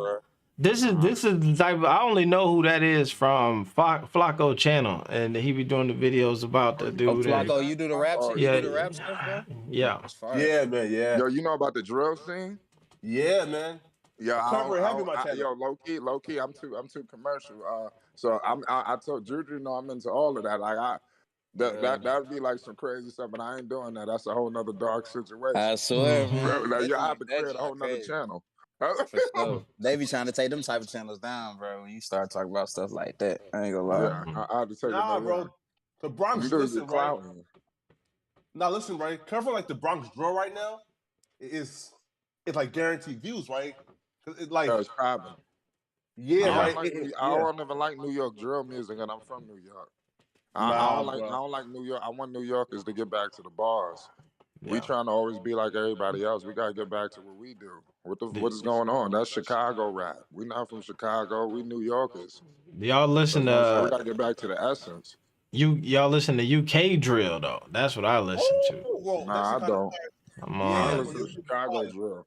Heady nah, man. One and them. You know about Heady One. I ain't never I heard I of don't that. don't know that. I Come don't on, listen man. to Go UK rap. go get you I some know they Heady rap about One. New Yorkers though. Yeah. They be on it. Heady One, my man Dave, Santan Dave. You get some Stormzy in you, some grime. That's Nah, what I be on that Dave's vibe. not UK drill. Though. Dave is like a Yeah. so like David like a Drake of like Yeah. UK, right? Yeah, right. Like David's like a But Drake of UK. Like he's but like it's a you know. yeah, but Yeah. it's the same where Drake will still slide on one of them beats. You know what I'm saying? Yeah. Yeah. Yeah, man. Stormzy too, bro. Like, you know, like he's like mad dope, man. Like, right now though, bro, man. I'm telling you right now, yo, like, oh shit, yo, Yep. What happened? oh shit. You good? Yeah, right. Now, yo, listen though, right? Like, Bronx Draw right now, bro. Like, it's the search engine for it, bro. I'm telling you right now, bro. Like, people right now is searching for that shit heavy, but there's not enough content creators doing content, you know, on like Bronx Drill. So like any video doing it, bro, is like guaranteed views, man. Like that shit crazy.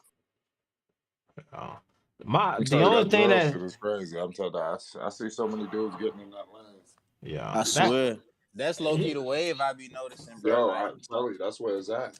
here's I the know all the thing. history too, of all of them Chicago dudes, and all, but I ain't about to get all into it because hey, they it's too finna get much. damned up. That's what I'm I ain't saying. They gonna That, lie. are. that's Rico exactly coming it. soon. But what scared me about that stuff is they. I think like if you was a white dude covering that, you know what I'm saying, you probably Yeah. folks wouldn't look at you like damn, who is this nigga? You know what I mean? I feel like I would stay away from it just cause I know folks don't value black lives don't matter. You know what I'm saying? To some people, Yeah. and you used to get into that, and the next thing you know, I don't know, folks done got a vendetta against you. You think you chilling, the next thing you know, they like, ain't you the one who did the video about the, you know what I mean? I don't know. So, whereas what's his name, Trap Lord Ross, you know what I mean? He ain't Oh gonna never my touch gosh, him. you brought him up. AV, I was just thinking of him too. I'm like, Yeah. that's exactly what popping in my head. He could cover that all day. It'd be so many of these black journalists who do that stuff, who do interviews with people and then just end up dead, and you know what I mean, off of you done interview somebody ops and then they done killed you. Yeah, I've seen That's it what happen happened too to that much. dude in Chicago. That dude, Yeah. Zach I know you TV. know about that fight. Yeah. Yeah. Hell yeah. Zach TV. RIP, crazy. man. So is this the thing though? Bronx drill is tied to Chicago drill in some way. Is that what you're saying? Yeah, the style of it for sure. Like the Oh. beats that they use and like the flows and stuff like that. They don't rap like Jay-Z's and stuff from New York. They try to rap like Chicago dudes, bro. It's kind of fire though, in my opinion. I like it. But Bro, the drama that ain't shit tied fire. together. Nah. All right, gotcha. All right. But bro, I'm telling you right now, bro, like Bronx Draw, right? Again, even when I cover like it right now, right, bro? Like it feels like a movie, bro. Like for example, right? Bro, all of that is happening in New York. Bro, it's like a fucking Yeah. movie, bro. Like for example, It's crazy. bro, bro, like it's hard to believe, right? That like those are people's like real lives, bro. Like I can't imagine that shit. Dude, that stuff is starting to happen like in Long Island now. Like I said, I'm from Long Island. It's like by Queens. All of that, this whole Chicago. Basically, everybody's copying Chicago. You understand? And it's just not going to end well. Like we look at it as entertainment, but for kids that's watching right now, listening in, none of that stuff is cool. You understand? Jail ain't fun, and like I said, we ain't gonna get on to all the other stuff. But like I said, none of this stuff is cool, man. But I understand we watching it for entertainment purposes and all of that. But like I said, it is messed up though that they do live like that. You know, like kids now, like I said, I talk like dudes just don't be caring. You know, ain't no dudes don't want to fight. Dudes is just retarded. Everybody's so tough. It's just, It's wild. You know what's going on. You know, we just got to get these OGs back again in the game. You know, some good, honorable older heads. You know, that could put game. You know, into the young boys. You know, because it's wild. That's what it's gonna take. You know, everybody can't just be tough out here, man. You know, it's crazy. Yeah. That's what's going on. You know, you don't like me, I don't know your word, it's just gonna be stupid. It'd be internet shit, the stuff just dumb. I mean, just shit's out of hand, man. Man, bro. It's kind of like, for example, right? It's kind of like a dilemma, right? Like, for example, man, like, it's like figuring out, do I report on this, right? Right? Or do I leave it? You feel me, right? Like, you know, it's hard to figure out, because again, man, like, when I hear, right, yo, man, Nas Blicky got shot in the head. Holy shit, yo, T. Wu just got killed. It was, feel me? Like, just to cover that, you know, it's Oh, kind so of you like, actually cover like all of the brunch? We cover Oh, everything. okay. Wait, what's your YouTube, bro? Poetic Flacco. Wait, drop it in the drop it in the It's my general name. chat. Yeah. Oh, it's your name. Is just your name? Okay, baby. Yeah. Check that out, bro. Yeah, I got your link. Oh yeah, bro. Your shit popped up quick, bro. Yeah, Oh, I man. see. Oh, so you actually got the little. So that's what you do. You just okay. I see what you. Oh yeah, I gotta subscribe for sure, bro. Hip hop You content. basically like a baby academics. Okay, I see. It's funny listen, that you say that, yeah, because I see your comments. They be on you about that. Bro, that shit crazy, yo, bro. Fire. They be on him about it's that, every bro. day, Every yo. video, yeah. Why you sound like academics? Wait, yo, bro, that should be Yes, aggravating. I seen somebody say, you even got academics old gifts. I said, academics. Yo, bro. Yeah. I said, yo, bro, hold up now. So like, Act owns gifts now. Like. Yes, he's the like, king of that, bro. He was the one. For me, he was the first one to start that, like doing the little gifts and talking over. I ain't gonna lie, bro.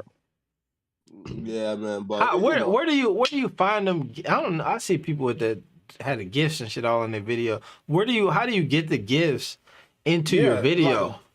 Well, it depends on what format do you edit in? I edit Final Cut, but I'm sure it's got to. Okay. It just depends, because some formats don't let you, like, it won't let the GIF play, and it'll like just be a picture. So you gotta like basically convert it to the right format that fits your editing system type thing. Nah, right. Nah, listen, bro. Again, right? Like what, like I personally do, right? Is I just, like, for example, type in, let's say, Lil Uzi Vert GIF, right? I save it down. Now, iMovies do not allow GIFs, so I just, again, I save, you know, like, let's say like 20 GIFs, right? Mm-hmm. I then screen record myself swiping from left to right, right? And then just upload the video. Got you. Wait, so Flacco, since you keep up with like the rap scene, bro, so you honestly think Drake? So okay, other than Drake, I'm testing you here too. Who's the biggest rapper other than Drake right now? Or again, biggest rapper is Lil Baby, like right, for example, Lil Baby, who ran 2020? Yeah, You gonna say who ran Young Boy? 2021? Of course, Fly. You already know I'm gonna say Flight. Nah, bro, Baby like ran like 2021, bro. So Dirk did an album with Lil Baby. Yeah, bro. Flacco, Who you think? come Who on you be in now. the drill scene? Who you think is better, bar for bar? Dirk or Young Boy? Like bar for bar, just not music. Like what they saying? Who Dirk? spit Nah. better lyrics? Dirk, you don't do that to me, Dirk, bro. yo. Young Boy, yo. I'm trying to get into your man, young boy. Nice. I'm starting to like him. I'm keeping What I'm where I'm saying, listening Flight, from which you. I'm Young Boy listening are to you him, yo. listening to? He Are not you listening trash. to He's not recent, trash. or are you listening to recent Young Boy or old Young Boy? You gotta give me what I need to hear. You gotta give me. Yeah, I that got you for sure. So tell me the album. So what I I think. got you. I'm I'm gonna put you I on like the that album. hard. I don't want to hear all that sweet stuff. Yeah, for sure. I know you ain't into that, but you like the drill stuff. So Yes, I yeah, got I you. want I to. got Yes, I'm trying to wake up. I got to get up at 7. I got to be at work at 7. I'm up at 6. I need to wake up in the car. You you. feel me? Facts. Yo, I'm Oh yeah, playing I that. got stuff for you. Oh, I'm Yo, that glad you young said boy. that Yo, let me tell flight. you something. That young boy song that came out, what we talking about. I done played that song about 60,000 times, man. Oh, so you What? I see what you Yeah, like I know then. I that. I got know that you. song word for word. You What understand? hit? Even What? the The old block hook, yo, crack bring the card. hook, yo. Everybody I play that for just love it. I love it because it's just so classic drill. You know, I know that's not a good song, but it's just one of the most disrespectful Well, drill it's a good songs you're gonna song though, hear. because it's like This like he Kevano. actually No, telling he number talking one, the about hook is somebody. retarded. Number one, the hook is so creative and raw and groovy. You Exactly. feel me? It's just when you look into it, it's just. And like I said, I grew up in the 50 era. You feel me? I believe 50 was the first drill rapper. 50 was bulletproof, bomb-proof. Y'all probably don't remember this, man. Bulletproof vest while he rapping. You know, that was what I grew up watching. So, It's but crazy, but man. but this drill stuff, I don't want to make it look like it's all fun and I just look at it as entertainment. But for young kids, like I wouldn't want my son to listen to this if he was in high school or some shit. Like I don't know. I would tell them what it is about. You know, yo, man, this is this, this, and this. Yo, these dudes are actually living in mansions. You feel me? They riding in Bentleys. You feel me? You gotta understand what's going on.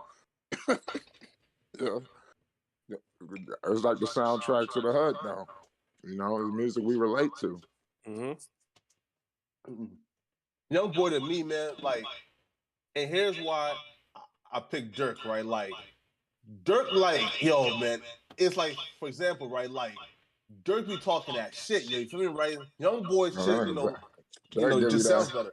Yeah, he Yeah, give you that that shit. But soundtrack with his face. Flacco, I don't know about Flacco. I don't know if y'all listening to the right Young Boy. That's the thing, cause Young Boy been out for a minute though. It's like it's different versions. There's versions where he talking his shit, and then there's just versions where he on his little soft, pain music and stuff like that, which I like personally. But you know what I'm saying? Like it's just Yeah, the you versions gotta that you listen appreciate that. You gotta first you gotta get hooked to them first before you can let him hear those songs. for sure. Speak hard or something hardly. What's the name of that song? Hardly or something. I got my nephews. They play that for me. I forgot he played. They say he gave me some songs. I ain't gonna front, he was bumping that at his crib, and I was because he was trying to put me on. My nephew, he like what he just turned 17.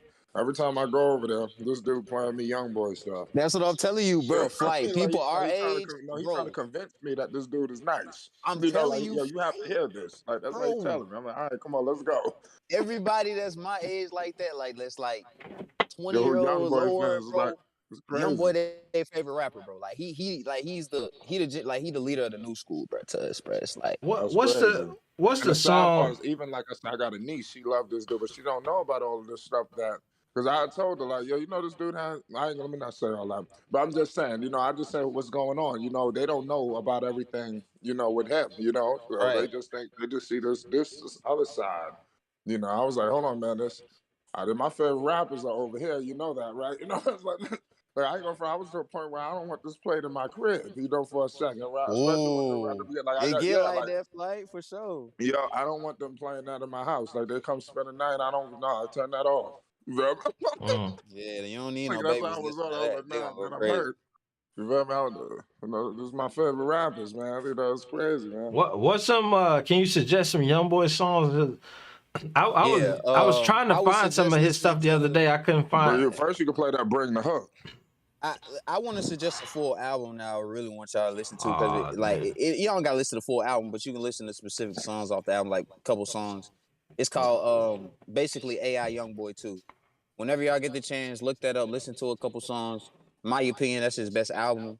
You know what I'm saying? Um, it Other depends on side. what you're looking for, AB. What you like? You like pain music or what? You more into the drill Nah. scene? Yeah, I wanted to hear some like. I was trying to. I got the Alexa, so I had her playing some of it, and she kept playing. He was just singing the whole time. And then Yeah. but there's one meme I see when how they be like we walking like young boy, cha cha yeah yeah, and then he would what I mean. I don't know. Right. People be acting crazy, and so I was trying to hear that song or something like that where it's a little bit more harder or something, but I kept finding the kind of I Wait, can guess you post links in this server, AB? yeah In you the can chat? yep All right, bet. I'm gonna post a couple links to it then. I all got right. y'all, bro. Bet. So y'all gonna be young boy fans, bro. I'm telling y'all, bro, that everybody fuck with him, man. Like, that's why, numbers wise, he on top right now. Nah, man. Yo, his numbers, right, are definitely like, for example, right, and he would drop like, let's say like 5 or 6 look, right, look, so like, and he dropped super consistent on YouTube, right? So those YouTube numbers look like that, right? But let's say, like, for example, he just like dropped, right? His first week numbers were like low, you feel me, right? Are you talking Wasn't about the fucking recent project that he dropped? Yeah, right, right. Well, it was a mixtape though, Flacco. I'm coming right Gunna back. I outsold got a him though. phone call. I'm coming right back. All right. What'd you Gunna say? outsold him, you feel me? Right? Guys like Gunna, right? But No, that was a Flacco. Don't do that because I understand what you're saying, but first off, Gunna, that was an album. Young Boy, that was a mixtape, right? And then on top of that, Gunna had literally the whole industry as features. He had Lil Baby, he had Future, he had multiple guys. Young Boy did not have one industry feature, bro, on his tape. So it's like for him to sell 70K, 78K on the mixtape just coming out of jail, bro, with no features. Well, that's impressive, bro. bro, but you stated right that like, and he's the second biggest next to Drake. How can that be? How though? Numbers wise. Nah, because the first week numbers like don't.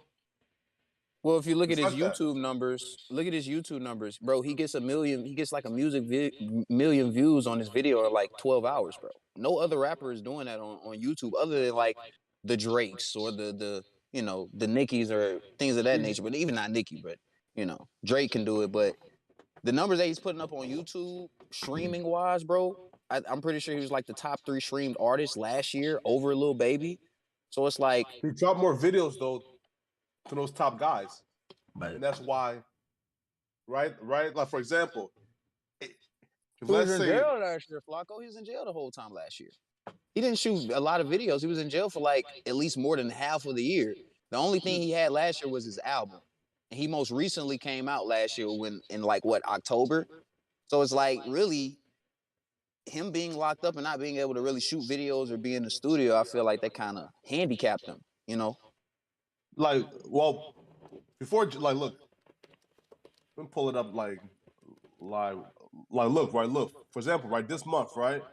So let's see, 1, 2, let me scroll down, 3, 4, 5, 6. 5 videos. Are we talking about music videos or just posts? No. 7 music videos, right? Yes. Right. Okay. So 1, 2, 3, 4, 5. He only got 4. Yeah, he only got 5 for this month. No. Emo Love and those aren't music videos. Those are songs. Well, let me click on it real quick. Emo Love is a song. Foolish Figure is a song. Right, now Fish Scale is a video. Right. So he's only dropped 6, like 2 videos. He's only dropped like 3 videos this month. Assistant. Nah.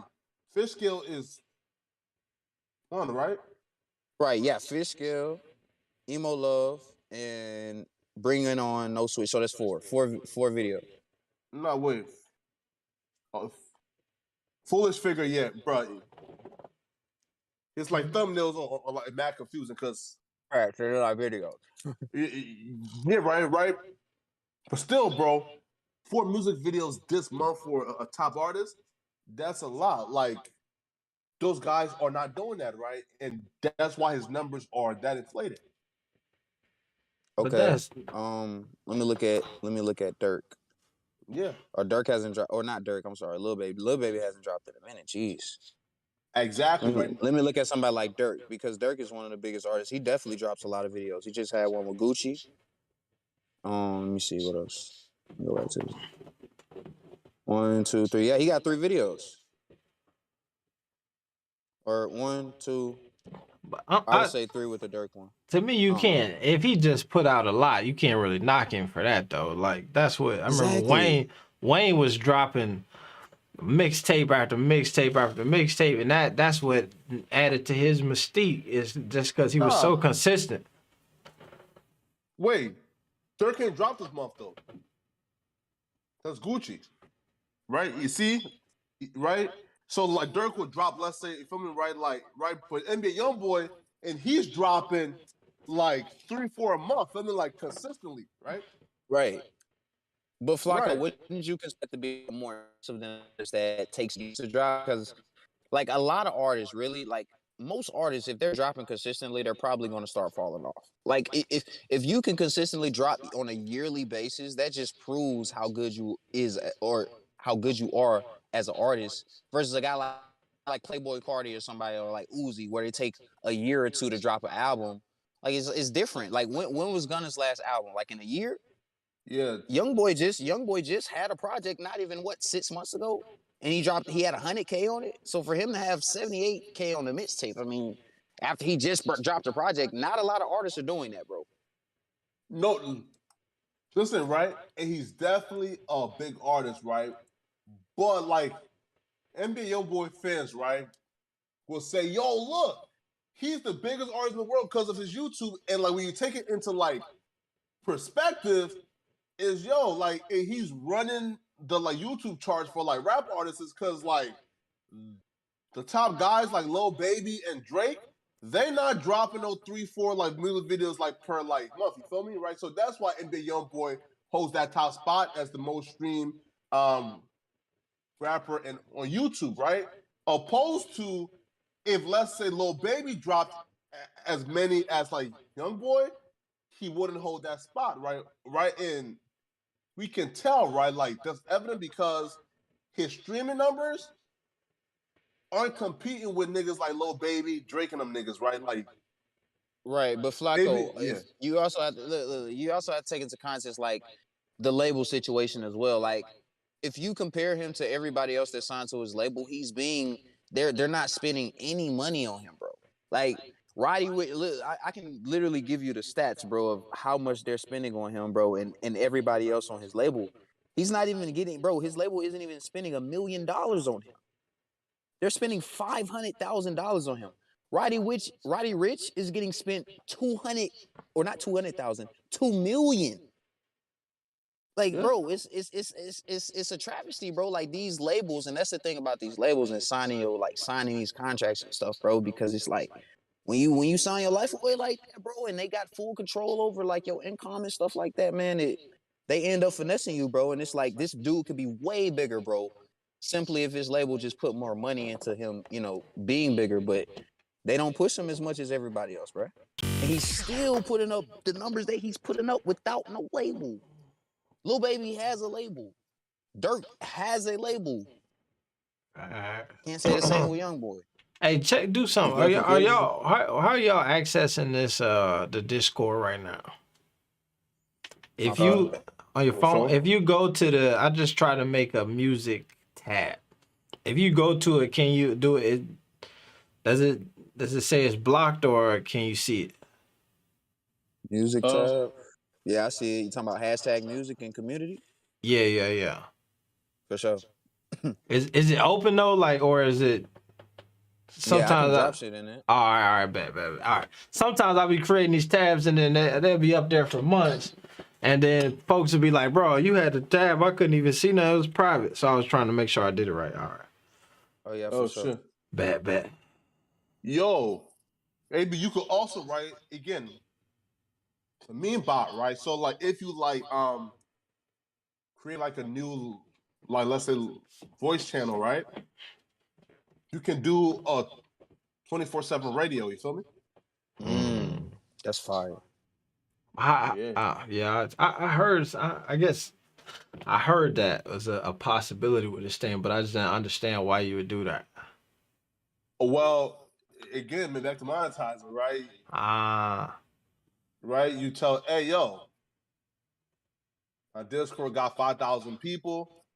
I do a 24/7 radio, pay $5 a month to get played, twice a day. You feel me? Be on my playlist. Damn, y'all niggas be killing it. I'm behind, bro. I gotta get up, man. Dang. Well, you got a Discord server too, Flacco?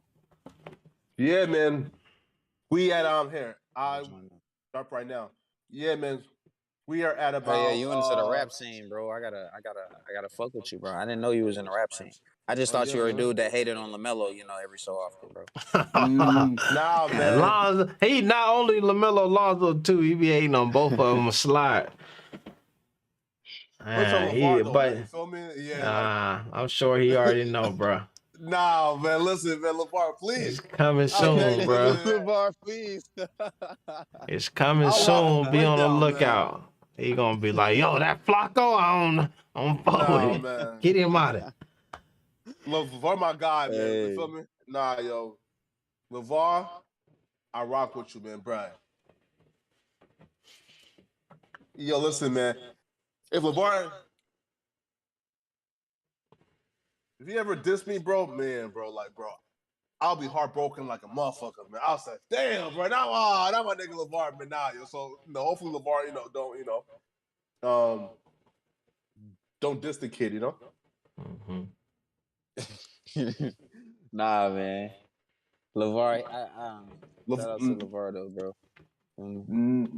Nah, though, bro. Listen, yo, LeVar be watching, though, bro. I'm pretty sure, bro. I'm pretty sure LaVar love all of us, man. You know what I'm saying? Let's just keep it like that. Yeah. Yeah, hopefully, man. Yeah. Because I know at least some of us have said some questionable stuff, you know what I'm saying? Shit, man. Listen, man. Nah, yo, but nah, man.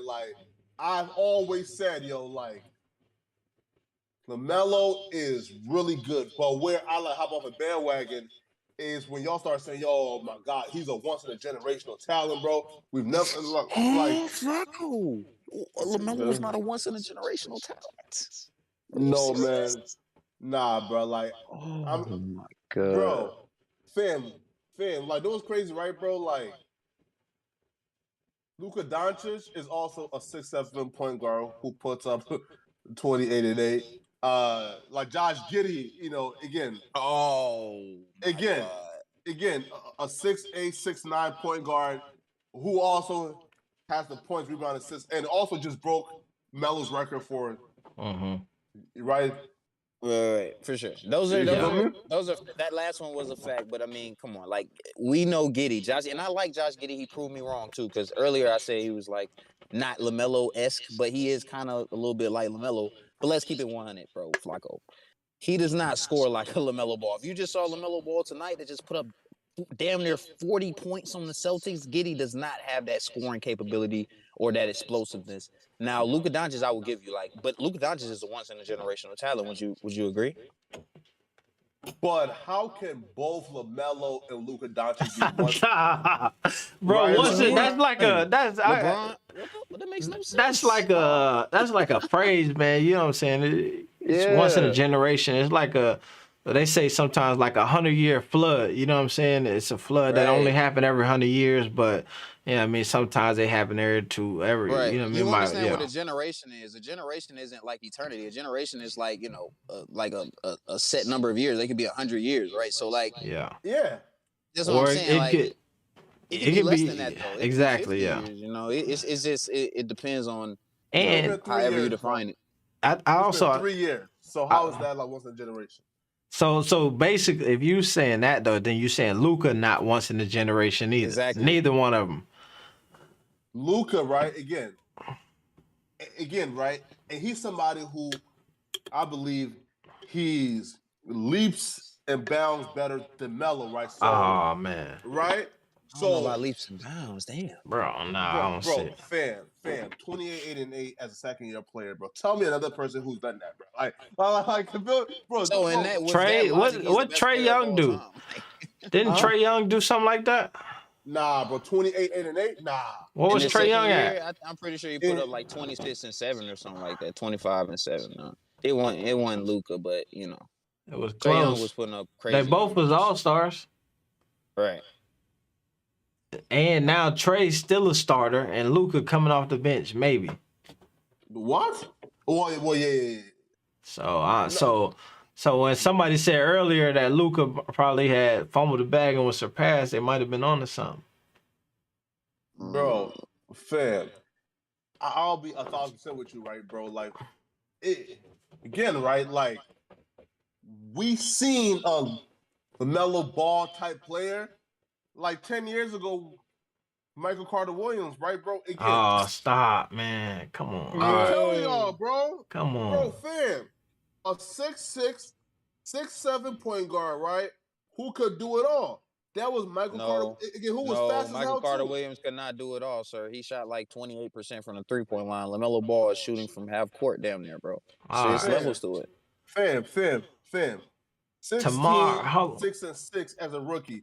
Does that sound familiar to you? But again, that was on a tanking team where literally they were letting him do whatever he wanted to do. Bro, the Charlotte Hornets are trying to win. LaMelo Ball is doing what he's doing with better efficiency, better production.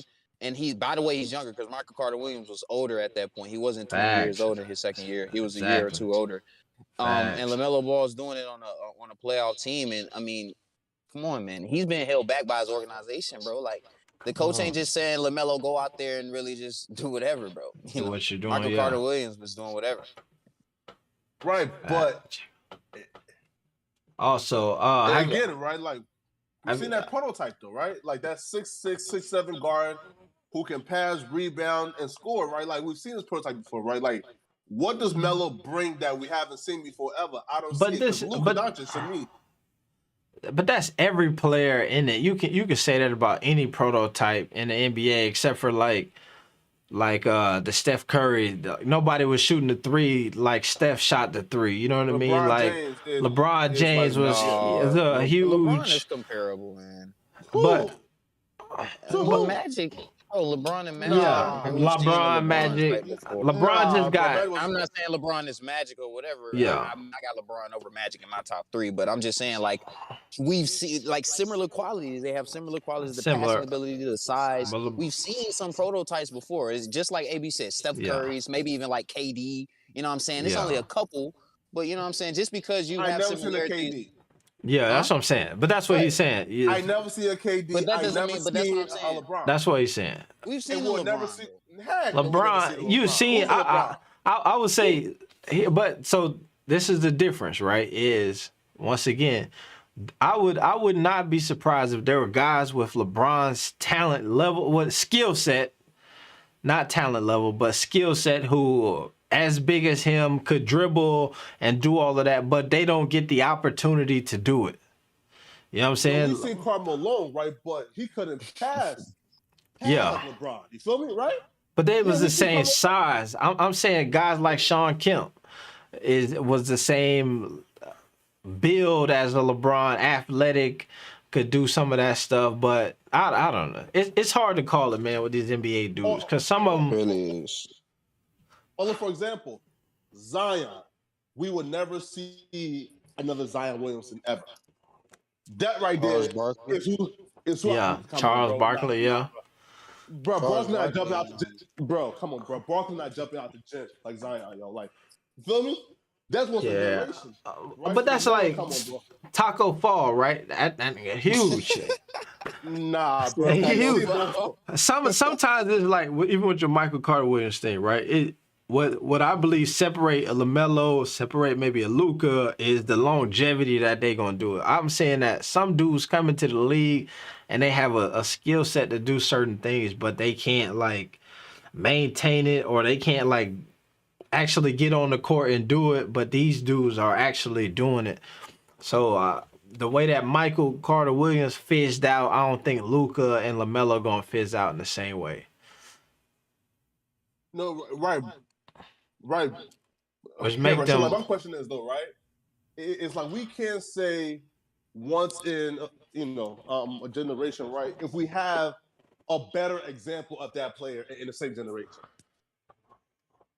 right? Like, for example, like you can't tell me a better example of Luka Doncic. Here's what I'm saying: is what I get what you're saying, right?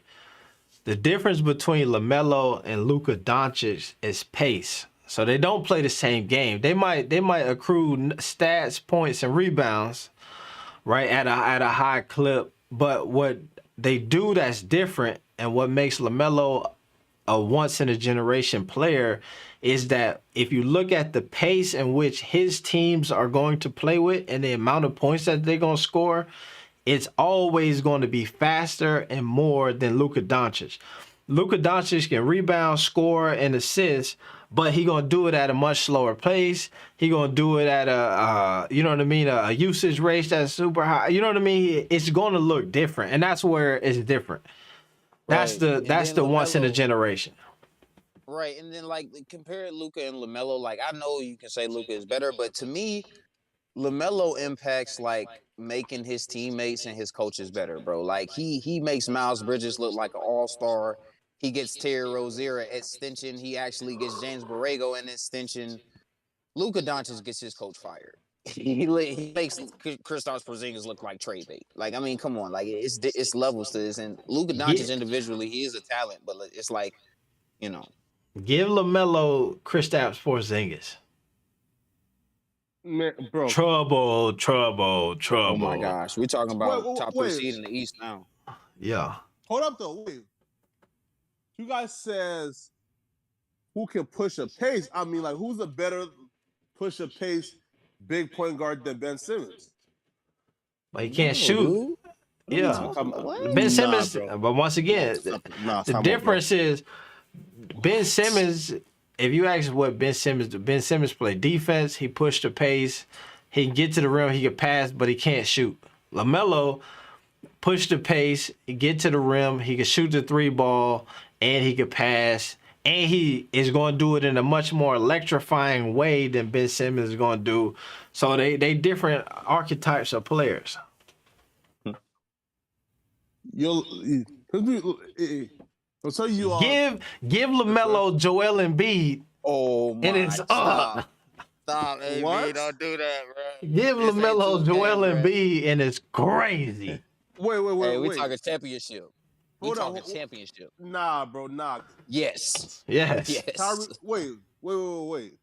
Tyrese Maxey is on par with Melo Ball. Oh, all right.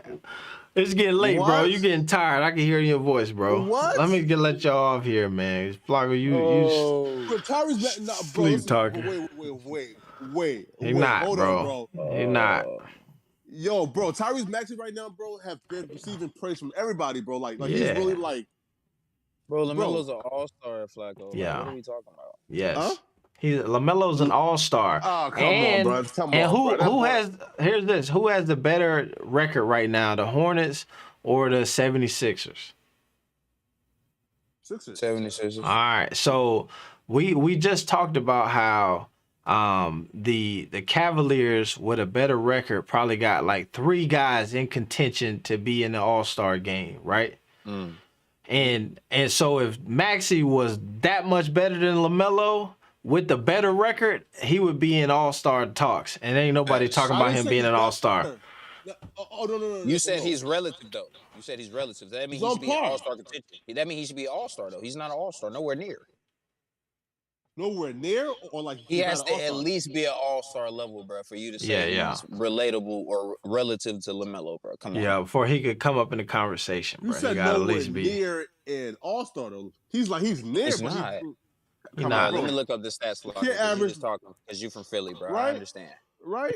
I get it, bro, but stop. Let me look up the stats. What, like Somebody- 17 points per game? No, he's not no average, no 17. He averaging 11 points. Or no, I'm sorry. He averaging 7. Whoa. You're right, Flacco. Whoa. You're right. He's averaging 17 points. Wow. 47. He's averaging 17 points on 47% from the field, 5 assists. Maxey's balling this year. Damn. Yeah, I'm he telling could, you, bro. He could Maxey be It's hooping. not all-star level, though, bro. Like, it's not comparable to what Yeah. LaMelo doing, but, you know, it's solid. Very solid. Maxey next up, bro. I'm trying to tell Might people, be. bro, fam, like I'm Yeah, so he glad, fired. bro, like I'm so glad, bro, that like Ben Simmons set out. So like we got to see who like Maxey is, bro. He's next up, bro. Like he's the next like great like small point guard, bro. He's next up. Like he's like 6 Oh, foot so you're 2. just a Maxey fan. This is what Yeah, this that's Nah, what this nah, was. nah, This nah, is an agenda. You were trying to push an agenda. Nah, come on, bro. I'm telling you right now, listen right now, bro, because you guys right like said right that like Melo Ball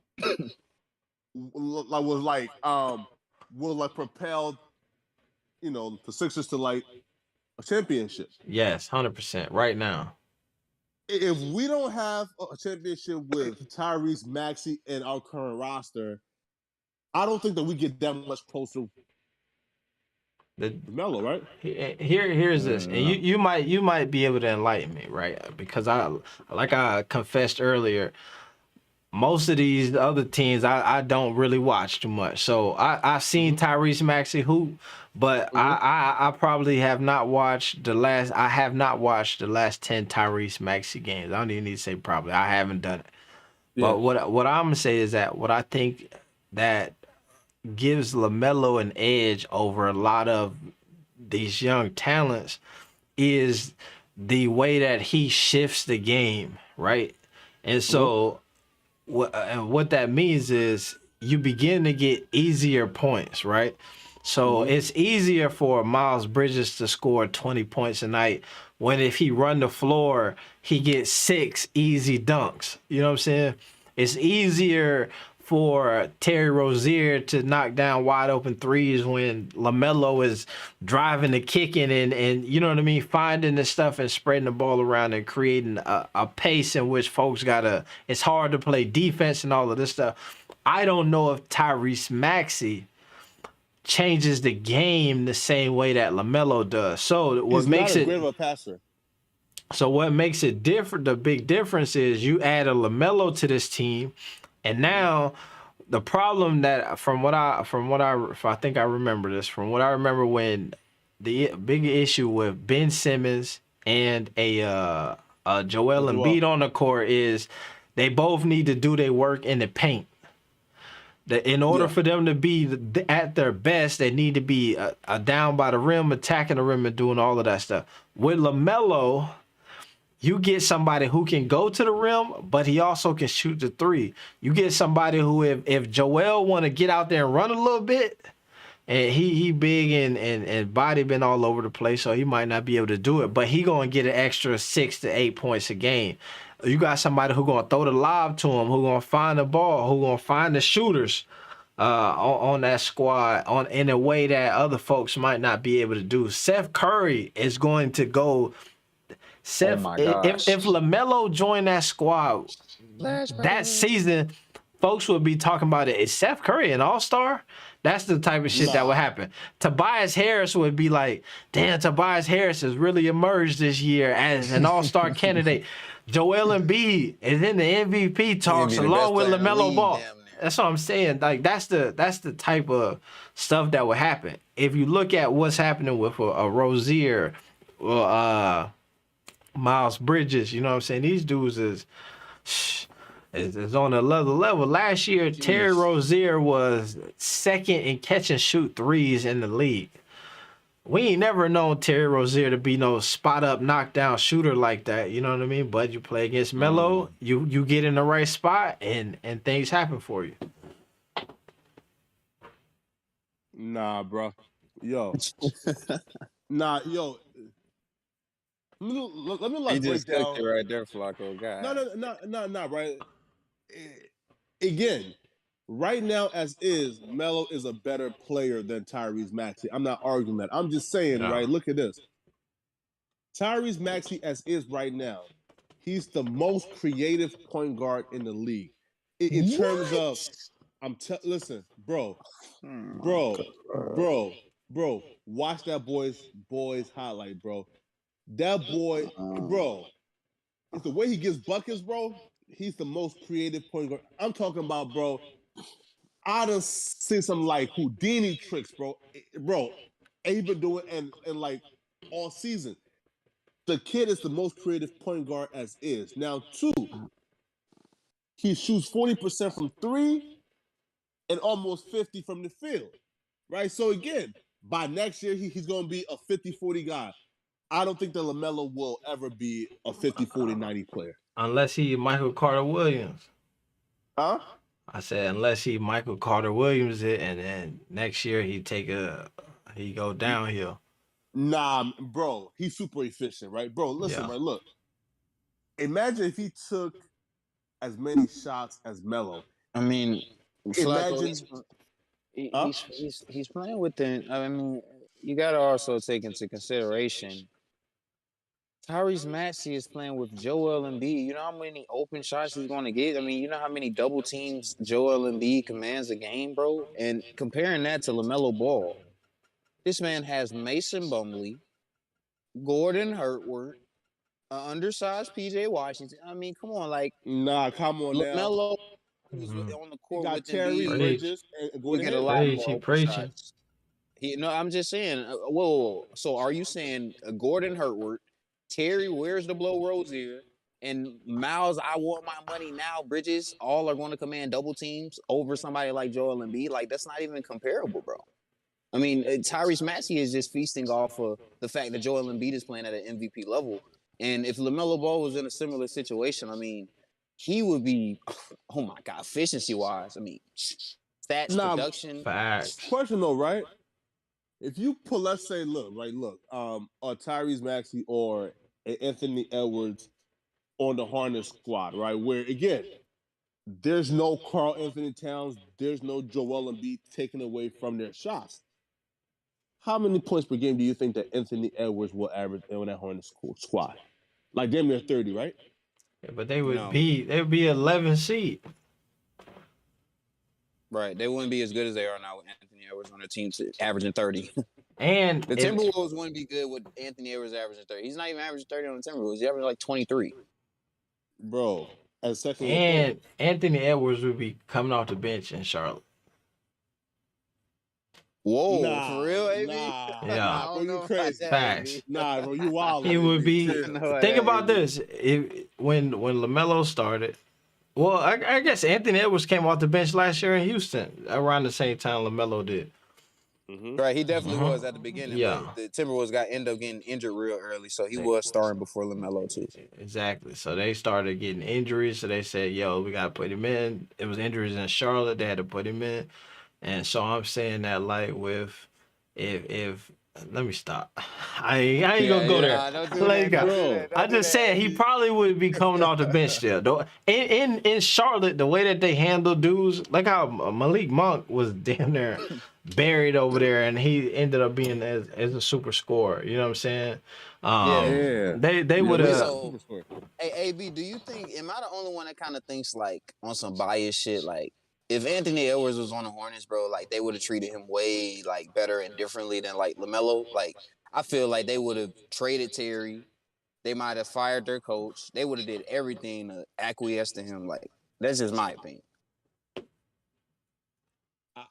Look, bro, listen, right? But bro, look at this though.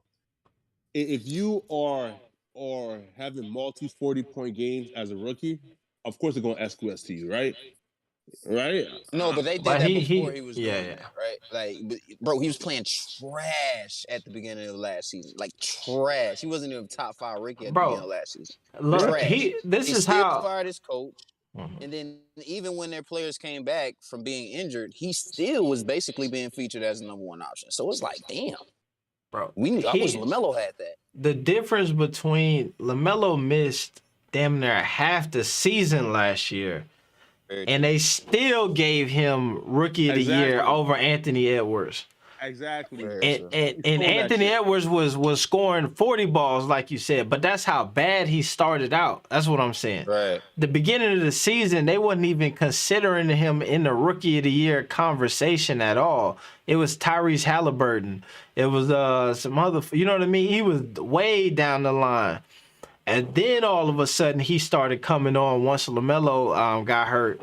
And then they opened the door for him. So that's all I'm saying is if he would have been playing like that in Charlotte, he would have rode that bench the entire season. Facts. Yo, listen, James Borrego, he wouldn't have played over Miles Bridges last year. Yo, man. No, Miles Bridges didn't even start last year, which was crazy. Exactly, yeah. Imagine Miles Bridges not starting. What the hell? Yeah. Who was the starting lineup? It was terrorist, bro. Yeah. Right? I'm serious, bro. Listen, bro. Come on, bro. James Borrego be fucking terrorizing them niggas, yo. Like, bro, if you miss a shot, like you ain't playing the rest of the game. That nigga crazy, bro. Yeah, nah, he wild. I'm glad he didn't do that tonight, man. Like, he played LaMelo Ball that whole first quarter. I was like, okay, this is what I need. James, please. And really, they would have won this game too, AB, if literally somebody else would have stepped up. But you saw, man, this dude was cooking. You played him the whole first quarter. We need that same minutes distribution, same rotation, just better production, man, and better schemes, man. I don't know what that scheme, that offensive scheme was in the second half. That was just trash. And then defensively, again, trash again. It fits those, bro, we good. But it's like, man, LaMelo Ball is balling, bro. My man here was Juju 3 times backup. Oh, what's good, twin? He said it was Melo and Wiseman last year, but Wiseman got hurt the week he got to the top. And I remember that, right, where Wiseman, they moved Wiseman to the top of the rookie ladder because he got put into the starting lineup. He hadn't even done that. I remember reading it on the channel. It was some like political shit where they was like, just based off projections and him being in the starting lineup, I think that we need to move him to number 1. And then he moved to number 1, and then damn near got moved back to the bench, and then got hurt shortly after or whatever. But I forgot all about James Wiseman. He's not playing this season, right? He's still injured or something? Yeah, he's still injured. All right, let me double check what his injury is, bro. I'm not a huge Wiseman guy. Wiseman guy. I always thought he was overrated. Did drop the ball. I feel like all the 7-foot dudes, bro, that dominate high school and it's like first guys out of high school, bro. It's just like, bro, come on, now. He wasn't that good, but he's suspected. Anthony Edwards, 22, 5 and 3. That is in high school? No, that's Anthony Edwards right now. Oh, Anthony LaMelo, 19, 7 and 7. Tyrese Maxey, 16, 3 and 5. It's levels, man. Oh, he's still recovering from a torn meniscus that he had 9 months ago. Damn. Yeah. That's crazy that he had it. See, that's what I be saying, and that's what the people be talking about Lonzo Ball. Like, I'm telling y'all, bro, these torn meniscuses, I understand, bro, that it's not the worst knee injury and things of that nature, bro, but that can be something that lingers, bro. So he need to take his time coming back, bro. Yo, listen, can you imagine if the Warriors would have just drafted LaMelo or Anthony Edwards? It would have been a wrap, bro. Yeah, facts. If they would have, it would have been a wrap. I keep saying this, but LaMelo over in Golden State, give LaMelo Steph Curry? Golly. Yeah, listen, I think that's what made LaMelo crazy. Of course. Nah, they would have found some space for him. Nah. They would have moved. So they would have Clay at the 3? Yep. Yeah. I ain't gonna lie. They would have moved. They would have moved Steph. I ain't gonna lie though, man, bro. AB though, like, if he played in Golden State, and he probably would have been putting up Lonzo numbers, right? Like that 12, 7 and 7 shit. Nah. Hell no. Right? Nah. No, he'll still average. No. He would average at least 16 in that offense, bro. He would be scoring. That offense is true. It's too free flowing, bro, and then the ball moves too well, bro, and they play too up and down for him to just average 12, 13 points, bro. If Steph gets 20 shots and Clay get about like 15 and 20 shots, right? And then right, and that's it. Right. Wait though, right? And then the other guys, right? Like the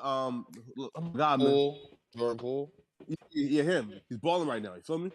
Right. But I think if LaMelo Ball was in that situation, I feel like he would get more shots than Clay right now and Jordan Poole, right? Like he would probably get the second most shots on the team. Yeah. Yo, I ain't gonna lie though, man. And Klay Thompson ain't looking the same, yo. Yeah, but he needs some time. He needs came some time, back, bro. Yeah. Man, bro, he ain't looking the same. Yo, I just been real with y'all, man. Like, just came back, bro. I just keeping it a stat. He averaging 19.9. Oh, if he averages 20, it's over. Yes, sir. What? Is Garland averaging 20, Flacco? Yeah, I think LaMelo averaging more points than Garland right now. Let me look it up. Yeah. LaMelo averaging 19.9. Garland is averaging 19.8. What happened to your argument? I know. Well, y'all got to put some respect on his name. Garland is a point guard, right? So I assist lo- is the only thing that matters, man. So Ah, you here know. you go with that. Wait, what's LaMelo Oh assist Lord, now? What's LaMelo LaMelo is assist, dude? Yeah, look. Hey, twin in the chat, man. What's LaMelo assist, man? This man Mm, capping on the dude name. what? How many Garland got? But like 8, right? Wait, let me go back to it. no, let me. Yeah, Yeah. Garland averaging 8.2. And how much LaMelo averages? Well, you be having such the most weakest arguments. Mm-hmm. He got I have assists more. Hey man, look, hey, shit. Hey, I'm just saying, right? Look though. Again, and they're the third seed, you know, and cool. Listen, man. Again, I'm rooting for Melo, LaVar. I want to come to the Ball State, bro. Feel me, man? I want the milk and cookies too. Feel me, right? So, like, I That ain't gonna be too breakfast. critical. You feel me, man? But you know, nah, man. But like, again, bro, in terms of who deserves it this year, come on, man. Like the third seed definitely do. You feel me? Nah, I don't feel you. We're gonna But see I hear you. tomorrow. Wait, it comes out tomorrow, right? It's today. Yeah. Nah. I'm saying Look. it's past midnight, so I was saying today. But Well, hold up though. I thought you meant it comes out like at midnight. I'm finna say, no, that would be crazy. Yeah. That would be on it. Yeah, you know who is like super who's like just super overrated? Right? Like these niggas, Darius bro, like Garland. nah. Right? Look, so like, listen, right? I heard He somebody ain't even say, play tonight. Right now, listen, right? So I heard somebody say on national TV, this player could be Jordan-esque, and they were talking about John Morant. What's up with folks, who said bro? that? Like, Kendrick Perkins said that? Come on, man. John It Morant. sound like some Kendrick would say. Bro, is what if a dumb nigga say that, right? Yeah, bro. Like, why do why do people like judge John Morant off so hard, bro? Like, what is it about him that has like people say, yo, you know, like he could be Jordan-esque? Because I don't see it. Bro, it's just the athleticism and everything he do with the damn ball. Boy, good, man. Bro. Yeah, it's the way he float in the air. Pretty. It's just Yeah. like, the athleticism, bro. It's like that athleticism definitely is Jordan-esque, bro. Nah, right now, Zach Yeah. Levine, Duchess. athleticism. I said all these point guards are lucky to have good centers, and LaMelo has to deal with no center. Facts. No, wait. Nah, bruh. That right there, it helps Melo hoard his rebounds. No. Nah, he would get rebounds anyway. That doesn't matter, bro. If Embiid as his center? If Embiid was his center, he might not lead the team in rebounds. He'll still give you at least 6 or 7 rebounds. Nah. If he averages 7 right now with Gordon Hayward, and he's probably gonna do like what, 4, 5? You know? Let me see how many rebounds Embiid is averaging first off. Embiid is averaging 10.8 rebounds a game. And that whole team though too, you feel me?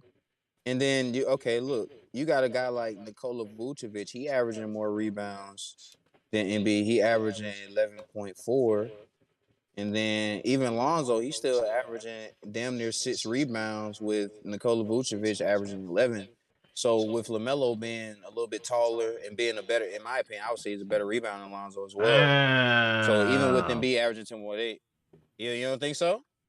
No, I'm sorry. I pulled up this thing here. Yeah. And it's starting to look crazy for Darius Garland right now. 19.8, 19.9. All of the statistical categories LaMelo got him in except for assists. And efficiency. All the main ones. Blocks, rebounds, steals, assists, points. Man, that boy Melo put up 38 tonight to go ahead and get it. If he would have hit, I wonder if he would have hit 40, that would have probably put him at 20 points. Yeah, that would have put him at 20 for sure. It's crazy too, because I was just in flight chat. I was like, man, I heard the haters, man. They had the haters in there. Oh, Melo ain't clutch, he ain't this. And I'm like, bro, I'm finna go watch him get 30 tonight, and then he went on and got 40. And I'm like, Melo, that dude, bro. You know what I'm saying? But let me see who the Hornets play next, man. That boy finna get announced as an all-star. I need to, you know what? I'm gonna go ahead and let's see what time. AB, look, they play the Cleveland Cavaliers Friday, man. Let's get it. Where you at? Oh, yeah. We tapped in for that for sure. Tapped in for sure. Yeah. And yeah, that's gonna be a good one, man. The streets. What's gonna be? What's gonna be funny, man, is what I'm excited. So the All-Star selections will come out right tomorrow or today, the 3rd, and then they play on Friday. So they both gonna be pissed off because Garland gonna be like, "Damn, you know what I mean?" They're gonna have to go head to head to see who did what. And the last time that they played, I want to say Melo schooled him. And they head to head. 27, I believe. Yeah. Let me see. Damn. Trying to see it. Nah, they don't show it. Yeah, it's gonna be fun, and they got him in a Rising Stars challenge. I'm ready for that, bro. That's gonna be interesting. If they have Garland not in it though, right? Nah. I think he might be. I think it's only rookies and sophomores, right? Yeah. He ain't in it. Yeah. Yeah, but Garland. Now you and the Ignite dudes, Jaden Hardy and them dudes. Who? The G League Ignite team. You know, they with get to play. Jalen Green played on them last year, played like that. Yo, listen though, I ain't gonna lie to you, yo. Jaden McDaniels bro. He's a beast in 2K. I don't know what be happening in real life, man. Right? Nah, yo. In my GM mode, yo, like, bro, like, do be averaging with like 20, like 9 and 9, bro. I don't know, like, how's he trash as a, you know? I don't get it. I don't know, man. Shoot, bro. I'm gonna get up off here, man. I forgot, man. I'm finna get in trouble as soon as I go downstairs. I told my girl I was gonna be on here for an hour. For sure. Yeah, like we're 5 hours in. Sheesh. All right, AB. Yeah. All right, man. Peace out, AB. I thought you. All right. Yeah. We'll probably be back live tomorrow, man, sometime for that. Especially after, or at least I'll drop a video or something. Especially after the All-Star rosters get announced and all that jazz, man. But shoot, we had to pull up the Discord. Yeah. We'll probably pull up Discord or the or maybe the StreamYard. Something. We'll do something. But we'll get it rocking for sure tomorrow. For sure, man. You know I'll be here to support, man, bro. For sure, I'm gonna have to get on here and talk my trash, man. I know you know what I'm saying, once the info drop, I had to get on here and then get a game. But yeah, it's up, man. Appreciate y'all coming through, man. Appreciate it. For sure, man. Yeah. All right, let me slide. But shoot, man. All right, y'all. Thank everybody for tapped in, tuning in, and all that jazz. Man, AB the Hero, we out. Be the hero. No, not peace. +1, triple B's. We out. There it is.